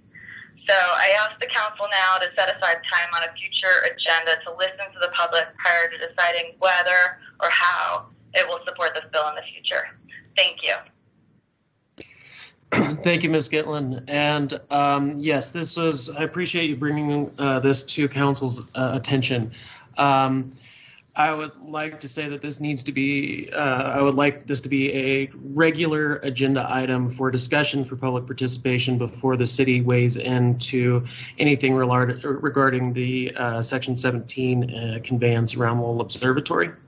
So before we get into where we stand on it, we need to have this as a public participation included, because I was rather bothered by how it was handled a year ago without the public's involvement. And I want that to, wherever we decide to go, it needs to be in the public eyes with their discussion, with wording that comes from the public. So yes, as we proceed, I know this is 30,000 feet, but if we can pull that out of there for now for future discussion, I would appreciate it. Mayor, this is Bob Holmes, and I want to be transparent here, and purposes of full disclosure, I want to also note that we represent Lowell Observatory. We were just hired last September, and we have worked with Lowell to address some of these concerns. We're going to be reintroducing a bill, and I want to make it clear to Ms. Gitlin, because she's an important partner, an important community partner. We've also heard from Friends of Flagstaff, F3. We are going to be reintroducing the bill. In fact, we're having a discussion about the draft bill, and we will, and I think it's very important for you, Mayor, and the Vice Mayor, and the Council to hear this. That on behalf of Lowell, we will be reintroducing that legislation, and we will be retaining the reversionary interest on Section 17 to ensure that that land will be protected in perpetuity. And we will get you a draft of that legislation when it is when it's drafted. Thank you for letting us aware, Mr. Holmes. Ms. Salzberg, did you have a comment on this? I just saw you on unmute. No, I just wanted to make sure that there wasn't a question for our commenter. I'm good. Okay, I think unless council speaks otherwise, but regardless of where this gets placed, I do think that we need a public process, whether the city itself and council mayor are willing to get behind it or not. We should have a public discussion about that, whatever is submitted. So, but we can bring that up at a later time. Councilmember McCarthy has a comment. Thank you, Mayor, and thank you, Bob. It sounds like Mr. Holmes can kind of be get in the middle of this and sort of coordinate a position between Lowell and the city. I definitely think that the city should draft a letter, but I think we need to have a public discussion before we take a position one way or the other on this. And the things that Mr. Holmes just told us are encouraging, but we definitely should have a meeting on this soon, because I believe that there may be some action in Congress very soon. So I would ask the city manager to bring this up as soon as possible, because it's a high priority in many different ways. Thank you.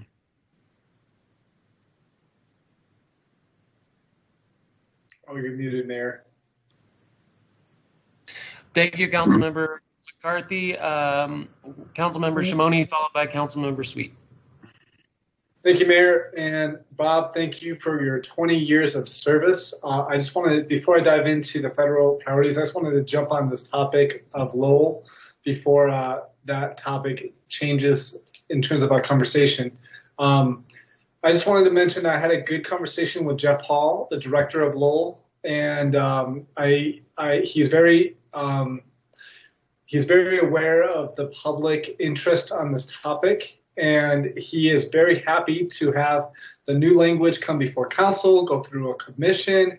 He was open to anything and everything public related in terms of this conversation.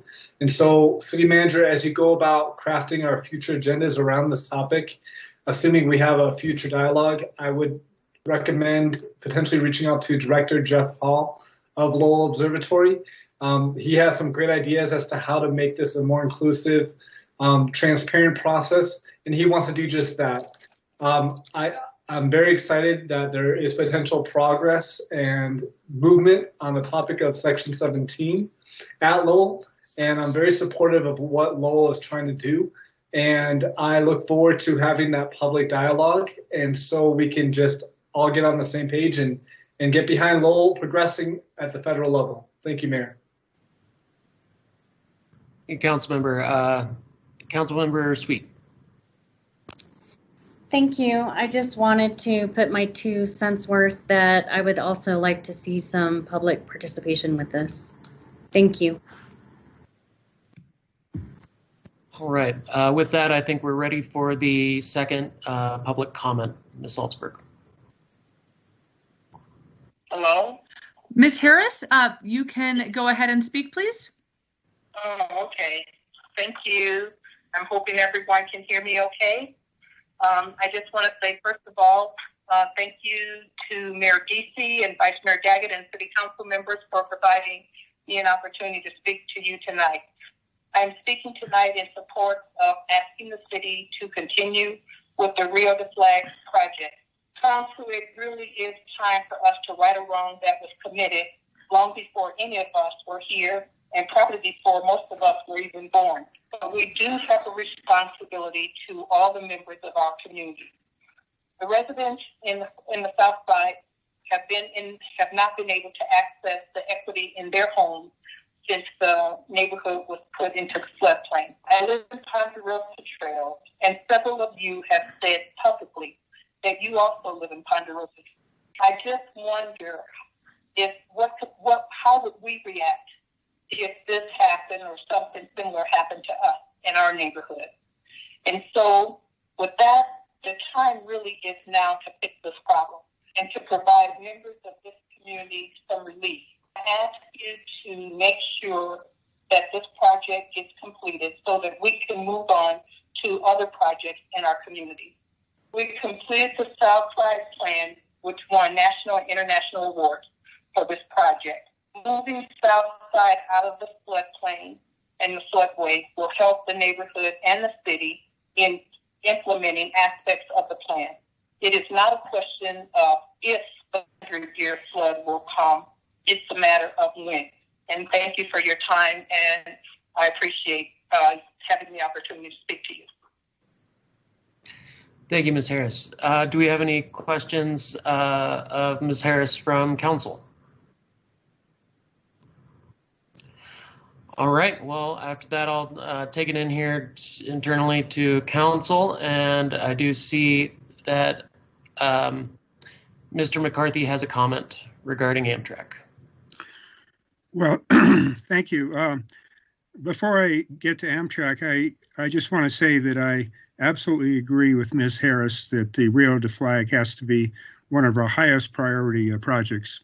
The words on Amtrak are good, but I think we should add something in there to note that for half a century, since 1971 to be precise, Amtrak has had daily service, one going east and one going west every day of the week, every day of the year.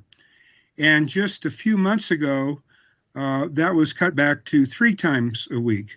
And of course, that was blamed on COVID, but the Amtrak board has been trying to reduce long distance trains for a long time. And so I think we need to add some words about restoring daily service through Flagstaff for Amtrak. And as Mr. Holmes pointed out, I think we do have an advocate in the White House for Amtrak now, and we have a lot of other advocates of both parties along the route between Chicago and Los Angeles. So just add a couple words in there about restore daily service through Flagstaff. Thank you. Thank you, Councilmember McCarthy, and I am in agreement with restoring daily service as part of that language in some form. Councilwoman Daggett has a comment. Thank you. Thank you so much, Bob, for your years of service and also this great presentation. I have a couple of comments. One, on the direct payments to cities for COVID. Can we also include our partners, the county and school districts? And I know that your primary purpose is to lobby for us, but if we could even include them in the language of needing some direct aid. The county, as we all know, the county health department has done such a tremendous job keeping Coconino County safe. And the last I heard, and we'll find out more during our joint meeting, they hadn't been reimbursed for a lot of the expenses that they'd incurred. And I'd also like to double down on affordable housing and anything that you can do to really impress upon those at the federal level how dire a problem it is, and not just for Flagstaff. It's a nationwide problem, and I'd like to see some additional funding for HUD and for other programs having to do with affordable housing, because as you know, we just declared a crisis recently, an affordable housing crisis. So those are my two comments regarding the federal priorities. Thank you, Vice Mayor Daggett. In terms of affordable housing, I think we're going to see some significant plus ups with regards to HUD, and we've traditionally had some really good and democratic administrations, HUD folks, and we'll look forward to continuing to utilize those friendships and relationships there to see if we can address some of our concerns, not only in Flagstaff, but nationwide. I think you're absolutely right. Now, in terms of state and local government funding, I want to be clear that there is funding for the county and there will be funding for the city, and those are separate. In the CARES Act, the county got $6 million and the city's got $8 million. So I think it'll be a little more even this time. In other words, if it won't be 6 and 8, it'll probably be 7 and 7 if we, if it was a similar allocation.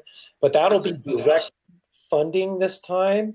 It will not go through the state. One of the problems was that the state got $1.8 billion and only disseminated about 45% of that. So we only got 800 million. I mean, all the cities and counties around the state.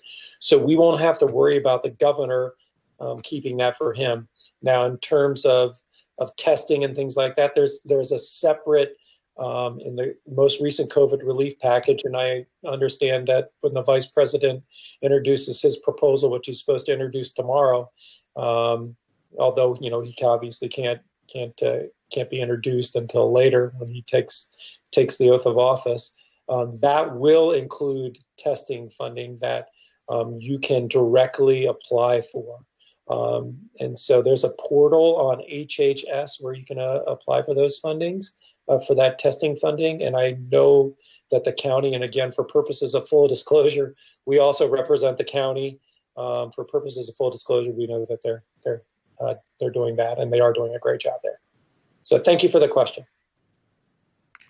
Thank you, Mr. Holmes. We do have another speaker who has got on the line from the public, so I would like to defer to that individual if you have her on the line.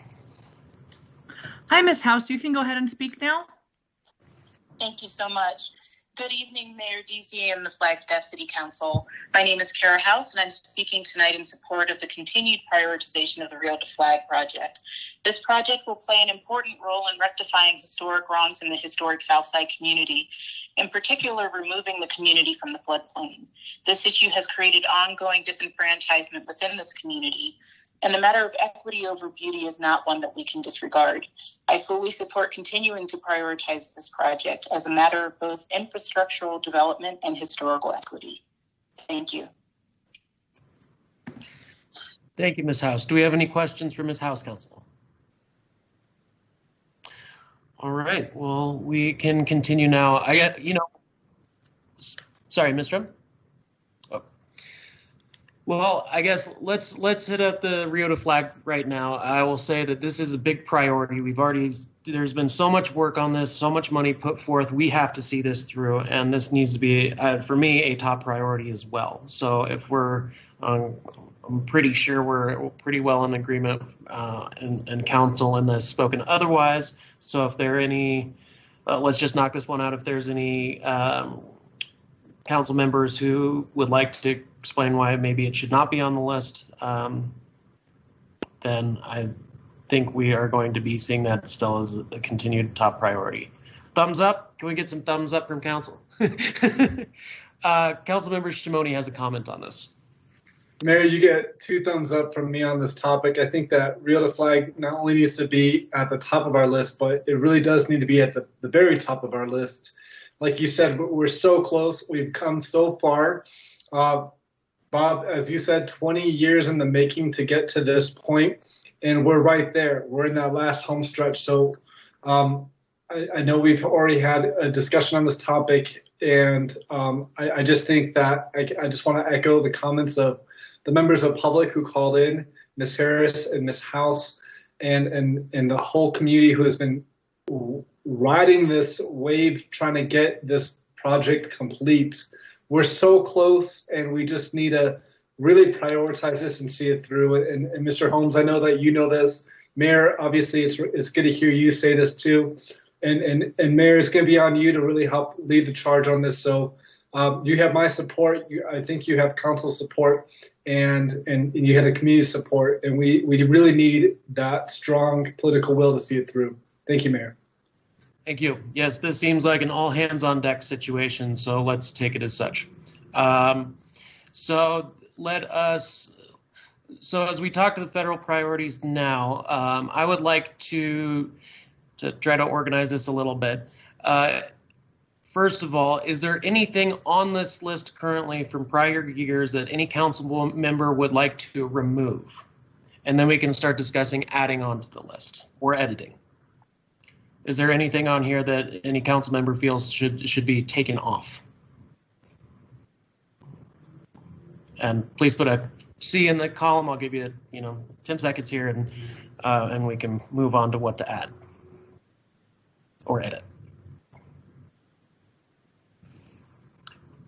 All right. Well, I think this holds true as of now. The main thing for me, as you all likely know, is I would like broadband as a specific item on here rather than, for example, added on at the bottom of COVID-19 relief. Broadband is so important, and I can't stress it enough. It is the fundamental, it is the electricity of 100 years ago. It is the railroad of 200-300 years ago. This is the thing we need for our not only our economic development, but for our kids to go to school, as we're finding. But more than that, there's ways, unlike other types of infrastructure projects, that if we can gain funding for, that can also create a revenue stream. So, for example, we were able to have funding to create a conduit. Well, then now we can lease that to other to internet providers. And I was just looking before, and for example, Boulder, Colorado just signed a $722,000 lease for their conduit. And it might be a way for a snowball effect if we really, really prioritize it, spend it, or invest it the right way in our community, that can have very, very large impact. Not only that, we are in an age right now where the second most rapidly growing industry in the entire United States is computing, informatics, it's cybersecurity. And we have basically about 5 years where this is going to be growing and growing and growing until it hits that pinnacle of growth. And pretty much the cities that have these strong internet systems will be able to grab that growing industry.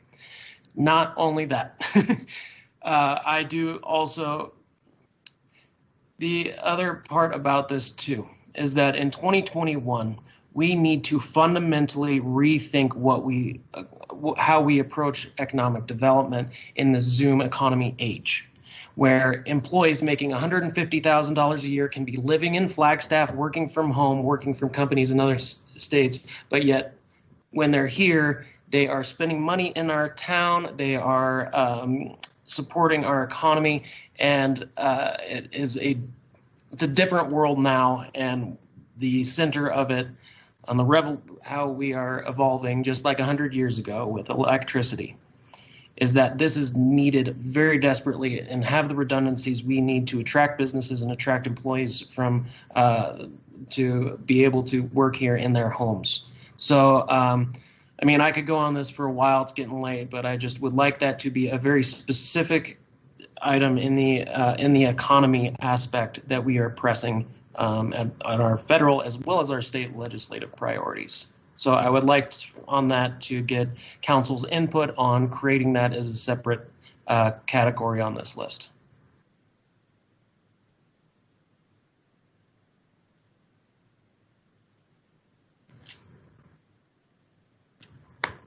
Council?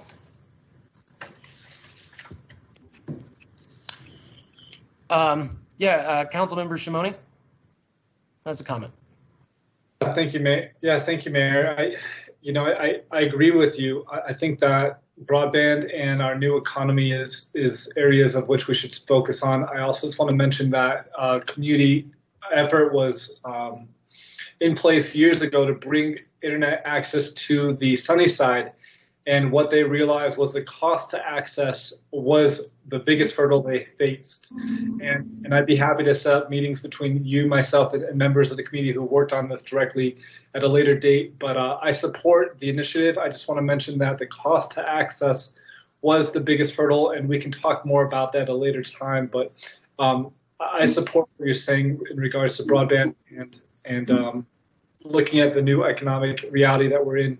I would also add that, with the new leadership at the federal level, there's going to be new opportunities. And I'm already hearing about things through HUD and other opportunities. So I would just say to Bob and Anna to stay flexible and to stay ahead of the opportunities and the grants that are being created.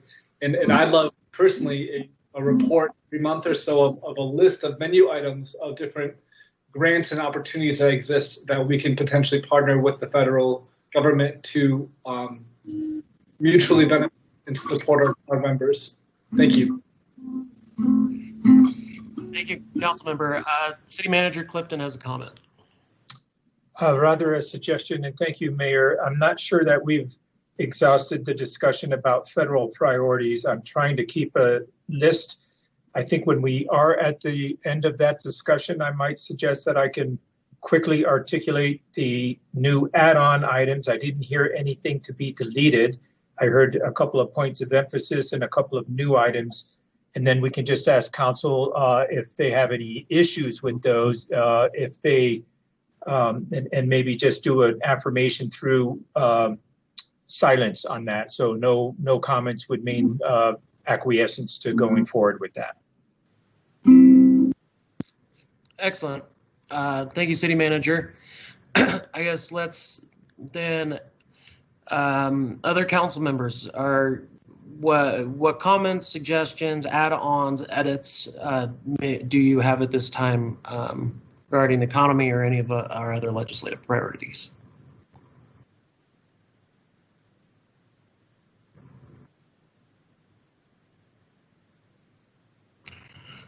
All right. Well, I think City Manager Councilmember Aslan, please. Yeah, sorry I was late on the punch there. I don't know where this fits in the conversation, but we have a resolution coming before council next week in support of reinstating the full extent of Bears Ears National Monument. Bob, I'm sure that's on your radar and you know about it. I want to make sure that we're able to lobby for that at the federal level. And whatever we can do, we've already got something going in the oven there. But if that belongs on this list of priorities, let's put it there too. Thank you, Councilmember Aslan. I think that's going to be handled administratively here before the end of the summer. So I think as soon as Interior Secretary Howland is confirmed and is in the job, I think we'll see a move to kind of reverse what the Trump administration did with regards to Bears Ears. And I think you'll see the original Bears Ears monument that was created by President Obama. That's fabulous news. And just logistically talking nuts and bolts here, wherever we need to put that on this list of legislative priorities, let's just do it. Notwithstanding the passage of the resolution next week.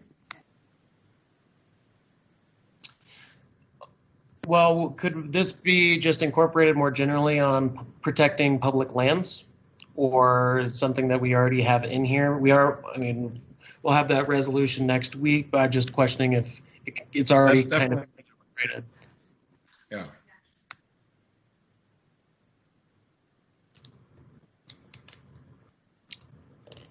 So I'm going to have City Attorney has a comment real quick, and then we'll get to the other council members.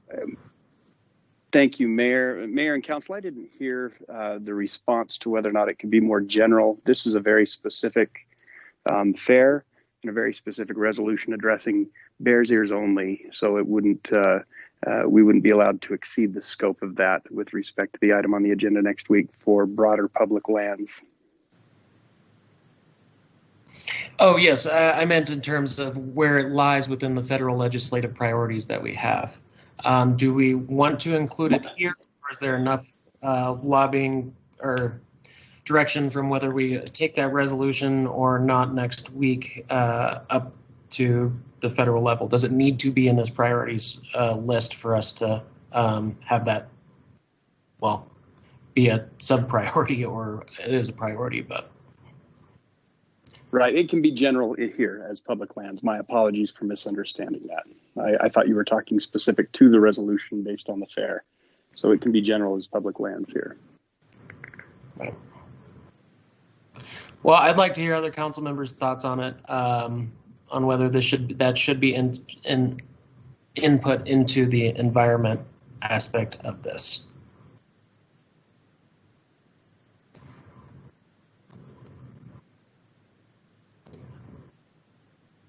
Okay, well, I'm not hearing anything. We'll move on to some other comments, but my personal stance on it is that I think we can do that without listing it on this federal priorities list, or if we do, it needs to be more general, because there's so many of these types of issues happening, whether it's the Bears Ears or Dakota Pipeline or many other similar things.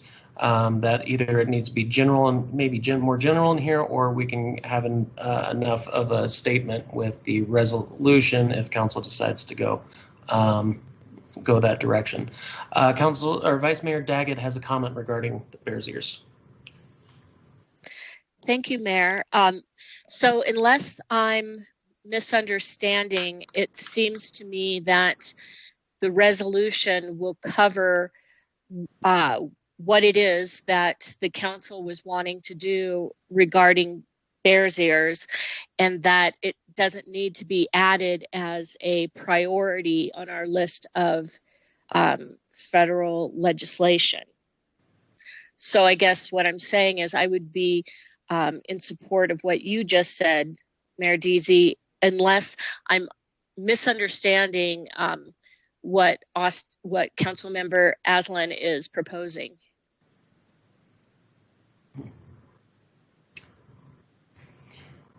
Thank you, Vice Mayor. Councilmember Aslan, would you be okay if it's not on this list, but we're picking it up on Tuesday and making sure that message gets sent up to the federal level?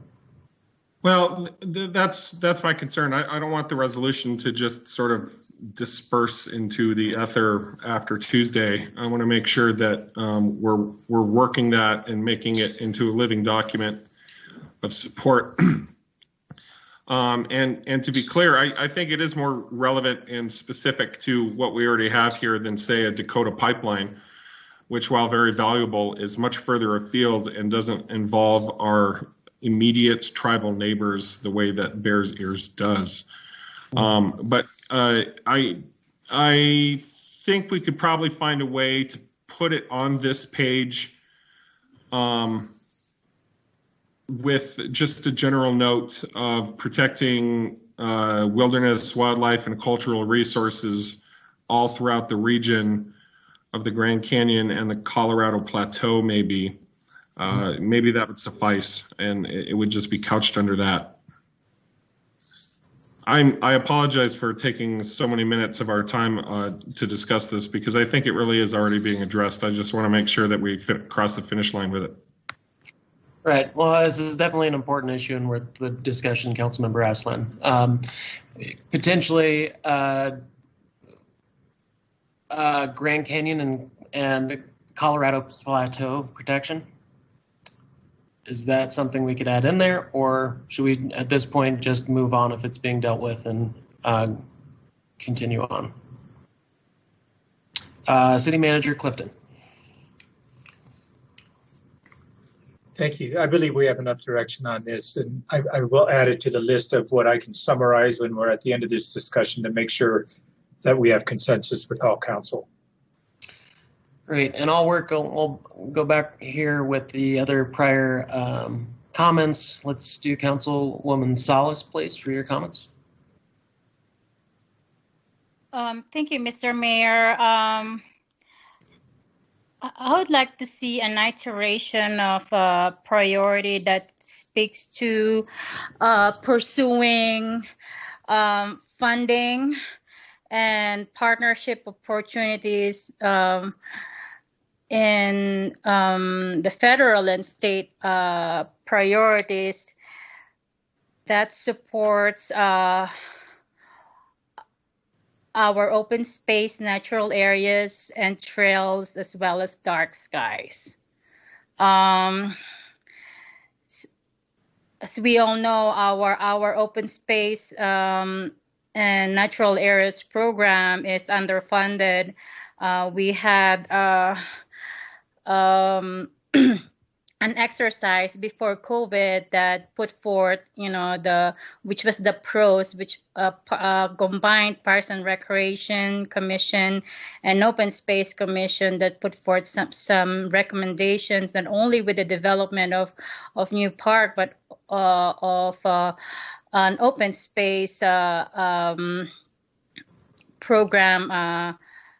Capital improvement, one of which is,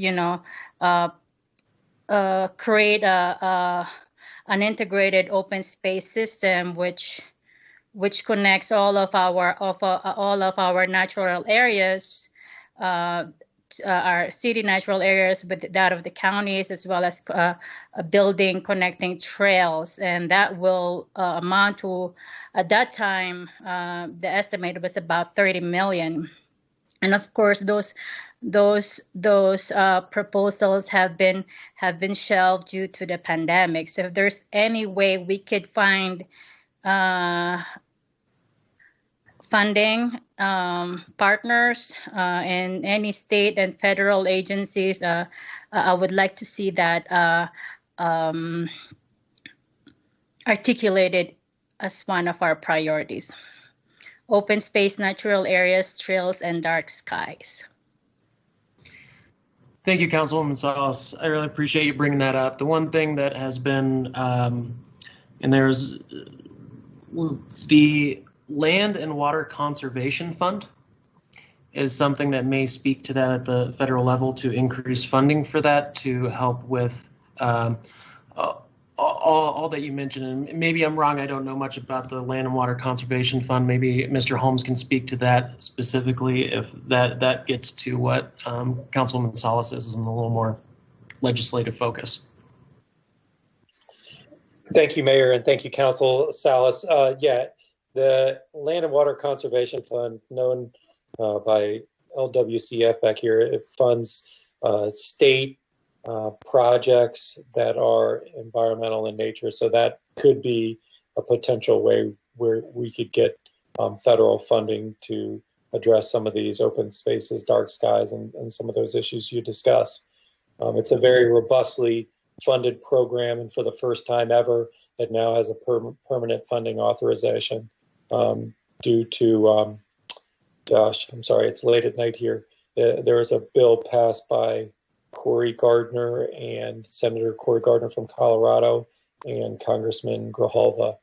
I can't think of it right now, but I apologize. I'll get the name of that to you, but it's robustly, it'll be, the LWCF is going to be robustly funded.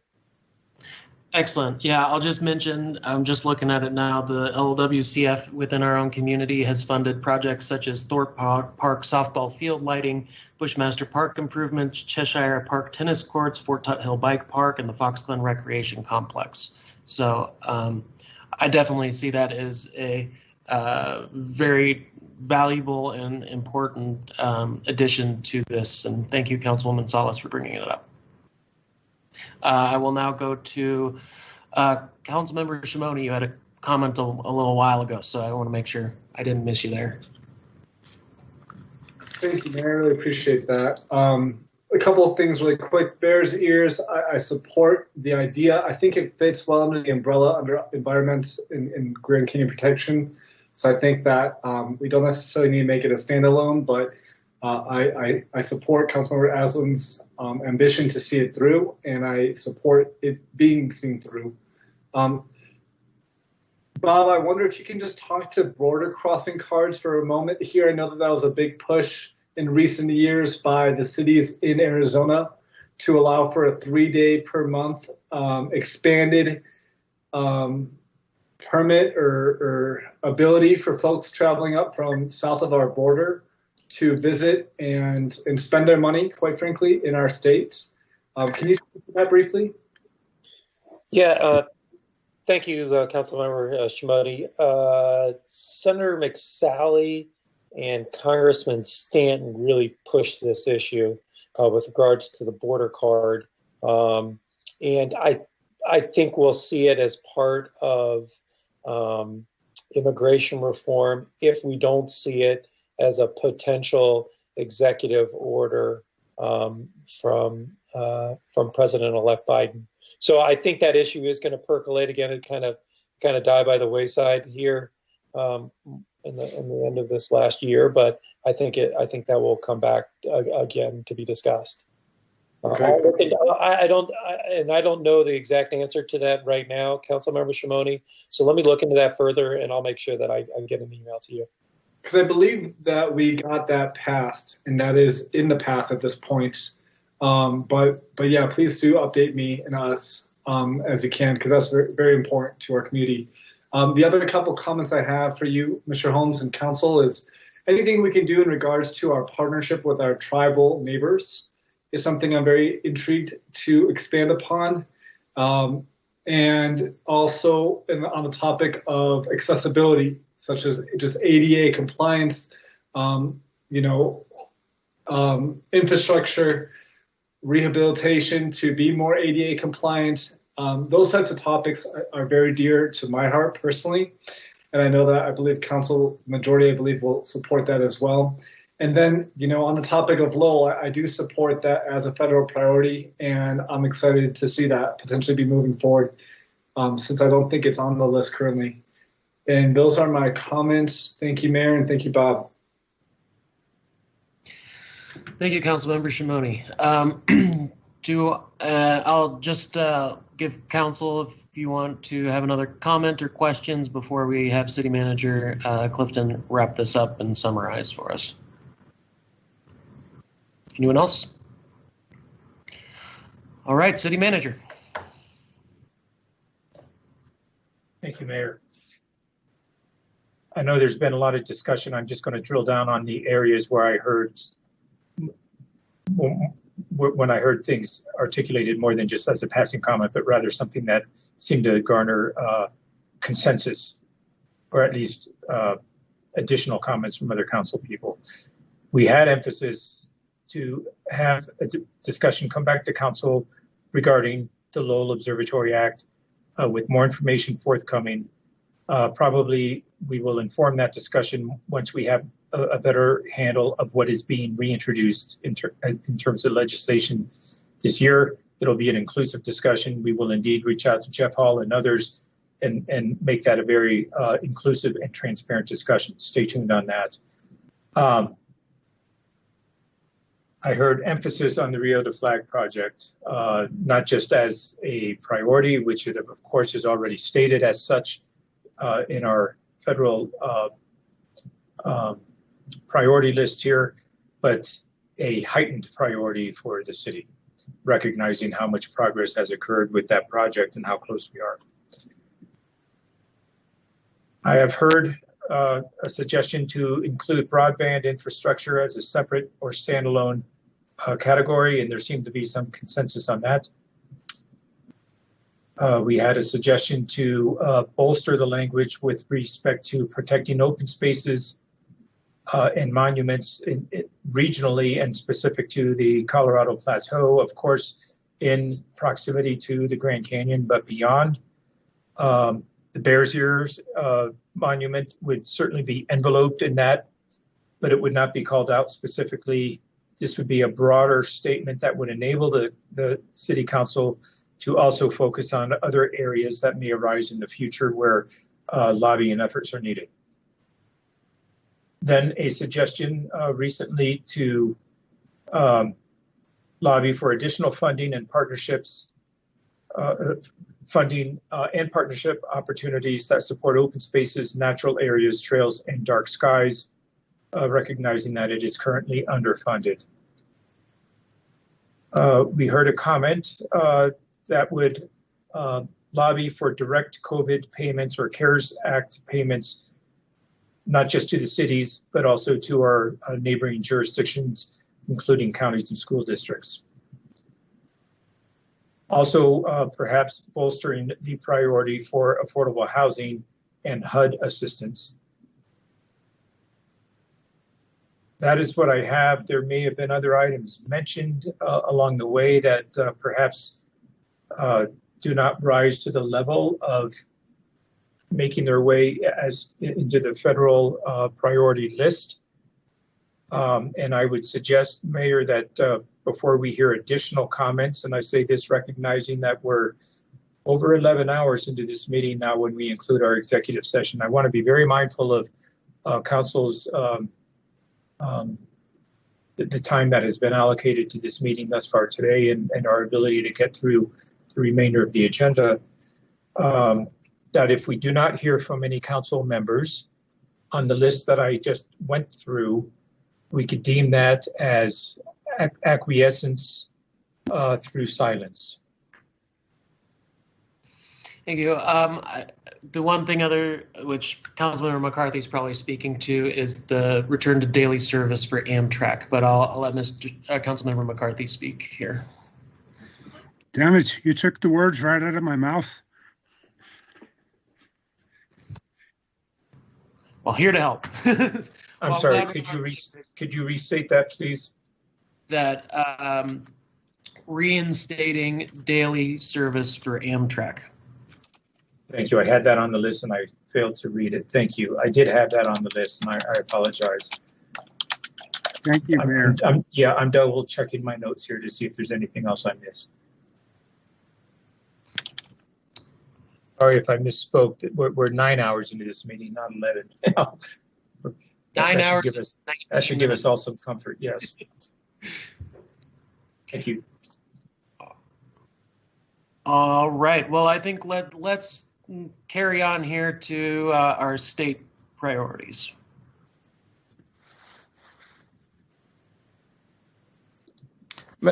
Mayor, City Council members, my name is Todd Medexa, and I work for a firm called Elevated Advocacy. I represent the City of Flagstaff.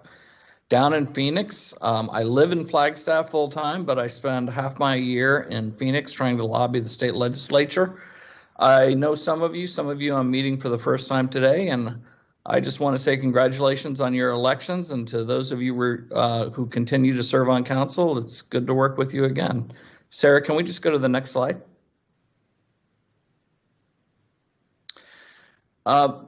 So how we have constructed this is really there aren't specific proposals that we're supporting or opposing at this point, just because they have started to introduce bills. There are about 300 bills introduced at the state legislature. They're going to get to about between 2,000 and 4,000 bills. Last year was a high water mark, it was about 3,000 bills. And so Sarah and I continue to review those bills to see which bills rise up to be interest of the city of Flagstaff.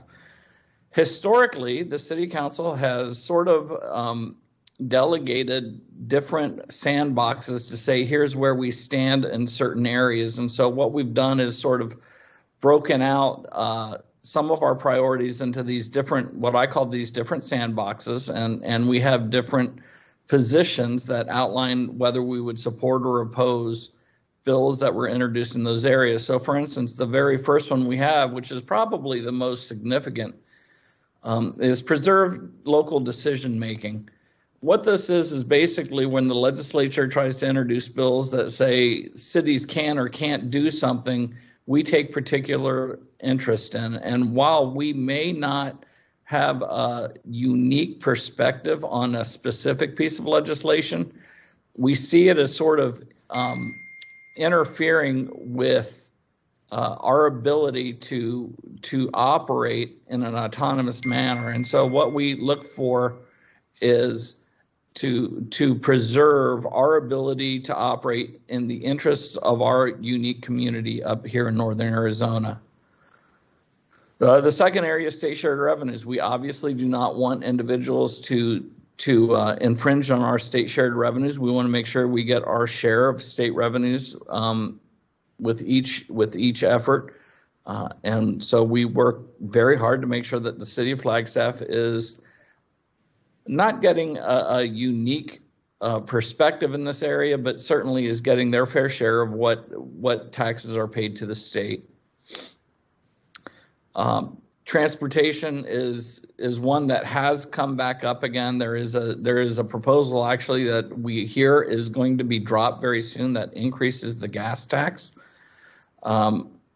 Historically, the city council has advocated for an increase in the gas tax, and so we're watching in anticipation of that bill being dropped. Should you all decide that we want to support something like that, we would be, we're poised to take those actions. I will say that as we look at, this is a new legislature, but several people are returning. Our education efforts in the past will serve us well in this area, and so we're excited about the possibility of something like that happening. And then the fourth one is obviously forest health.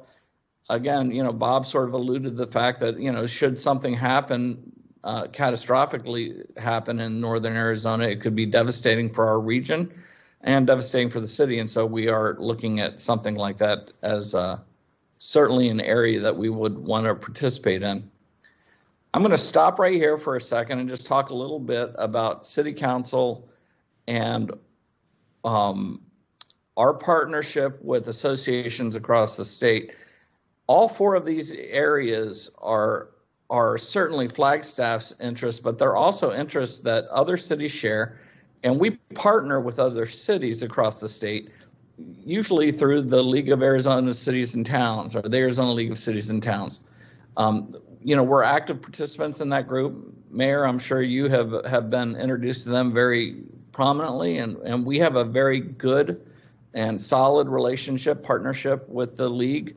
And so we work with them to make sure that we are able to partner our priorities with other cities across the state and pack a more firm punch when we go to our legislative delegation, but also legislators across the state who are possibly more friendly to a local government perspective as issues arise in the state.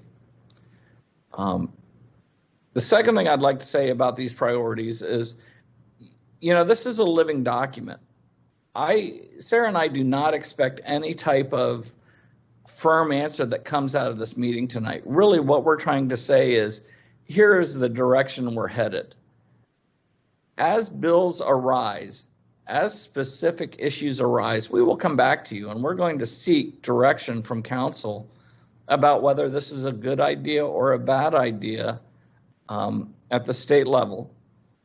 And then I'll also say this, these sandboxes give us an opportunity to sort of give an initial reaction while you all have time to ponder and you all have time to consider whether it's a good idea for the state or not.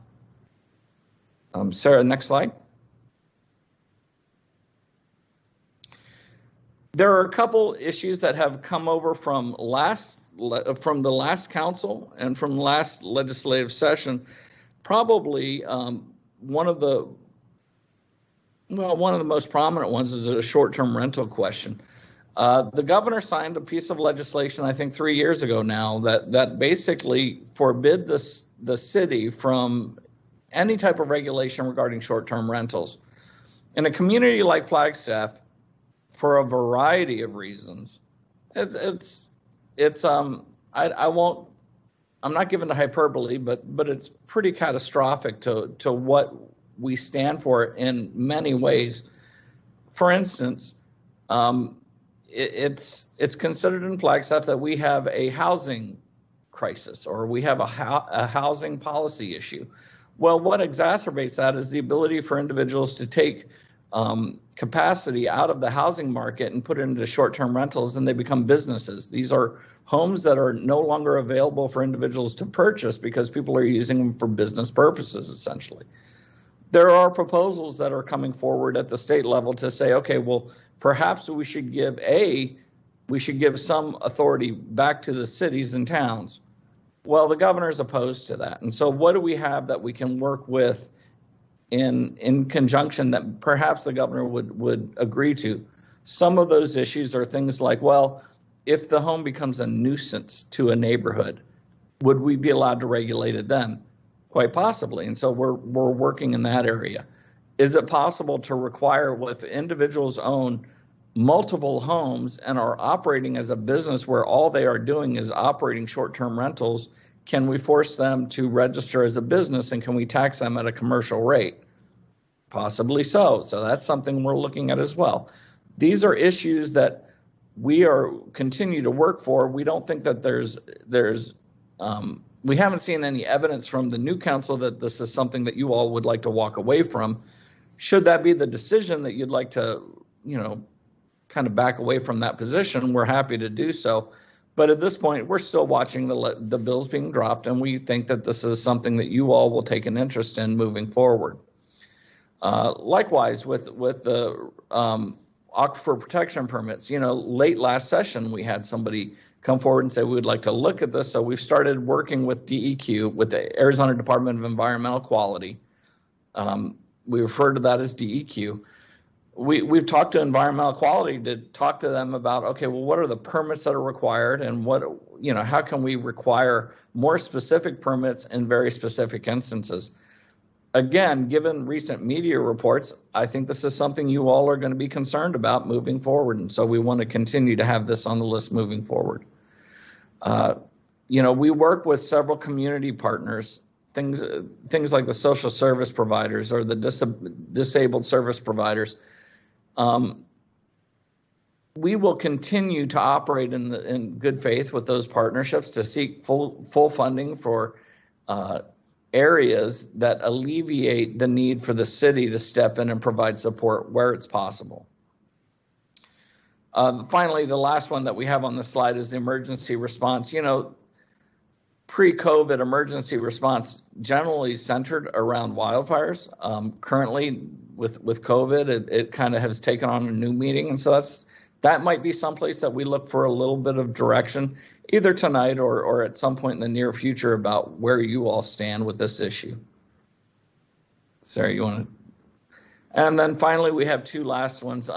Mid-year last year, we took on the responsibility of sort of lobbying the Arizona Corporation Commission.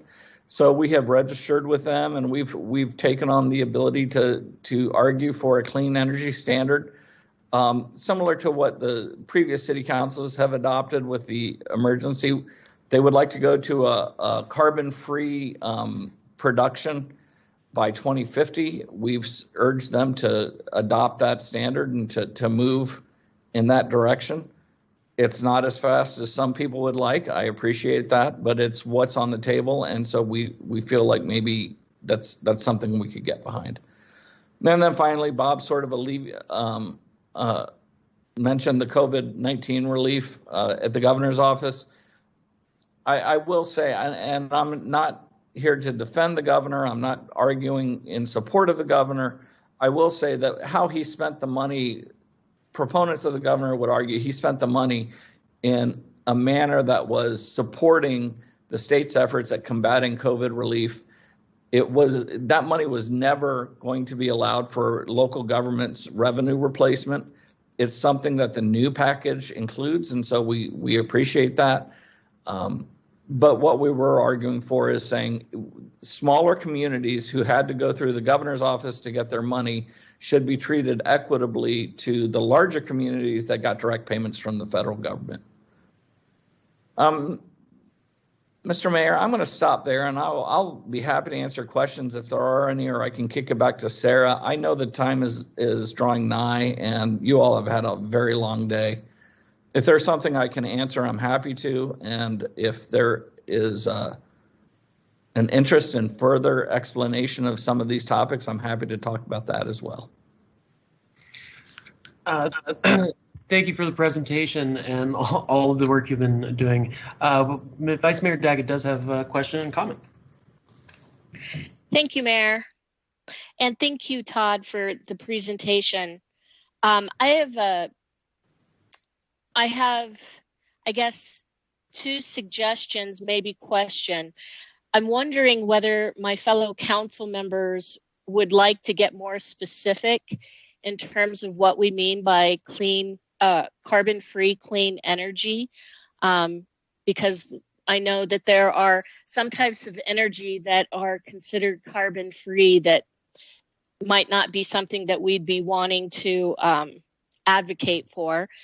And I'm wondering if we can include gun safety in our state priorities as well. Mr. Mayor, Councilman or Vice Mayor Daggett, we have put in statements arguing for 100% nuclear energy. I kid, and I perhaps should not be doing that at this hour. Frankly, what the city put in was a position that was crafted with your sustainability office and with Sarah. And so we basically said, yes, you should go to a carbon-free clean energy by 2050. We did not get into specifics about what type of energy it should be. We didn't try and pick winners and losers. And frankly, my advice to you all would be, let's get the first hurdle out of the way to say it needs to be clean energy. And then the second hurdle would be, okay, we don't mean nuclear energy, and we don't mean certain energies that we don't approve of. I think that if we go right to trying to pick and choose what type of energies we're talking about, we're going to be dismissed out of hand. And so my goal was, first of all, to be heard. And then second of all, I went through the sustainability office to figure out what the wording of that statement should be. I have that wording. I don't have it available tonight, but I'm happy to forward it to you all, should you all like it. Thank you. Councilmember McCarthy has a comment. Thank you, Todd. First of all, I would like to see that language. Secondly, I will second the Vice Mayor's comments about gun safety, adding that in. And then thirdly, I'm going to read my notes here regarding rentals, short-term rentals. 25% of Flagstaff homes are not occupied by Flagstaff residents. We should call for, first, legislative action to treat short-term rentals for what they are, hotels in residential zoning. And then secondly, legislative action, and here, this is kind of a new idea, legislative action to give primary residences a tax advantage compared to weekender homes. So if if they live in Phoenix and they have a house up here that they use 1 day a week, I would suggest that they should be charged a higher property tax rate than a person that's owner occupied, or maybe not owner occupied, or rental, occupied by a person that actually lives here. So those are my comments. Thank you. Mr. Mayor, Councilman McCarthy, I appreciate what you're saying. We have some gun safety language that was from a prior council that we can bring forward, and I'll work with Sarah to getting that circulated to you all for your consideration.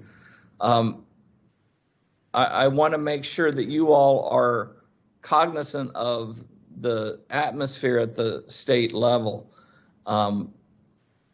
I have put it to people this way. The numbers themselves did not change. The attitudes of the legislators who are sitting in Phoenix did. The Senate particularly made a dramatic shift to the right, and it is considered as conservative as the House, if not more so. And so I'll leave it at that with that kind of characterization. We're happy to push for the gun safety measures as long as you all are cognizant of the possibility of something passing this year. I see it as minimal at best. Right. And just to clarify, I'm not trying to say we should outlaw guns or anything like that. I know I don't want to do that personally. And secondly, I know it wouldn't fly at all. But there might be things we can do on education, of encouraging people to lock their guns up inside their house, things like that. I'm not talking for anything draconian. Sure. Okay. I will work with city staff to get some language out to you all so you can review it in advance, and we will put it the next time you have an update. We will make sure that it is included. Thank you. Thank you, Councilmember Shimoni, followed by Councilmember Aslan. Thank you, Mayor, and good to see you, Mr. Badeska, and thank you for your service and advocacy for the city of Flagstaff. We really appreciate your efforts and you being frank with us. I think that the climate at the state is very important for us to keep in mind. I think we're already looked at as the weirdos up north in Flagstaff, the progressive bunch, and we need to be sensitive to that to a degree. Not afraid to shine in our, progressive ways at times, but also realistic in being heard and respected by these individuals at the end of the day, right? These are humans who have their own baggage that they bring to the table, and they're going to judge us, and they have been, and they will continue to. So I do think that being heard and respected is important in trying to collaborate with the state to move things forward. While also not necessarily going backwards on our own personal policies and stance. So I do support what Vice Mayor brought up about gun safety. I also hear what you're saying, Mr. Badeska.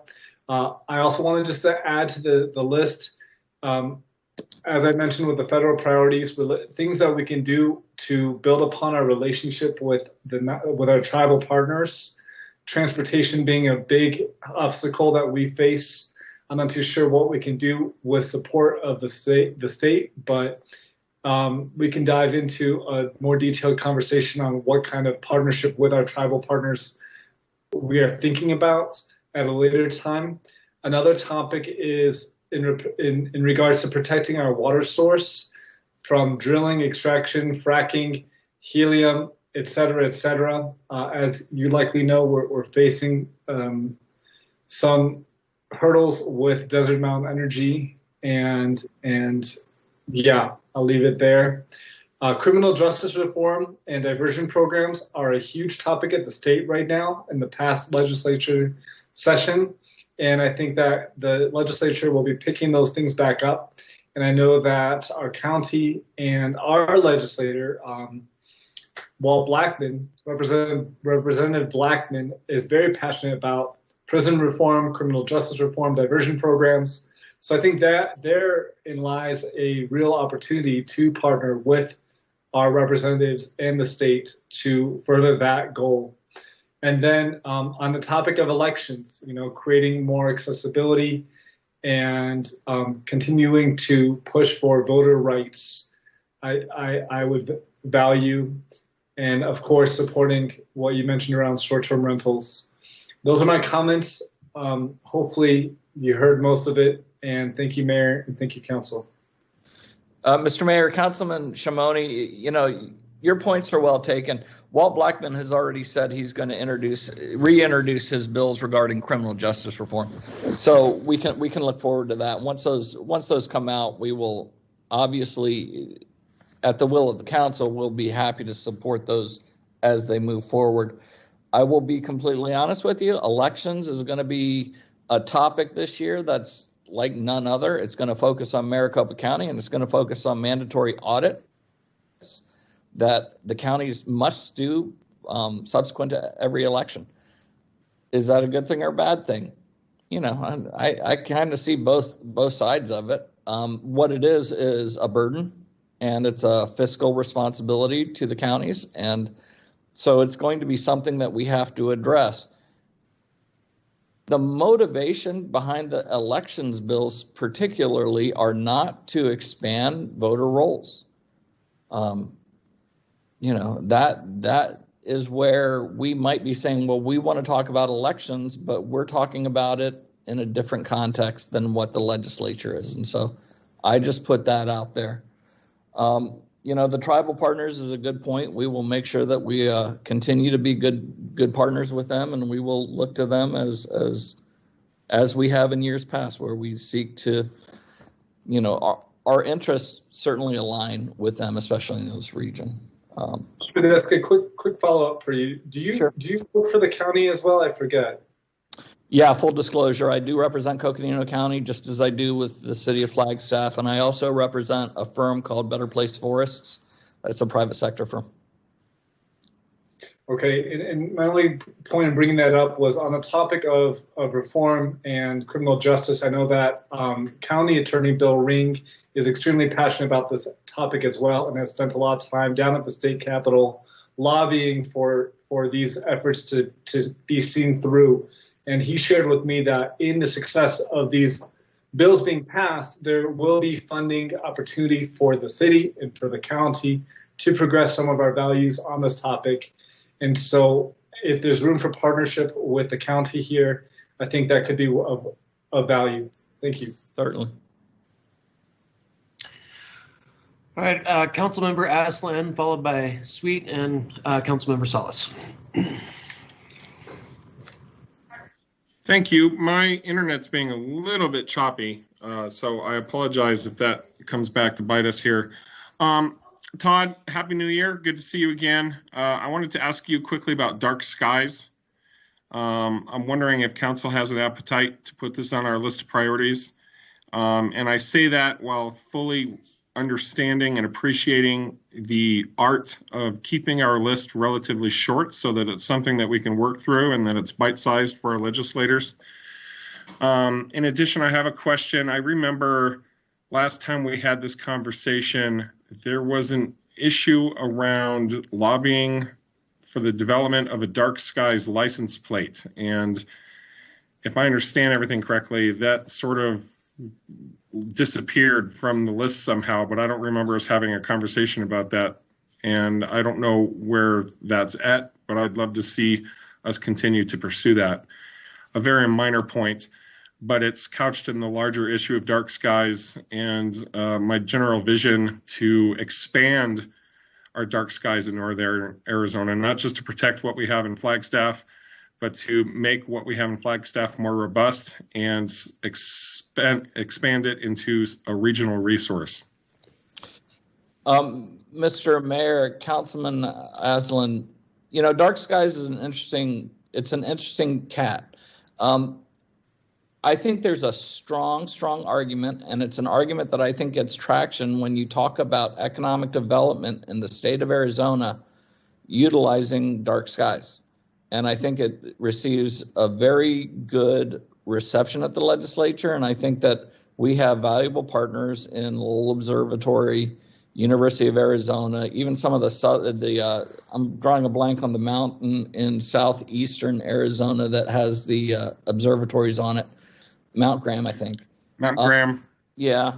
I think that there's a lot of reception there. I will be honest with you, I don't remember any talk about a license plate, but that is certainly something we can look at and get behind. Todd, I think that was before you came on, before you came on. But that was an issue that I remember a discussion about, and maybe it will be a task for Stacy to reach back there and find out where we landed on that. I know there's lots of various pet license plates in the state now, and it's getting kind of to be a crowded space.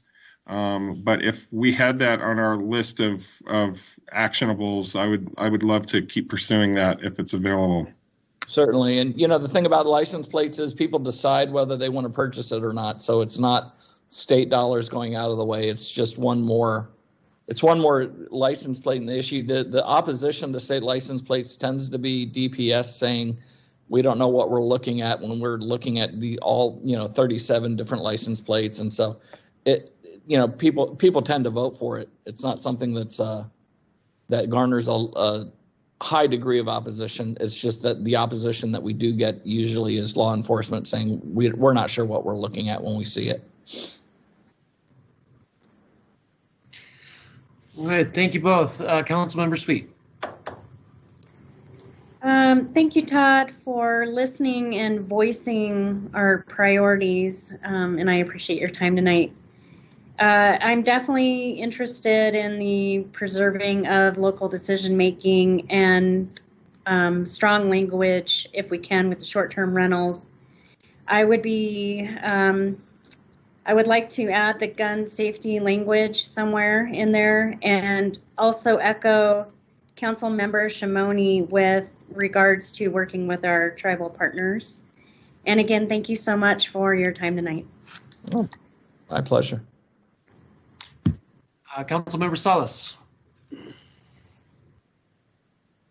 Thank you, Mr. Mayor. Mr. Madexa, thank you for being with us tonight. I fully support the priorities as presented. And in addition to that, I'm glad that Councilmember Aslan has mentioned dark skies. I did mention it at the previous discussion with respect to our federal priorities. So if there's any way we could add dark skies, open space, natural areas, and trails, not only in terms of policy, but in terms of funding. Funding from our state agencies, that will be so appreciated. Very good. All right, I guess it's my turn to jump in here. One thing I'm going to echo is Councilmember Shimoni's criminal justice reform. I think we could really use, especially with using state systems and so forth, with health choice for our new programs with Teros and so forth. It would be good if some criminal justice reform aspect was on there, or in lines of mental health services, or however we want to phrase it.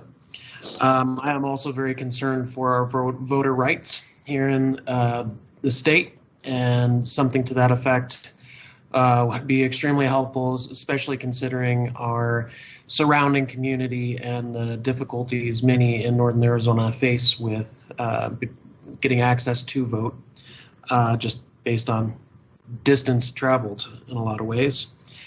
And then aside from that, though, maybe it's not, this may not be a legislative priority, but one thing that I really would like to continue to have a finger on the pulse is regarding our geospatial tax data. So I know that's more administrative and they take care, there's that side, but I really want to be able to access the tax data like we used to before, when the Department of Revenue didn't take that power away from us. And so that way we can start analyzing the impact potentially of certain policies or anything else geospatially around the city for businesses and how that is affecting them. So anyways, I just would like to throw that out there just so that way it's on the radar, and maybe if it comes up in discussions, it could be like, hey, yeah, City of Flagstaff really wants to get that data to help us with understanding policies and other things that are that may have an impact on. So, and yeah, I'm good there. So. Well, Mr. Mayor, if I could just wrap it up and just tell you, I send out a weekly update what's going on at the legislature, so I encourage you all to read those.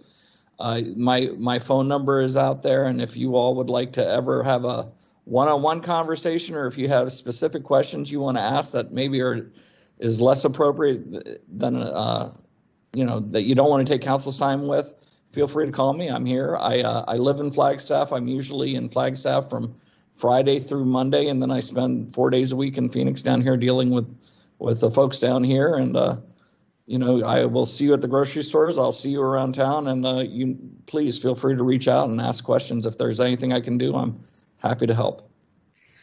Thank you, Mr. Podesta. One thing I failed to mention, which slipped my mind, which is kind of crazy, broadband. I'll just keep saying that, and I think everyone's starting to get the gist of what I'm really pressing for. Councilmember Shimoni does have one last comment, so I'll let him jump in before we turn it over to our city manager. Okay. I thought you were forgetting something. I guess it is getting late. Yeah. To my new colleagues, welcome to the team. This is our marathon that we run every Tuesday, typically, for the good and for the bad. I guess I'm used to it at this point. City Manager, I just had a quick question for you that I'd like for you to address, if that's okay, or it might be for Sterling. But the City of Flagstaff has had a protocol in place in terms of how we lobby and how we don't lobby, and that typically, from my understanding, there is a call for 3 council members or 3 members of council, mayor included, to be part of a conversation when it comes to lobbying.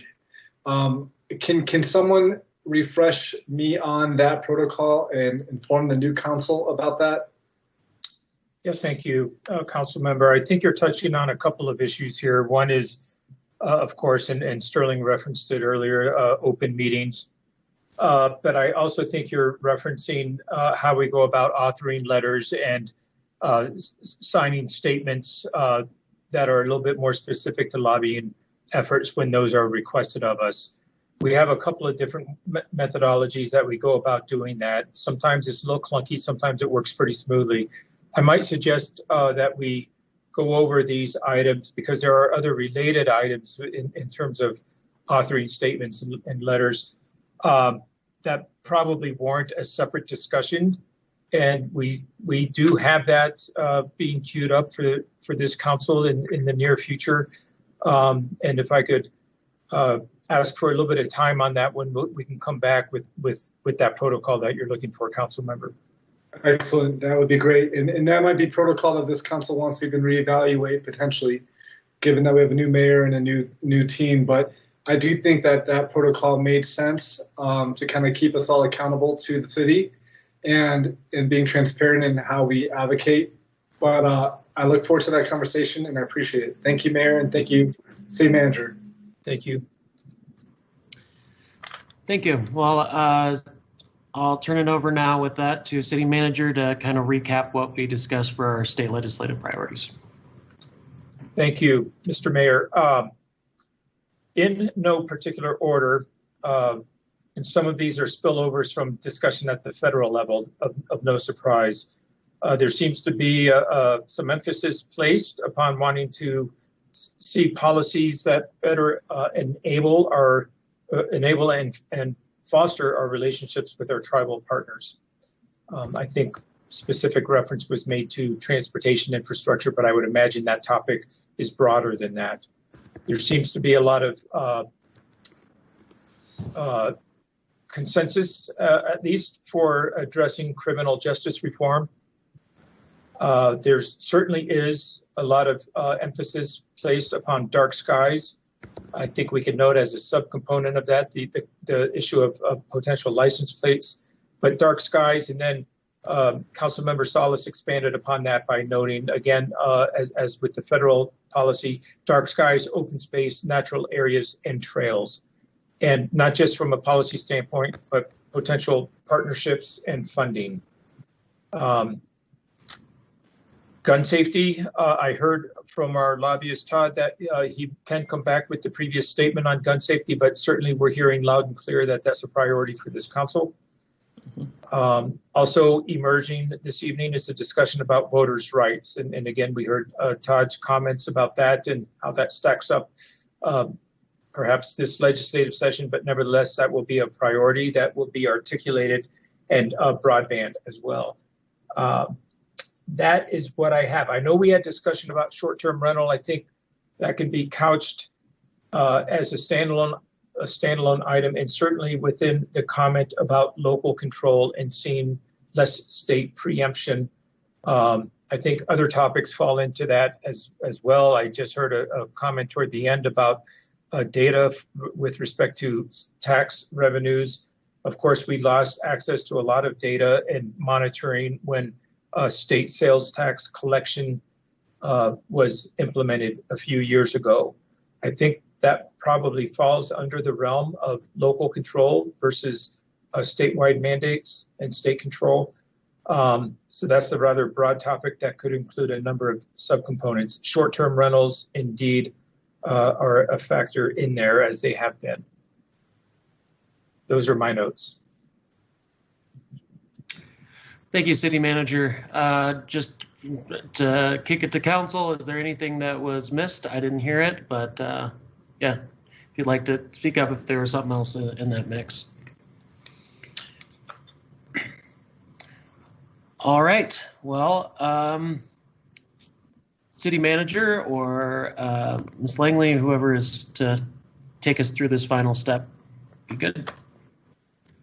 Thank you, Mayor. Yeah, just a few short words. We're really grateful for your input that you gave us tonight, and we will be back in front of you next week to present you with the draft language that will incorporate that input. And then beyond that, we look forward to a productive legislative session. So thank you very much. Excellent, thank you. Well, we are now down to agenda item 11. Agenda item 10, we will pick up at a soon but a later date regarding the 2019-2020 election overview and timeline review. So we are down to public participation.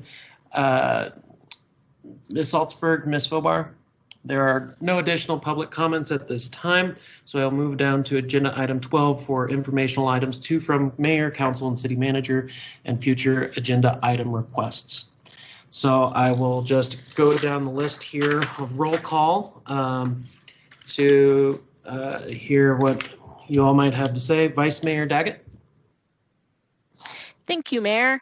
I would like to emphasize, I know that we're going to be discussing it, but I'd like to emphasize that I'd like to see the federal language on Section 17 as soon as it's available, and would like to discuss it and have, allow for public participation just as soon as we can. And then just a couple of informational items. I'm giving the keynote speech at the Blue Key Honor Society National Conference on Friday, and I think anyone who's worked with any nonprofit in Flagstaff knows Blue Key because they volunteer at just about every organization in town. And I also have an intern who I bet has already turned off this meeting. His name is Kai Simpson, and he's a political science major with a civic engagement minor at NAU, and I'm excited to have Kai working with me on various things. Thank you. All right, Councilmember Aslan.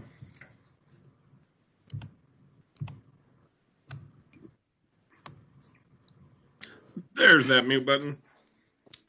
I was going to use this time to advocate for creating some space in the upcoming weeks to discuss Global Observatory, the Mesa up there, and all the issues that we're currently dealing with. And really, I guess I'm just throwing my voice into the mix in support of making sure we have a robust public discussion about that, so we can hear from all sides and do the best that we can for Lowell and the resource that we have up there.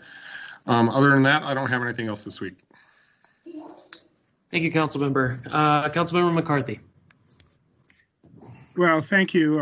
I just want to say what we just heard, that we definitely need to have that discussion on Lowell Observatory soon. Lowell Observatory is a close friend, but we want to look at the whole picture.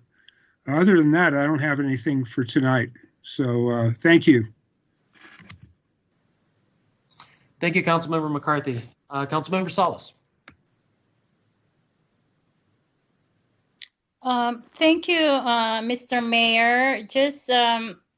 Just for everyone's knowledge and information, tomorrow evening, 5 to 7, there's a virtual meeting about the McMillan Mesa Rezone community meeting. So it's the details is on the Flagstaff Sustainability Program Facebook page. So that rezone is by virtue of the voter-approved initiative 2 years ago protecting McMillan Mesa as a natural area. And then also a shout out to our sustainability program for launching the neighborhood sustainability grants program. So residents can now apply up to $2,000 for a community project related to food, waste, climate action, resilience, or water conservation. So this is the Alberts grant. So all the information is available on the city website as well as the Flagstaff Sustainability Program Facebook page. Thank you, Councilmember Salas. On here to Councilmember Shimoni. Thank you, Mayor. Good work, Team Flag. Good work, Council. Good work, staff. That was a long meeting, going on 10 hours right now. Quick updates. We had a county call this past, gosh, was it yesterday? I think it was. And we have updates on our vaccine distribution, which the county is handling very well from my perspective.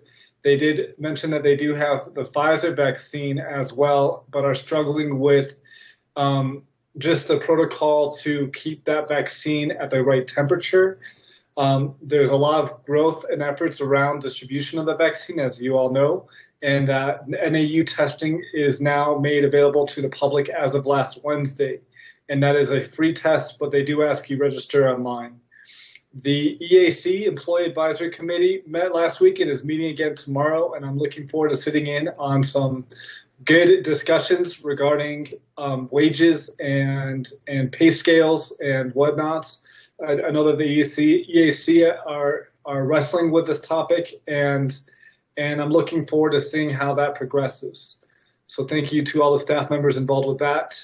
CJCC group is meeting tomorrow, Criminal Justice Coordinating Council, and our Alternative Response Workforce team at the city met today. We're working towards a town hall that will be on February 3rd, I believe it is. It's a Wednesday for a lot of our community partners on this topic. Stay posted. And then the Alliance group is meeting this Friday from 7:30 a.m. to 9:30 a.m. And I look forward to being a part of that conversation. MLK is on Monday, MLK Day. So happy MLK Day to everybody. And just wanted to, acknowledge what happened last week in DC very briefly and just say that, Mayor, I appreciate your statement and I appreciate the response nationally. That being said, we are divided right now. We are so divided. And it is such a difficult time for all of us on all sides, regardless of where you fall politically. And it is so important that we stay focused on the city's well-being at the 30,000 foot level for all residents, 75,000+ people, and not fall into more divisiveness than already exists. You know, at the local level, we are where the rubber hits the road, and they can divide us at the state and national level, but they can't divide us locally, and we can't let that happen as a council. So, Mayor, I have no issue at all with your statement and your future statements, hopefully. But I would like to say that if possible, you know, I think that this council really has a common voice to a degree that is so special on this council. And it is aligned with your values, Mayor. And so I really see this as an opportunity for us to speak unitedly as a council body on topics like this one. And I am very interested in the city still going about making a statement with us as council members and mayor included, of course, signing on to that statement that, you know, calls what last Wednesday was, calling it what it was, but also focusing on that we have work locally to do that is beyond partisan politics. And that is where we stay committed to the residents, that we will stay focused on those issues and those topics which rise way above what side of the aisle you're on. So that's my comment. I think that'd be very powerful. I know that there was a community statement that was presented and signed by a lot of different members, but we as a city of Flagstaff's council have a voice, and it's a powerful one, especially when it's united. So those are my comments on that, city manager and mayor. Hopefully we can maybe take some action on that. And then lastly, to Sterling, my comment is in regards to the public comment we got at the beginning of this meeting a long time ago. I think it'd be really a benefit to the council if we could have maybe an executive session on the topic of Snowball and in our contract with them. And if that was possible, I think that would be really a good thing for us all. Thank you, Mayor. Thank you, Council. Thank you, staff. Good night. Thank you, Councilmember Shimoni. Councilwoman Sweet. Thank you. Thank you, everyone, for today. I'm on my 12th hour officially, so I'm sure we're all exhausted. I'll keep mine short. I attended my first BPAC meeting yesterday and am just so excited to learn of their priorities and what we're going to be working on with that. Some exciting things. And when I'm not so tired, I'll get you up to date. Thank you. Thank you, Councilwoman. Well, I got a few items here. First of all, I did put in a request that we get a group photo together that I think, you know, may be a little while before we can come together in City Hall and have all of our pretty faces in the group picture for council. So I put a request to see if we can do a group photo shoot outside 6 feet apart, so we have something for our website as well as our individual headshots, because I know myself and I'm sure others have been getting requests for articles or whatnot, and that we have something for the news outlets or whatnot to have more of our official pictures. And then we can also, once hopefully we're through this process a little more in the summer, fall, to have something a little more traditionally done for our photos. Secondly, I wanted the council and public and staff to be aware, I did ask City Attorney Solomon last week to look into what potentially benefits, incentives, whatever the city might be able to do to encourage people to get vaccinated in a timely manner once it is universally available. The idea behind this would be something to the, this is just obviously first to see legally, is that something that could even be feasible. The idea behind it really is that once it is universally available, once we do have, I mean, openings to register for it and such, that something like this might help with individuals who were going to get it anyway, but like many of us, when we get go for a doctor's appointment or whatnot, we just put it off. We don't think about it. Maybe this will encourage people to get something a little faster. So hopefully, city attorney, if he is takes a little bit of a look at this, and hopefully we can have a good discussion about it with council, just a first pass to see if this is an even feasible option before I want to bother council and all of us for it. So the other thing is, just so you know, I did sign up a proclamation today for Stand Up, Speak Out. This is for suicide awareness, to encourage those who are seeing the signs and their loved ones, friends, or acquaintances to reach out to get help for them, or to reach out and see what can be done. We are facing a huge mental health crisis in this country, in our community, and I find it very important that we are looking out for each other and reporting or getting the suicide hotline, et cetera, for the people who need it. So I signed a proclamation today about that. Lastly, I was very proud of our community last week in response to what happened, the attack on the Capitol. It was just to kind of lay out the timeline with this. Once I was able to scoop my jaw off the floor, I started making calls about 3:30 that day to see what we could do, how should we approach this situation, and quickly met with several individuals at about 6:30 p.m. that night to put a letter together intentionally that could bring all people together and be so inclusive, from right, left, center, everything in between. And these statements, it needed to get out quickly. People are looking for us to say something, so we put a statement of condemnation and a reaffirmation of our U.S. Constitution. And I am proud to say so many of the signatories on there personally, for example, that I reached out to, such as Jeff Worovitz, Flagstaff Law Enforcement Association, Blake Carrera. We had so many diverse individuals on that, and including all three mayoral candidates from this year. Myself, Jamie Whelan, Charlie Odegaard, and our former mayor signed on to this. And I felt that was a really, really powerful message. In addition, Flagstaff Education Association, Northern Arizona Interfaith Council, and I was very proud that we came together in such short time. And I would encourage anyone, cities, council members, or anyone of the public to sign on to that statement if you see fit, as a sign of solidarity as our community from all walks of life that are had this similar reaction as I did, and I'm sure many of you did when seeing that last Wednesday. Council Member McCarthy, you have a comment. Is this an additional information item or a response to anything that has been said? It's just I just wanted to point out that some people asked me why I did not sign that letter condemning the insurrection at the Capitol. The very simple reason is no one asked me about it or told me about it.